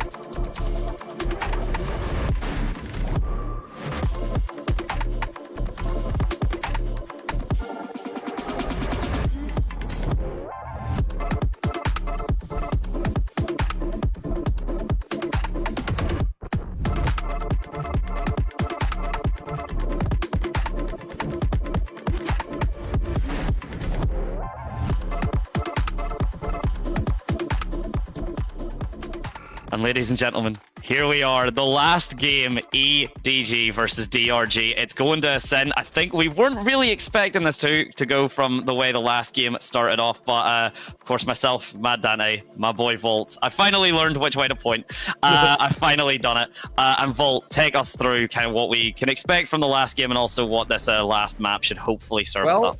That's the good thing about it. We already have a frame of reference. Oh, yeah. We want to talk about that. You know, they played once already. They've had their game on the decider before, and it was a pretty close affair, but DRG took it away. The one main problem, though, that I have on the other end is that if you look at DRG's side of their other matches that they've played before, it doesn't look as optimistic. There was a 13-1 loss to Titan. Of course, they won the game against FPX, but I just want you to look at the two comps. Pretty much one of the two teams, which is EDG, playing for that lockout defense, the new meta that we're seeing a lot of teams do, where they want to get like 10 rounds or something on that defensive side of Ascent that just goes out the map as quickly as they can on attack. On the other end, if you look at DRG, they're actually a team that is a little bit more flexible. You know, they bring the Viper sometimes, they still bring the Vice. I think the Vice is an excellent tool on this map. But I will actually lean more to the EDG comp just because I know how strong something like the Grabneck can be in the current state of Ascent and in the current state of how people approach the game. The Grabneck can not only slow down an exec or cancel an entire exec on its own if it uses the right timing, it can also win you a post-pump. Yeah, it absolutely can. And building off of it, you know, you'd mentioned as well that we maybe don't want to see from EDG the ISO Neon or the ISO Neon anymore, that maybe it's kind of got to the end of its lifespan in terms of it, and maybe see. So hopefully, especially for Ascent, which is usually so tried and true, again, gentleman's agreement map, it's very much a 99% of the time we know what you're expected to do, we're expecting you to do it as well, and then we'll just see who is you know, doing better than that. And DRG, you know, they're going to have to make sure their mental are you know, holding true, because that's a very close game to be asked to then come immediately back into Ascent. Yeah, and well, right now we're seeing the two comms that we've seen just in the past screen. It is going to be the Viper for the side of DRG. EDG actually put in Gianni on Deadlock. So that's a change already, a big change in role. But the good thing about a Deadlock is out of the Sentinels that are in the game right now, she's probably the second one in terms of how aggressive you can be on the Deadlock. You know, it's Chamber on number one. He's like a duelist that is disguising as a Sentinel. But then there's Deadlock in second place, where you have the grab that you have the sonic sensor to maybe cover around you a little bit when you're playing Sentinel, but you usually see a lot of people playing very aggressively around it as well, which is such a power play for them too. And then, of course, you know, the Annihilation to clear off a lot of space. It can open up a ton of potential in case you want to play that one. It's just going to be the one question mark I have. Kong on the Yoru. How's that one going to go? I mean, we're going to have to wait and see, aren't we, at this point? There is a little bit of difference in terms of it. I think we watched the Viper get picked up. I want to say that was for EDG, and DRG, I think, are more opting for the Tejo and such again. So we'll have to, you know, see how that goes through. You know, double controller has always been pretty pivotal. It can be pretty hit or miss usually, because if you end up losing the Viper, you're going to really struggle. The Viper will, of course, then out of commission and cannot be utilized. Let me see if I was right once we actually get into this. A beautiful overhead of the map to get us started, and then we'll have a look at the rosters. Yeah, well, now we start off is DRG on the defense. DRG with the Viper as well. Apologies, that was on me. Well, the main thing, how much can they do here on that B side? It's Gianni and nobody on the angle. The flash is perfect. The trade pretty much instantaneous from both teams. That leaves Spirit trying to push back for some kills. It feels like this game is a mirror right now. You know, the same amount of damage, the same amount of map control, the same amount of push, but someone will have to change it over, and maybe it will be Spirit here. He's posted up well on the angle. Instead, Kong still firing hot.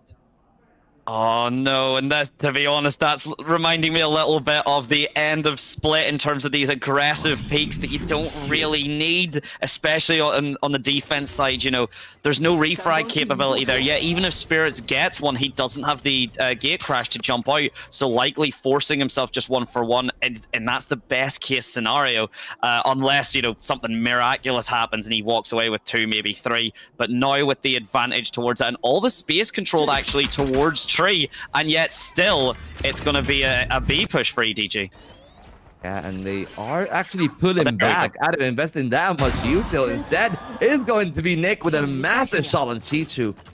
They really needed to shut that one down because that was their linchpin on their attack towards the A site. Nick is still to be tested. Most of those players from EDG are coming in from Tree, and they don't have a lot of time to spare. They will need to clear off Nick, who's going to land another headshot. Nick turns around, and the Arc Rose is just on the money. in that one. The real problem is Lukaku didn't wait long for their teammate, and that's going to leave Flexen in a 1-on-2. An early move from the Vice, maybe a tad too overconfident. Not actually anticipating the position of the Omen. Does they have the trigger discipline? They do. They're looking for the more. It's a turnaround, but it's a save from Flexen. And they are looking for the angle. They got the second one on the side, but it's going to be a shot to the head from Smoggy to put EDG in the lead on the decider. Oh, a very, very shaky start from DRG, and you cannot let that get to you. You cannot afford to give this up so fast. The mental does need to be reset. And again, the overzealous swings have been something that's painful. Vukasu had all the time in the world to wait for Flex, and maybe hoping they could get a timing, maybe hoping that they could find just a little gap. You know, we did see both members of EDG aiming towards that heaven and flexing with some beautiful trigger discipline, but just not able to have enough to make it work as EDG with a solid advantage already. Oh, let's see how it goes. 58% on the pistol win rate for EDG Kong. Really want to take that shotgun style Marshall. You know, it can work up close and personal. The hipfire accuracy is staggeringly nice. Can really work it every way. It's like 99.7 or something. Like, it's less than the Vandal by like 0.2. Yeah. It's ridiculous. Absolutely crazy. And well, for now though, nothing too crazy. From the side of the DRG is completely passive, no gambles. They got 2 sheriffs in this round. One in the hands of Vukasu, the other one in the hands of Nick. Vukasu, of course, in the B side, spotted now by that stealth drone. Meanwhile, Nick, of course, is playing towards the A site where they might end up going to. It's a very slow default there from EDG, but that's because they don't want to walk into a pistol gambit. They do not, and we've seen this already. I mean, we've seen it previously from EDG. Chichu had already gotten all that control towards Tree, and now we see Kankan getting that control towards mid. Nick hiding in both smokes, no concerns there. Jenny already a bit more online, and Kankan with a beautiful lurk does find it onto Vukasu. They are getting in each other's way towards this Tree, but it's not going to be enough. And Jenny already, I believe, halfway to their highest kill, amount on split. So a solid start from them, and that swap towards the deadlock certainly paying off. One thing I do just want to say very quickly, EDG now up to 58% pistol win rate, which they have taken and ran with. Yeah, they've completely controlled for that one. Gianni looking a whole lot better there. I feel like that was really doable for DRG, honestly, in that second round. But still, you know, a lot of damage inflicted on the side of EDG, but they still keep some of the better weapons here. Chichu is going to be stuck on the goes. They got 2 rifles. I mean, I say 2, but there are 2 bulldogs as well. But I say bulldogs as bulldogs. Like, they're in a very separate category for me between the real guns. And speaking of the guns, Kanshu is going to be tested. Same can be said for Flexen. They know where they're at. There's going to be another one from Spirit, but the paranoia is not on the money. Luckily enough, Nick is excellent on those trades, and Vukasu has found the perfect timing to make it a pretty clean bonus for DRG. Yeah, all right, you know what? The utility there, as you said, pretty damn flawless. The paranoia not initially working out, but then it's the DRG, it's that overplay, it's that double swing that suddenly find itself far more beneficial. Smoggy not able to play off of himself, but Nick very much able to make it work. Or Smoggy able to get the first initial frag. It's Flexen who cannot make the paranoia play work, and then very much backed up by Nick. So phenomenal way to put your first round on the board for DRG. EDG though, with these ultimates online and the econ and the guns, mostly aside from a stinger on Kang, looking very solid. And still kind of pace here for this kind of rounds. And I like that Viper wall, and I like a lot of that focus towards pre-position that is there from DRG, because that's pretty much how EDG have been playing those A hits. And now, wait and see if they're going to be able to do something out of it. Gianni's there with some util. The Tejo on the other end. The Arc Rose is out. Nick is forced to some retreat. The Annihilation does not actually catch Vukasu. Instead, he's able to back off a Kong with a stinker of all things. Able to nail down that spray. Another one for Chichu. They spot the players. The timing is perfect from Nick for another multi-kill. But that still leaves it in another 2v2. Kong opened up that round, and he has upgraded to a Vandal, waiting for the proper timing. If he swings now, he can find them both. But nobody is going to be tested alone on the side. Kong doesn't find the first shots. Some damage onto Flexton. He's trying to keep the Omen in there. He forced off the paranoia, but he's almost at the right. He's gonna get down. And it's all down to nobody in this one. 15 seconds from the salvos. So he's got no YouTube to play in the name of. But he's got his gun. He's got his Armageddon. And instead, he's going to be the one to be delivered to justice by Spirit. DRG to win that one off. I mean, again, the round is there at least. The shots are there, but why jump from generator? Why show off that stinger? I wanted to bring that up earlier. Kang with a stinger is absolutely filthy at any angle, apparently. He just refuses to miss the head. But yeah, like, forcing Spirits into that 1v1 scenario, you didn't. Again, not necessary. You could have just waited. I appreciate the kind of burst out of the smoke, go for the right click. It's very cheeky. I like it from that. But Flexen leaving one of his members, or sorry, Smoggy leaving one of his team just to, you know, try and get that clutch seemed a bit unnecessary. But nobody very much warmed up at the least and very much can take that 2-2. Okay, should be coming in. A quick play from EDG. Do they really want to exploit on the back of that? They try to find an angle. The shear is down, but that's an excellent spray down from Spirit. Nobody had no chance there. Still trying to find more. Kang in the corner. The fake out is good to trip that sonic sensor. So they've taken over more Houston on the other side. They know where Kang is, but they can't really take him off the angle, and they're gonna walk away safely. Nick, though, shutting down the play from Chichu, and it feels like EDG are stuck to recommit towards that B side with no other avenues.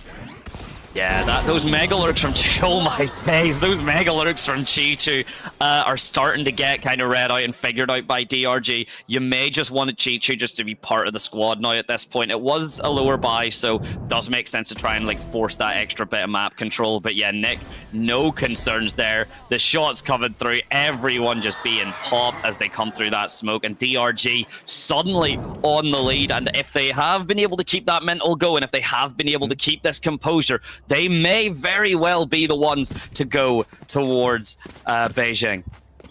Yeah, Nick has been having a stellar game so far. You know, 8-3 on the Fade, 6-3 of course is Spirit. For the side of EDG, this is one of the timings of all time. But we do see Gianni leading the scoring for their team. DRG are trying to escape to that part of the map. The paranoia comes in. Spirit with one. The trades come in from EDG though. It's Gianni and nobody, and they're trying to find a timing. But Nick again. Be caught for sure, but still found that kill, waiting for an answer that does not come from the side of EDG. Instead, the Nightfall does not connect on the Tejo. It does on Smoggy. We'll have to be very careful. Got the dark cover, but it's still waiting for the numbers to come from the other side. It's all the kills. They've been spotted, sprayed down, handled. Vukashu is excellent. And EDG are nothing like their former selves in this game. Yeah, no, I mean, to be fair, though, you got to point out, I mean, EDG are seeming to struggle, but that is because you've got the NICC from Nick here. You know, that haunt as well. All of the util has been nothing short of just perfect. You know, we've seen the haunt get its value, the Nightfall just completely trapping. You know, we see Smoggy just getting trapped in the corner, and the haunt then picking him up as well to ensure Vukashu picks him up. If you want someone to be leaning on right now, it's absolutely Nick.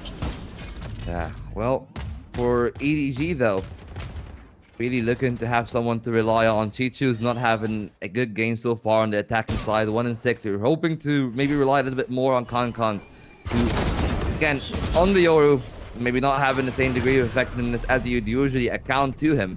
Yenny is trying to step up to fill that gap. The Sheriff are doing some good work, but the mid overload have completely shut down any attempts of EDG. It's nobody on 5 health and a healthy Smoggy. But the Outlaw is pretty much an operator in that kind of scenario. Viper's Wall. Buy them some time. They overload the A side. It could have been a move to an empty B side if they wanted to, but the upgrade to a rifle from Smoggy might actually buy some time for EDG. If they're able to find a frag here, they're holding the smoke. The timing could be better. Could be worse. Vukashu is holding the edge of that one. It's none the wiser for Smoggy. The adjustment is not good enough from Vukashu. It's still going to be posted up for 3, and it's going to be the flash to a Khonshu. Finding another round. That's 5 now for the Dragons and EDG. I feel like, you know, the desk was actually talking about how DRG is the team that needs to mentor reset after losing that split. I feel like EDG needs to mentor reset because what is this team? Where is EDG?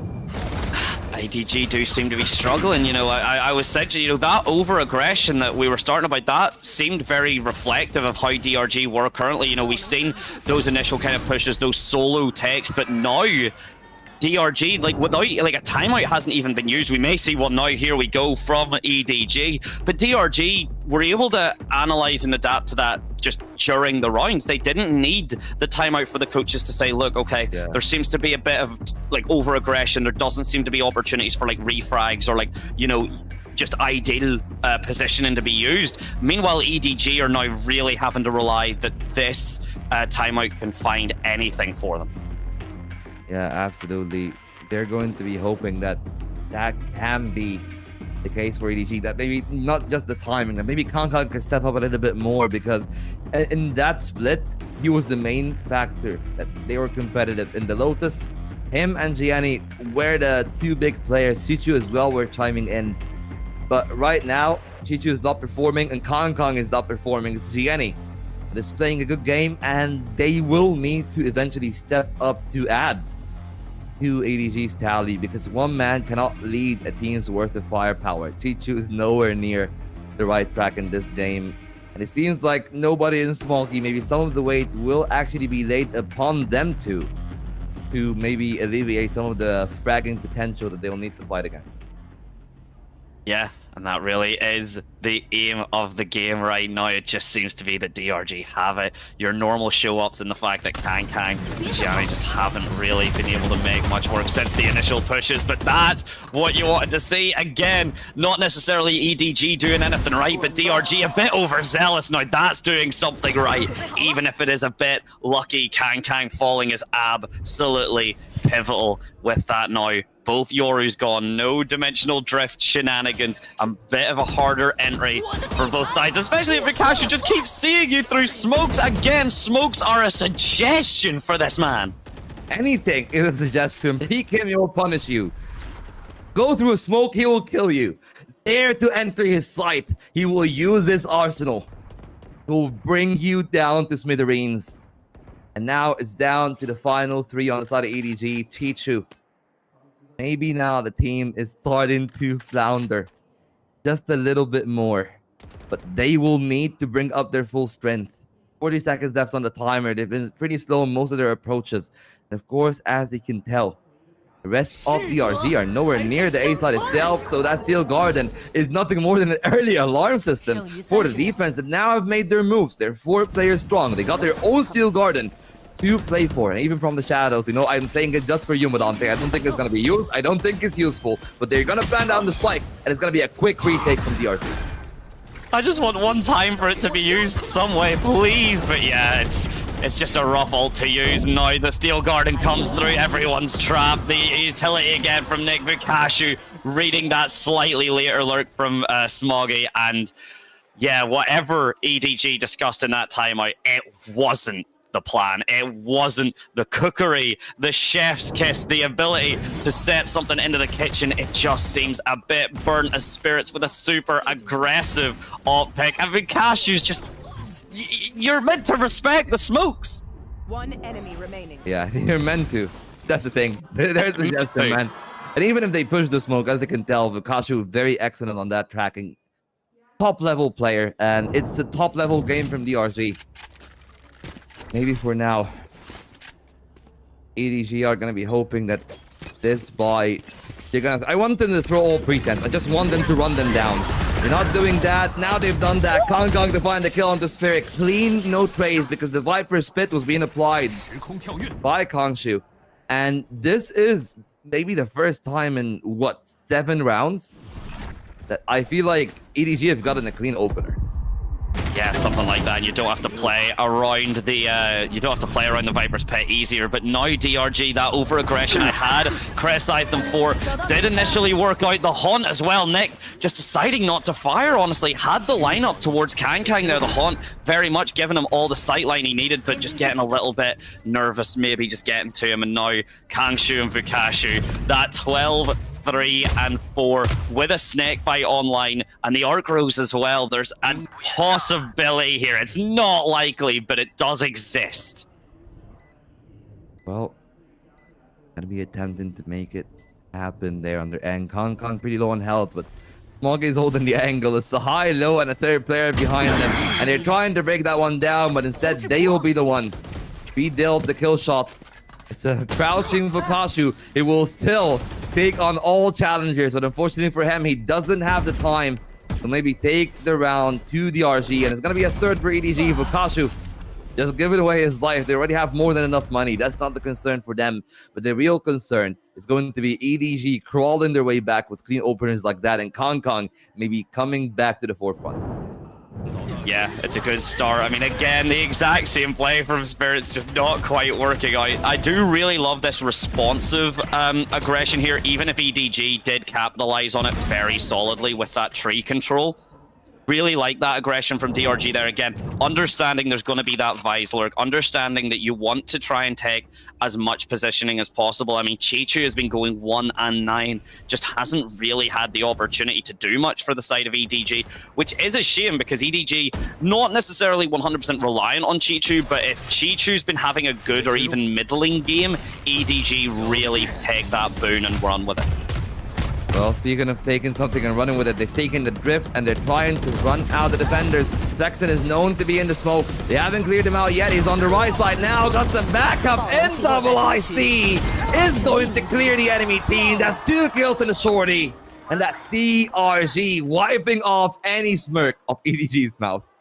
Oh my god! Oh my days, man! That's an evil smile. That's an evil smile that we've seen. That's an evil smile, indeed. I mean, oh my! I mean, you can't play the game like that. You can't play that. I mean, that's the thing. I was like, oh my, what a game! Because, like, come on, look at that. You see it. Nick is just filthy. Nick cannot be stopped. Nick is the one who sees that NICC with a shorty. 3K is just filthy.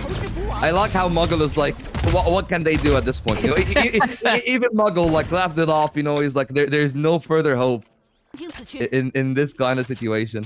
So let's see if there's gonna be something left for the side of EDG.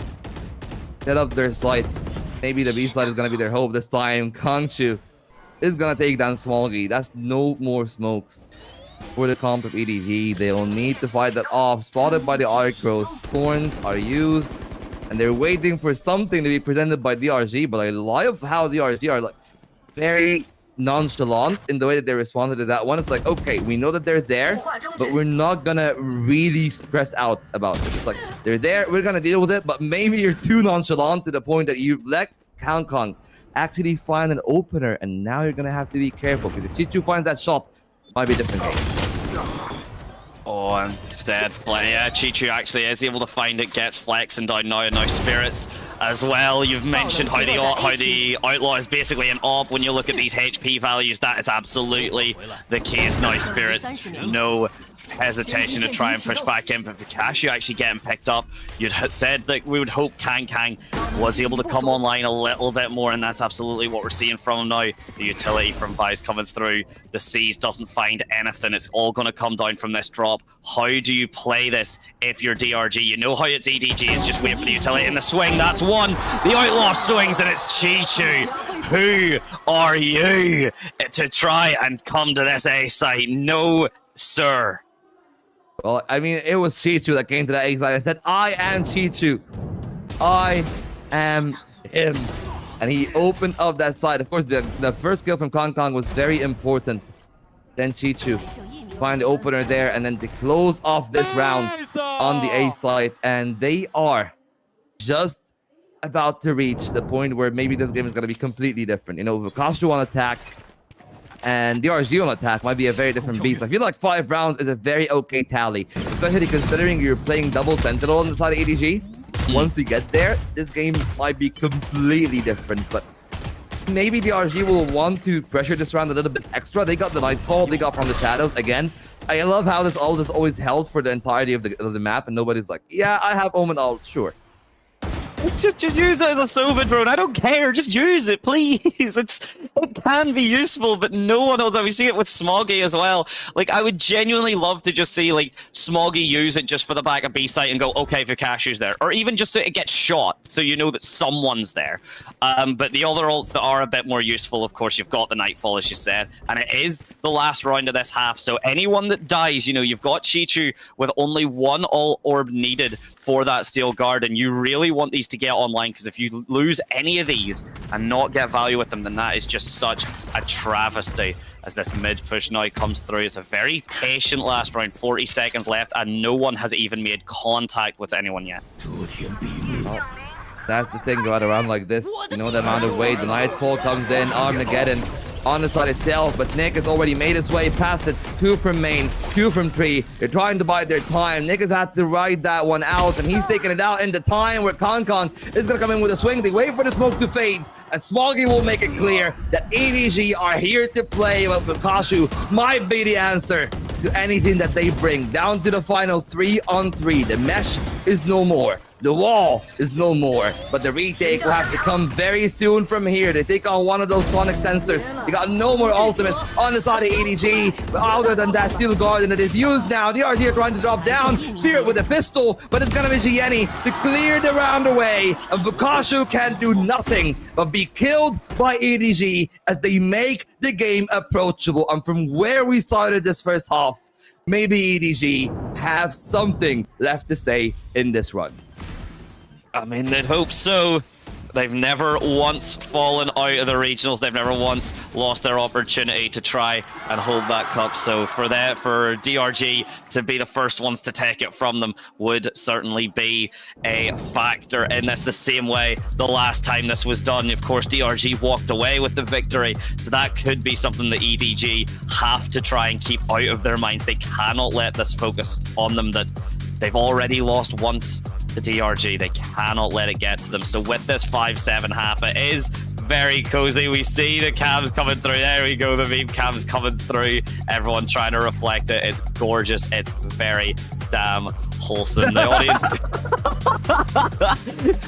the audience seeming pretty damn into it as well. You know what? We like the little bit of trolling, and you can hear though. Speaking of the audience, when EDG are taking rounds, they are popping off. It's got to be said. Oh, absolutely. And it has been a fantastic game by DRG at the start, but now they're closing and closing. Further and further they do go. And I'll be very worried about DRG's odds if EDG actually bring what I think that they should bring on the defense. It should be a complete lockout on their side. I mean, Double Sentinel is something to fear. Vi's deadlock. You've got the walls. You've got, you know, the double Senti on defense, on Ascent defense as well. You have to worry about the fact you don't have much that can actually deal with it. Like the Vi's wall is absolutely terrifying. Like it can't get shut down or anything. There's no real way to like bait it out either. You've got maybe the Yoru TP, but there's no like neon movement. The Omen teleport is a nightmare to time without just, you know, sacrificing yourself in the process. It's a lot to be asked for if you are DRG running into this. Well, no further questions, Belante. We're gonna let it over to the players. It's the final half. Or it could be overtime, but I'm just gonna say it's probably the final half of this run for one of these two teams. DRG, 2 rounds ahead. They need to start off with a win on the pistol. That is going to be primary part. They cannot afford to lose rounds. This is the kind of team comp that will get 8 and 9 rounds very easily if they're able to run rampant on the defense. That's why we're seeing DRG really wanting to use their numbers advantage out middle here. Smoggy has the paranoia in hand, but they will need to use it. They're closing in. They're going to be in range where this paranoia won't matter. They're going to use the blind side. Flashes in from both teams. They try to shoot back and forth. Everybody's blind, but it's going to be EDG to get the lion's share until the trade comes in from Spirit. They're going to need to hold it. No more from Chichu. Instead, he flexed, and it's gonna be nobody to leave Nick in a 1-on-2 with Gianni without any tools, but with a spike being in the open. They're gonna swing, and they're gonna take those shots, kill the round, and kill what could be DRG's hope.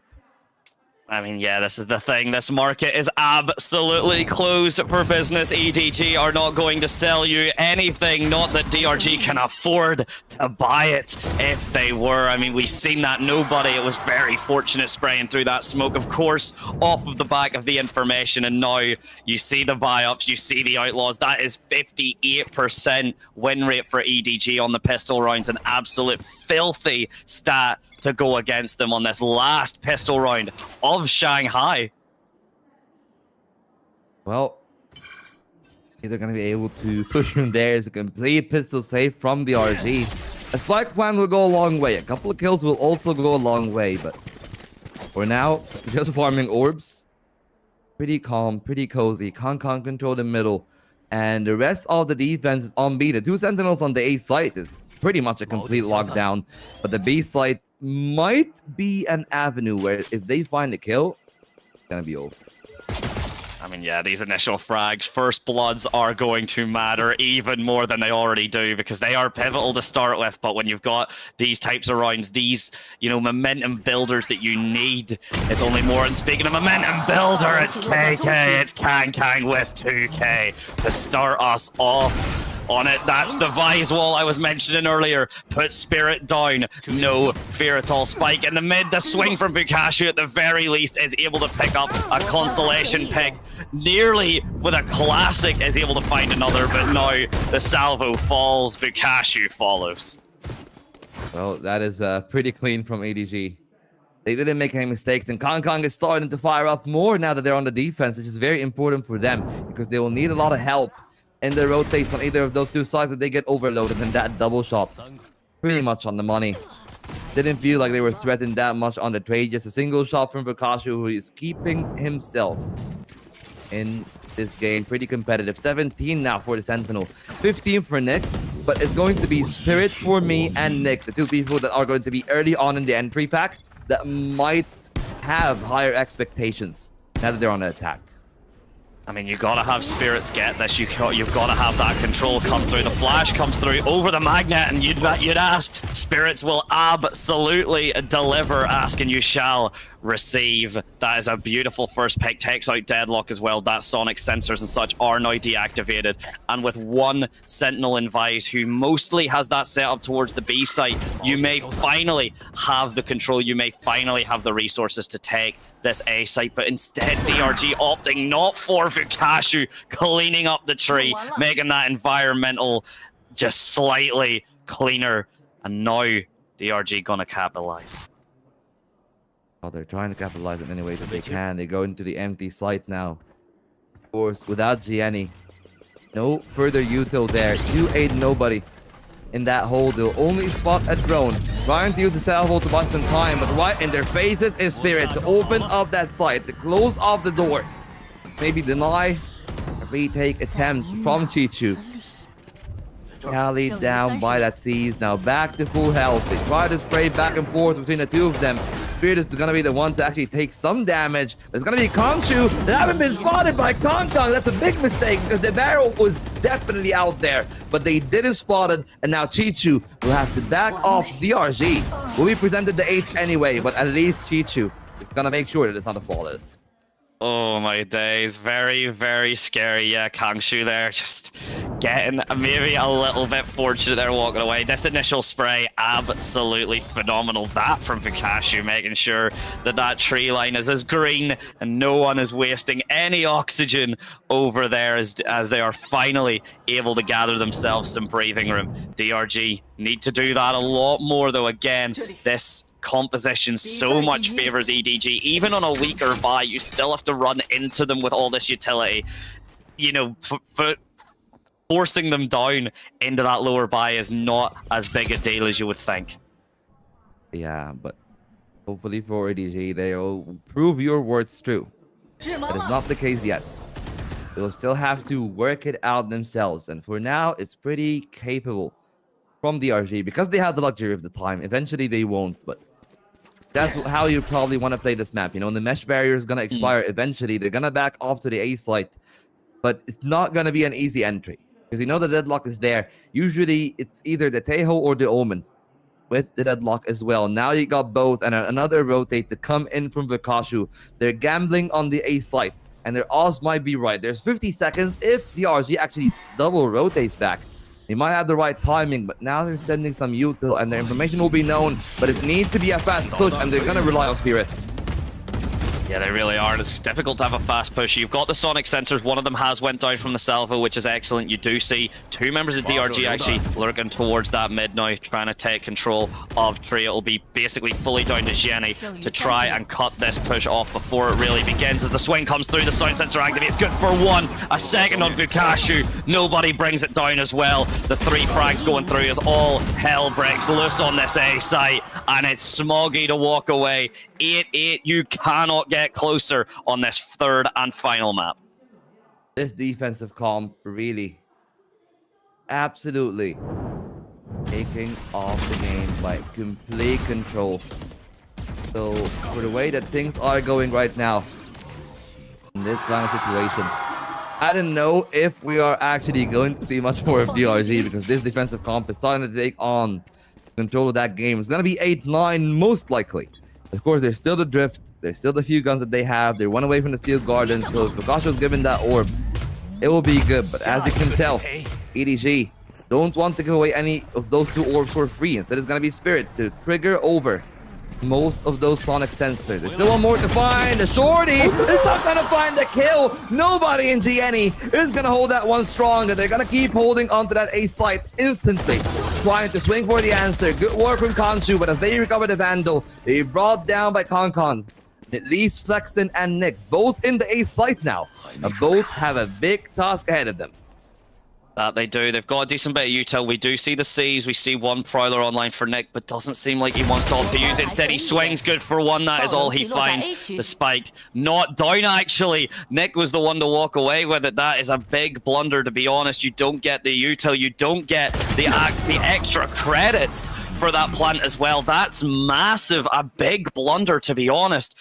300 credits doesn't sound like much, but that is a basically ability for free that now they don't have if you're DRG.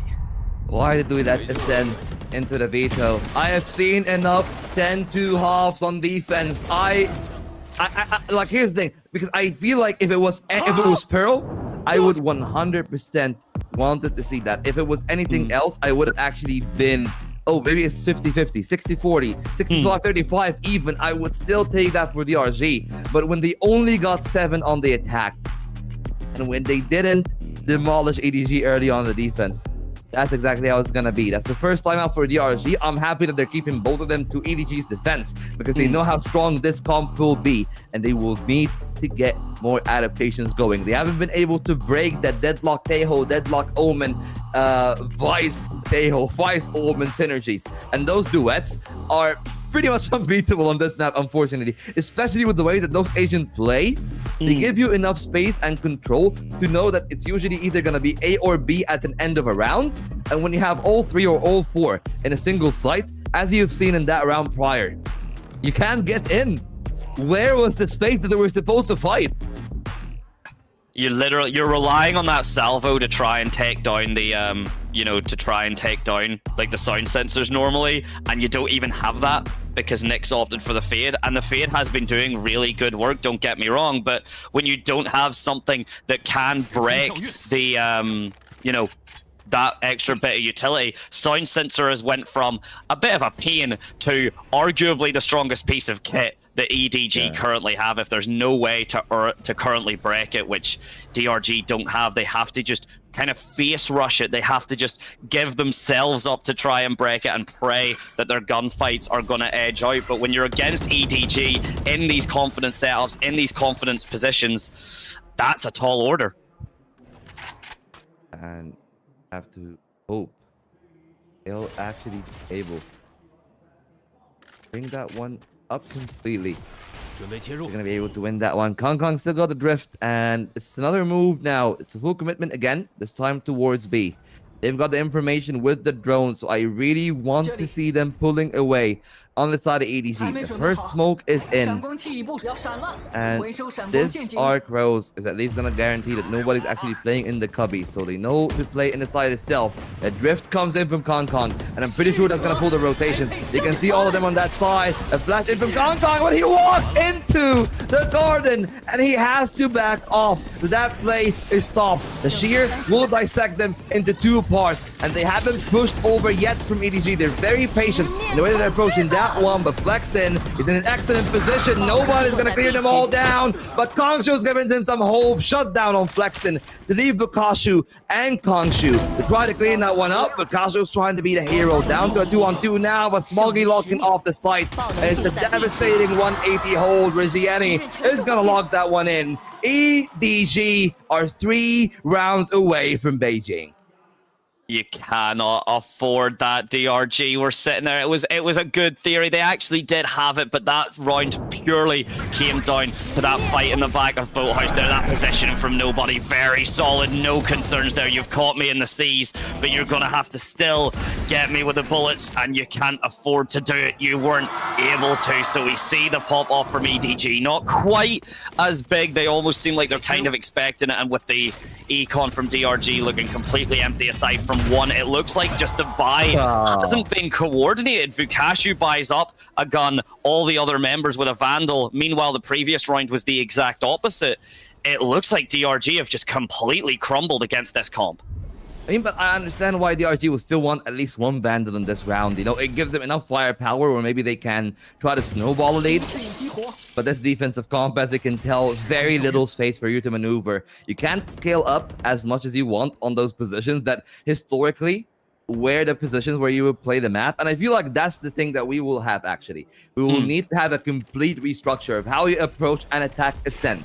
That hasn't been the case yet, and that's why this comp is winning and is eating pretty well. Kong to send over the fake out, but it's not being bought there by the DRG. They have their numbers towards the B split. Kong will be asked, but Smoggy will find Nick. That leaves 1 more player on that side, 2 for Smoggy, as they try to lock it off, but Flexin will keep the dream alive as Chongzu picks up a gun, and they're trying to keep the push on B a commitment, because the rotator's gonna come in eventually from the rest of EDG, but nobody's gonna lock that one down. 1 final player in the lane who will drop down to their imminent doom. They go for the tap, they force it up, but the Outlaw will be detained by EDG, and now they are reaching their end.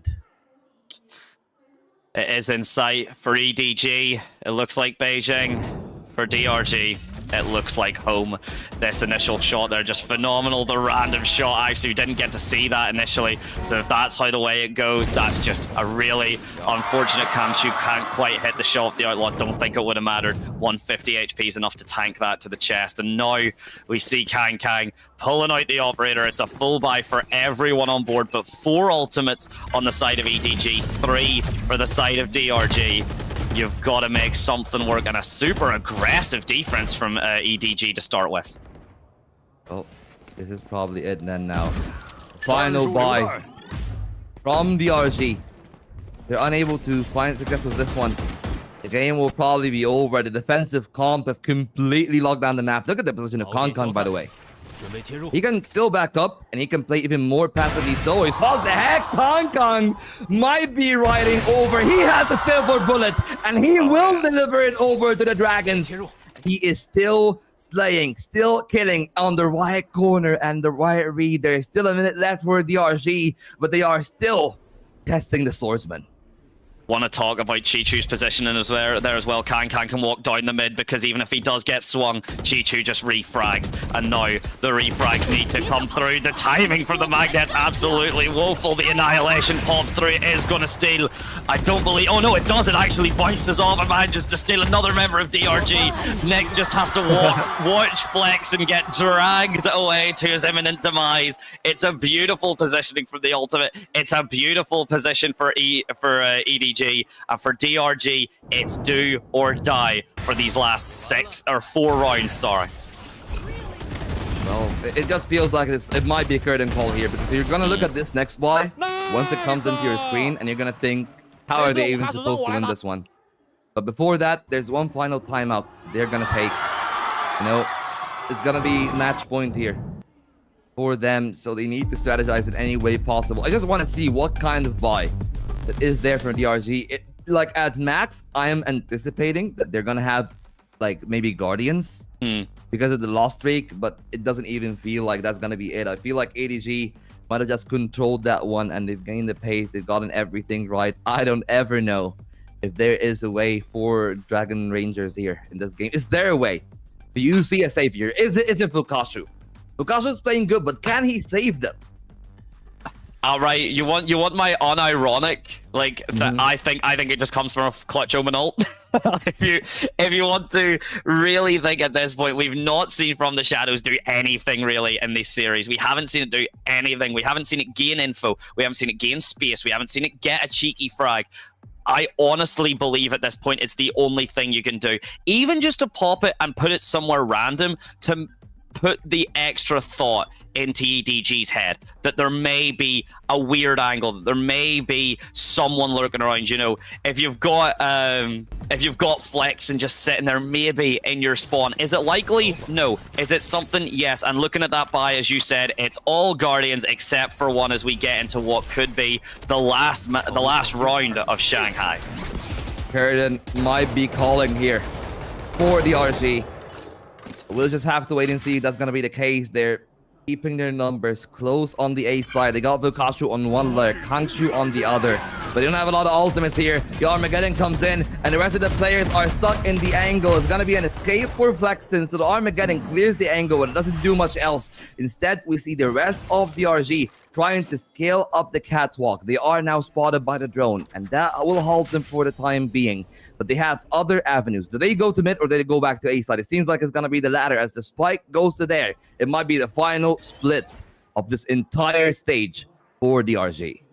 Oh, and if it does, there's a sound sensor. They know Deadlock's sitting there with the wall up. It's about to fade and crumble, but with two members in DRG still leaving towards that mid and with no real utility to deal with the sound sensors, we see Chichu here just sitting, holding, ready for the Steel Garden to get dropped should they need it. It all comes down to these mid lurks as so much utility is popped. The Yoru clone is able to cause quite a lot of it to go down with very little use, and here now the initial meet. Kangshu good for one, only good for as he pops out the snake bite to try and stop Jenny. The Steel Garden comes through, the TPs as well. The shots come through. It looks like it's leaning towards Smoggy. It's all green, it's all blue, it's all EDG here for you.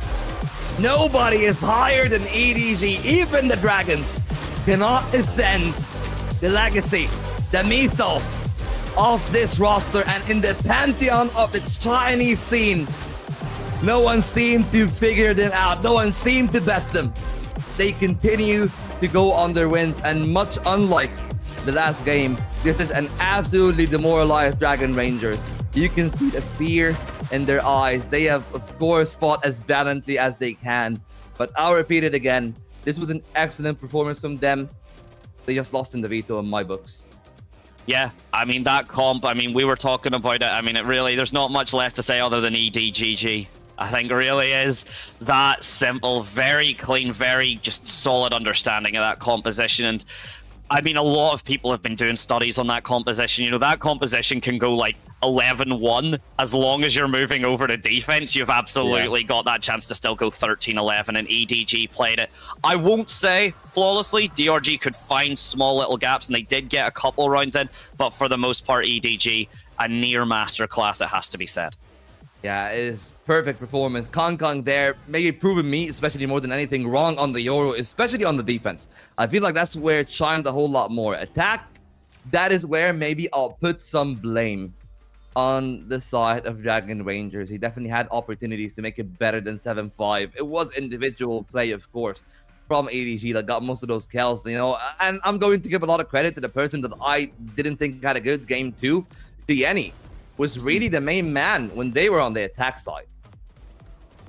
To go from, what was it, like a 7-19 Neon performance, something close to that, like to this level is absolutely insanity. And it might have just gone to show that, you know, it wasn't their day, or maybe like Neon's tough. Like, yes, okay, Neon's had has been strong and incredibly, pervasive, but Neon is tough. If you can't aim, if you can't get that slide, exactly correct, the relay bolts just don't work out, that position. It can be really difficult, and I'm sure we're about to hear how that'll work out for the teams in just a moment whenever we do get into their comms. But for the meantime, you still get to hear us yap for a minute or so. Well, I mean, the yapping will just prove to you one thing. If you're looking over those replays. Now we're on the defense side. Just look at the places where most of those duels are won and lost in the highlight package. It's like they don't even get to play the side. They don't get to play the post plants. They don't get to enter. And that's the power of that comp. Because while the other comp the Dragons are playing is very good once you play the post plant, if you never get there, it just doesn't work. I want to see what that conversion stat is, honestly, but we'll see that afterwards. Jump into the comms. 他们在谁？我看不到。我们 B 中空下来了。我给他扎一小心点。我给他扎吗？现在帮我扎吗？能看。走进来了，走进来了，走进来了，开口了。我 B 中有烟。战术榴弹。等一下，我没帮你架了。我帮他架。他想打我捆他。中原我在架。今点有人吃球了。着急不着。他双门有闪对吧？飞倒人多在这边，把中路堵住，他只能打 B。张昭，没事，张昭可以帮你推 B 中黑。 想提，我扎 B 冲黑了。好，我普烟，牛。费德也在，要打的。A 点来不了，他没闪光弹，他只有一个黑。架子，我在晃中，别，我站前点，可以，你帮我晃的。郑永康，你能看中吗？你是狙？我不看中吧。杰尼，你在那个啊，我看，周章，你回打狗行吗？杰尼，可以。他还有狗吗？是不是没了？我晃着看，进来一个，我有个闪。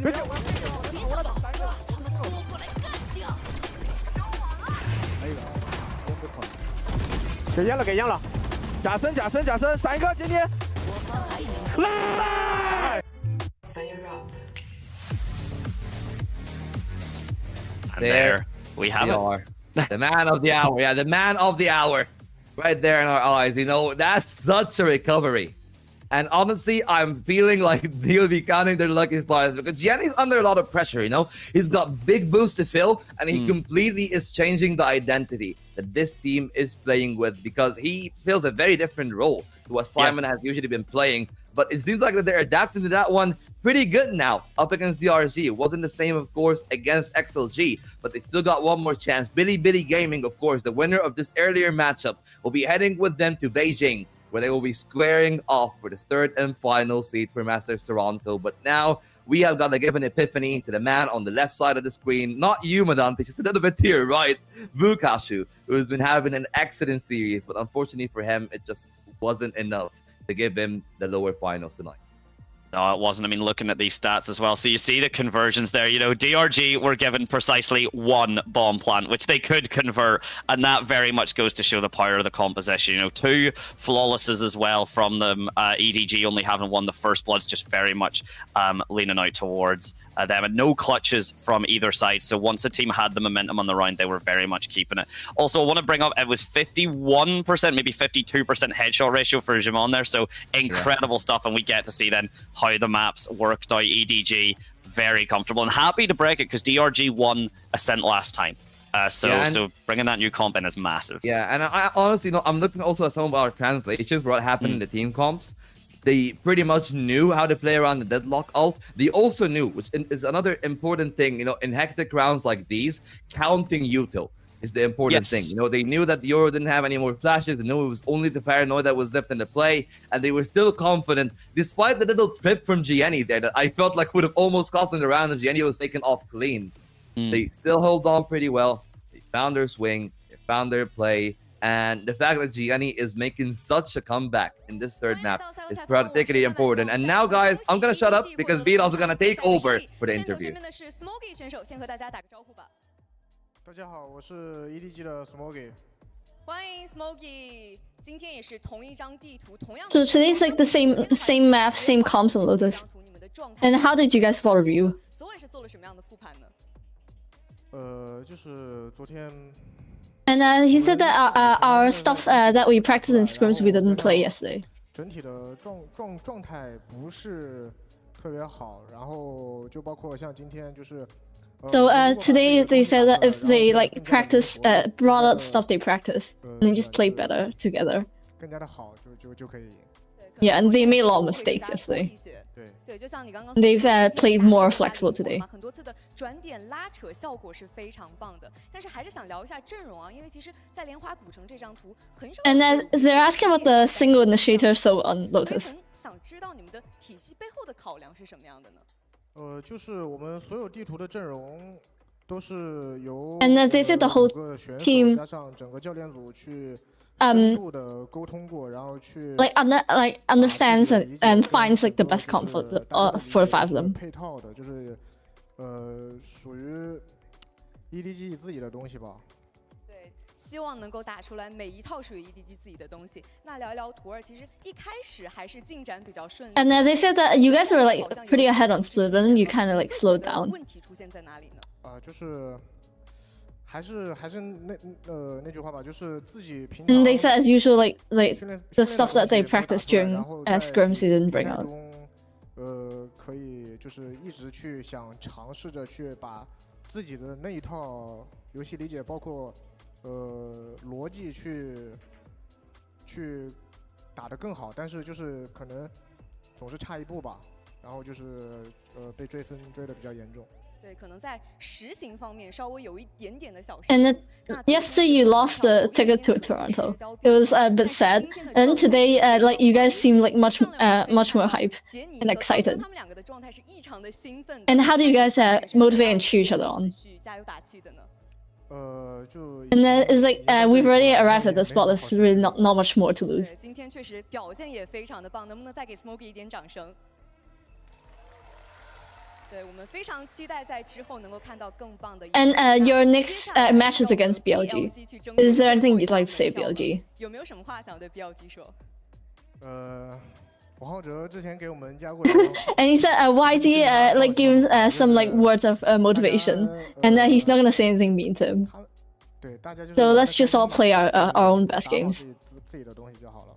对，非常期待两队能够在北京有更棒的。 And that's it for the interview. Sending it back to the casters. 采访到这里就全部结束了，接下来我们把时间交还给解说。 That's disgustingly wholesome. There's meant to be a bit. We're meant to be able to jump off in that and be like, "Oh, he said that," but you know what? Play your hearts out. Play your best games. Yeah, I said it earlier. It is a game at the end of the day, and the teams. If you're having fun and you keep that mental good, it makes life a lot easier. And that's what I tell you. That's what I love the most about EDG. This is like for me, like from someone who I've seen this a lot. That's why I like in my life the competition side. When you play sports, it's all fair. Inside the pitch, it's all fair inside the server in terms of a game of Valorant. But once you go out there, it's respect. And honestly, it's a lot of respect for DRG and Billy because both of them have been having a particularly immense season. DRG almost brought EDG to their knees. They almost knocked them out to the race to Toronto, and they still got one more game. Maybe you'll see a bit more sassy version of EDG once they guarantee, hey, at least you're making it to Toronto. Now we can have some fun. No, but that wasn't the shoulders off. Yeah, the chip is still on their shoulders, and it's pretty much really heavy on it as well. And that is the price of the crown that they are wearing here, Milan. Absolutely, but that is us. That is actually it, ladies and gentlemen, for Shanghai. So as Volt has so eloquently put, we will be moving on then now. It'll be Beijing. I believe that's in about, it's either the end of this month, so about 2 weeks or... It's on the 2nd, I believe. It's on the 2nd, okay, perfect. So just over a week then, about 10 days or so for us to get started then and for the teams to work out. Here is just a run through of your kind of top performers there. No surprise that it's BLG and Vukashu on there, of course, though. Shout out to Kankan, because the headshot percentage, I believe that is at the 32%. Actually, Levy is backing him up, and being on a Sentinel plus Duelist is interesting to get the headshot ratio that high.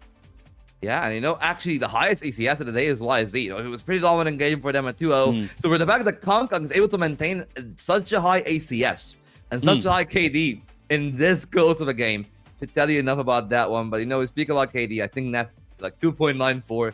Absolutely ridiculous. And this is what we have left, ladies and gentlemen. On the 2nd, we'll be having the 2 games between, first of all, BLG EDG on the lower side, Wolves XLG, and then the loser of that upper final will play against the team that will qualify to Toronto anyways. We'll have our 3 teams, but we'll have to crown a champion for the first stage of the VCT of China. The action is pretty much on heat. There is still one very important thing, though, that they'll have to work about. Oh, yeah, there is indeed. There's a lot. As champions as well as this, just as a quick heads up, they also do skip the playoffs.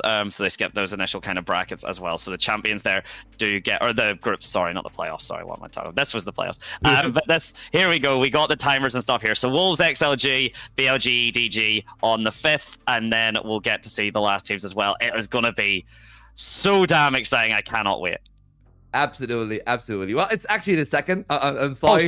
I'm reading it the wrong way. It's the other way around. Yeah. So basically, guys, I think that's it for us. Thank you so much, Medante. Also, a big thanks to BDOS that translated everything for us, even off camera. She was also translating the team comms and everything.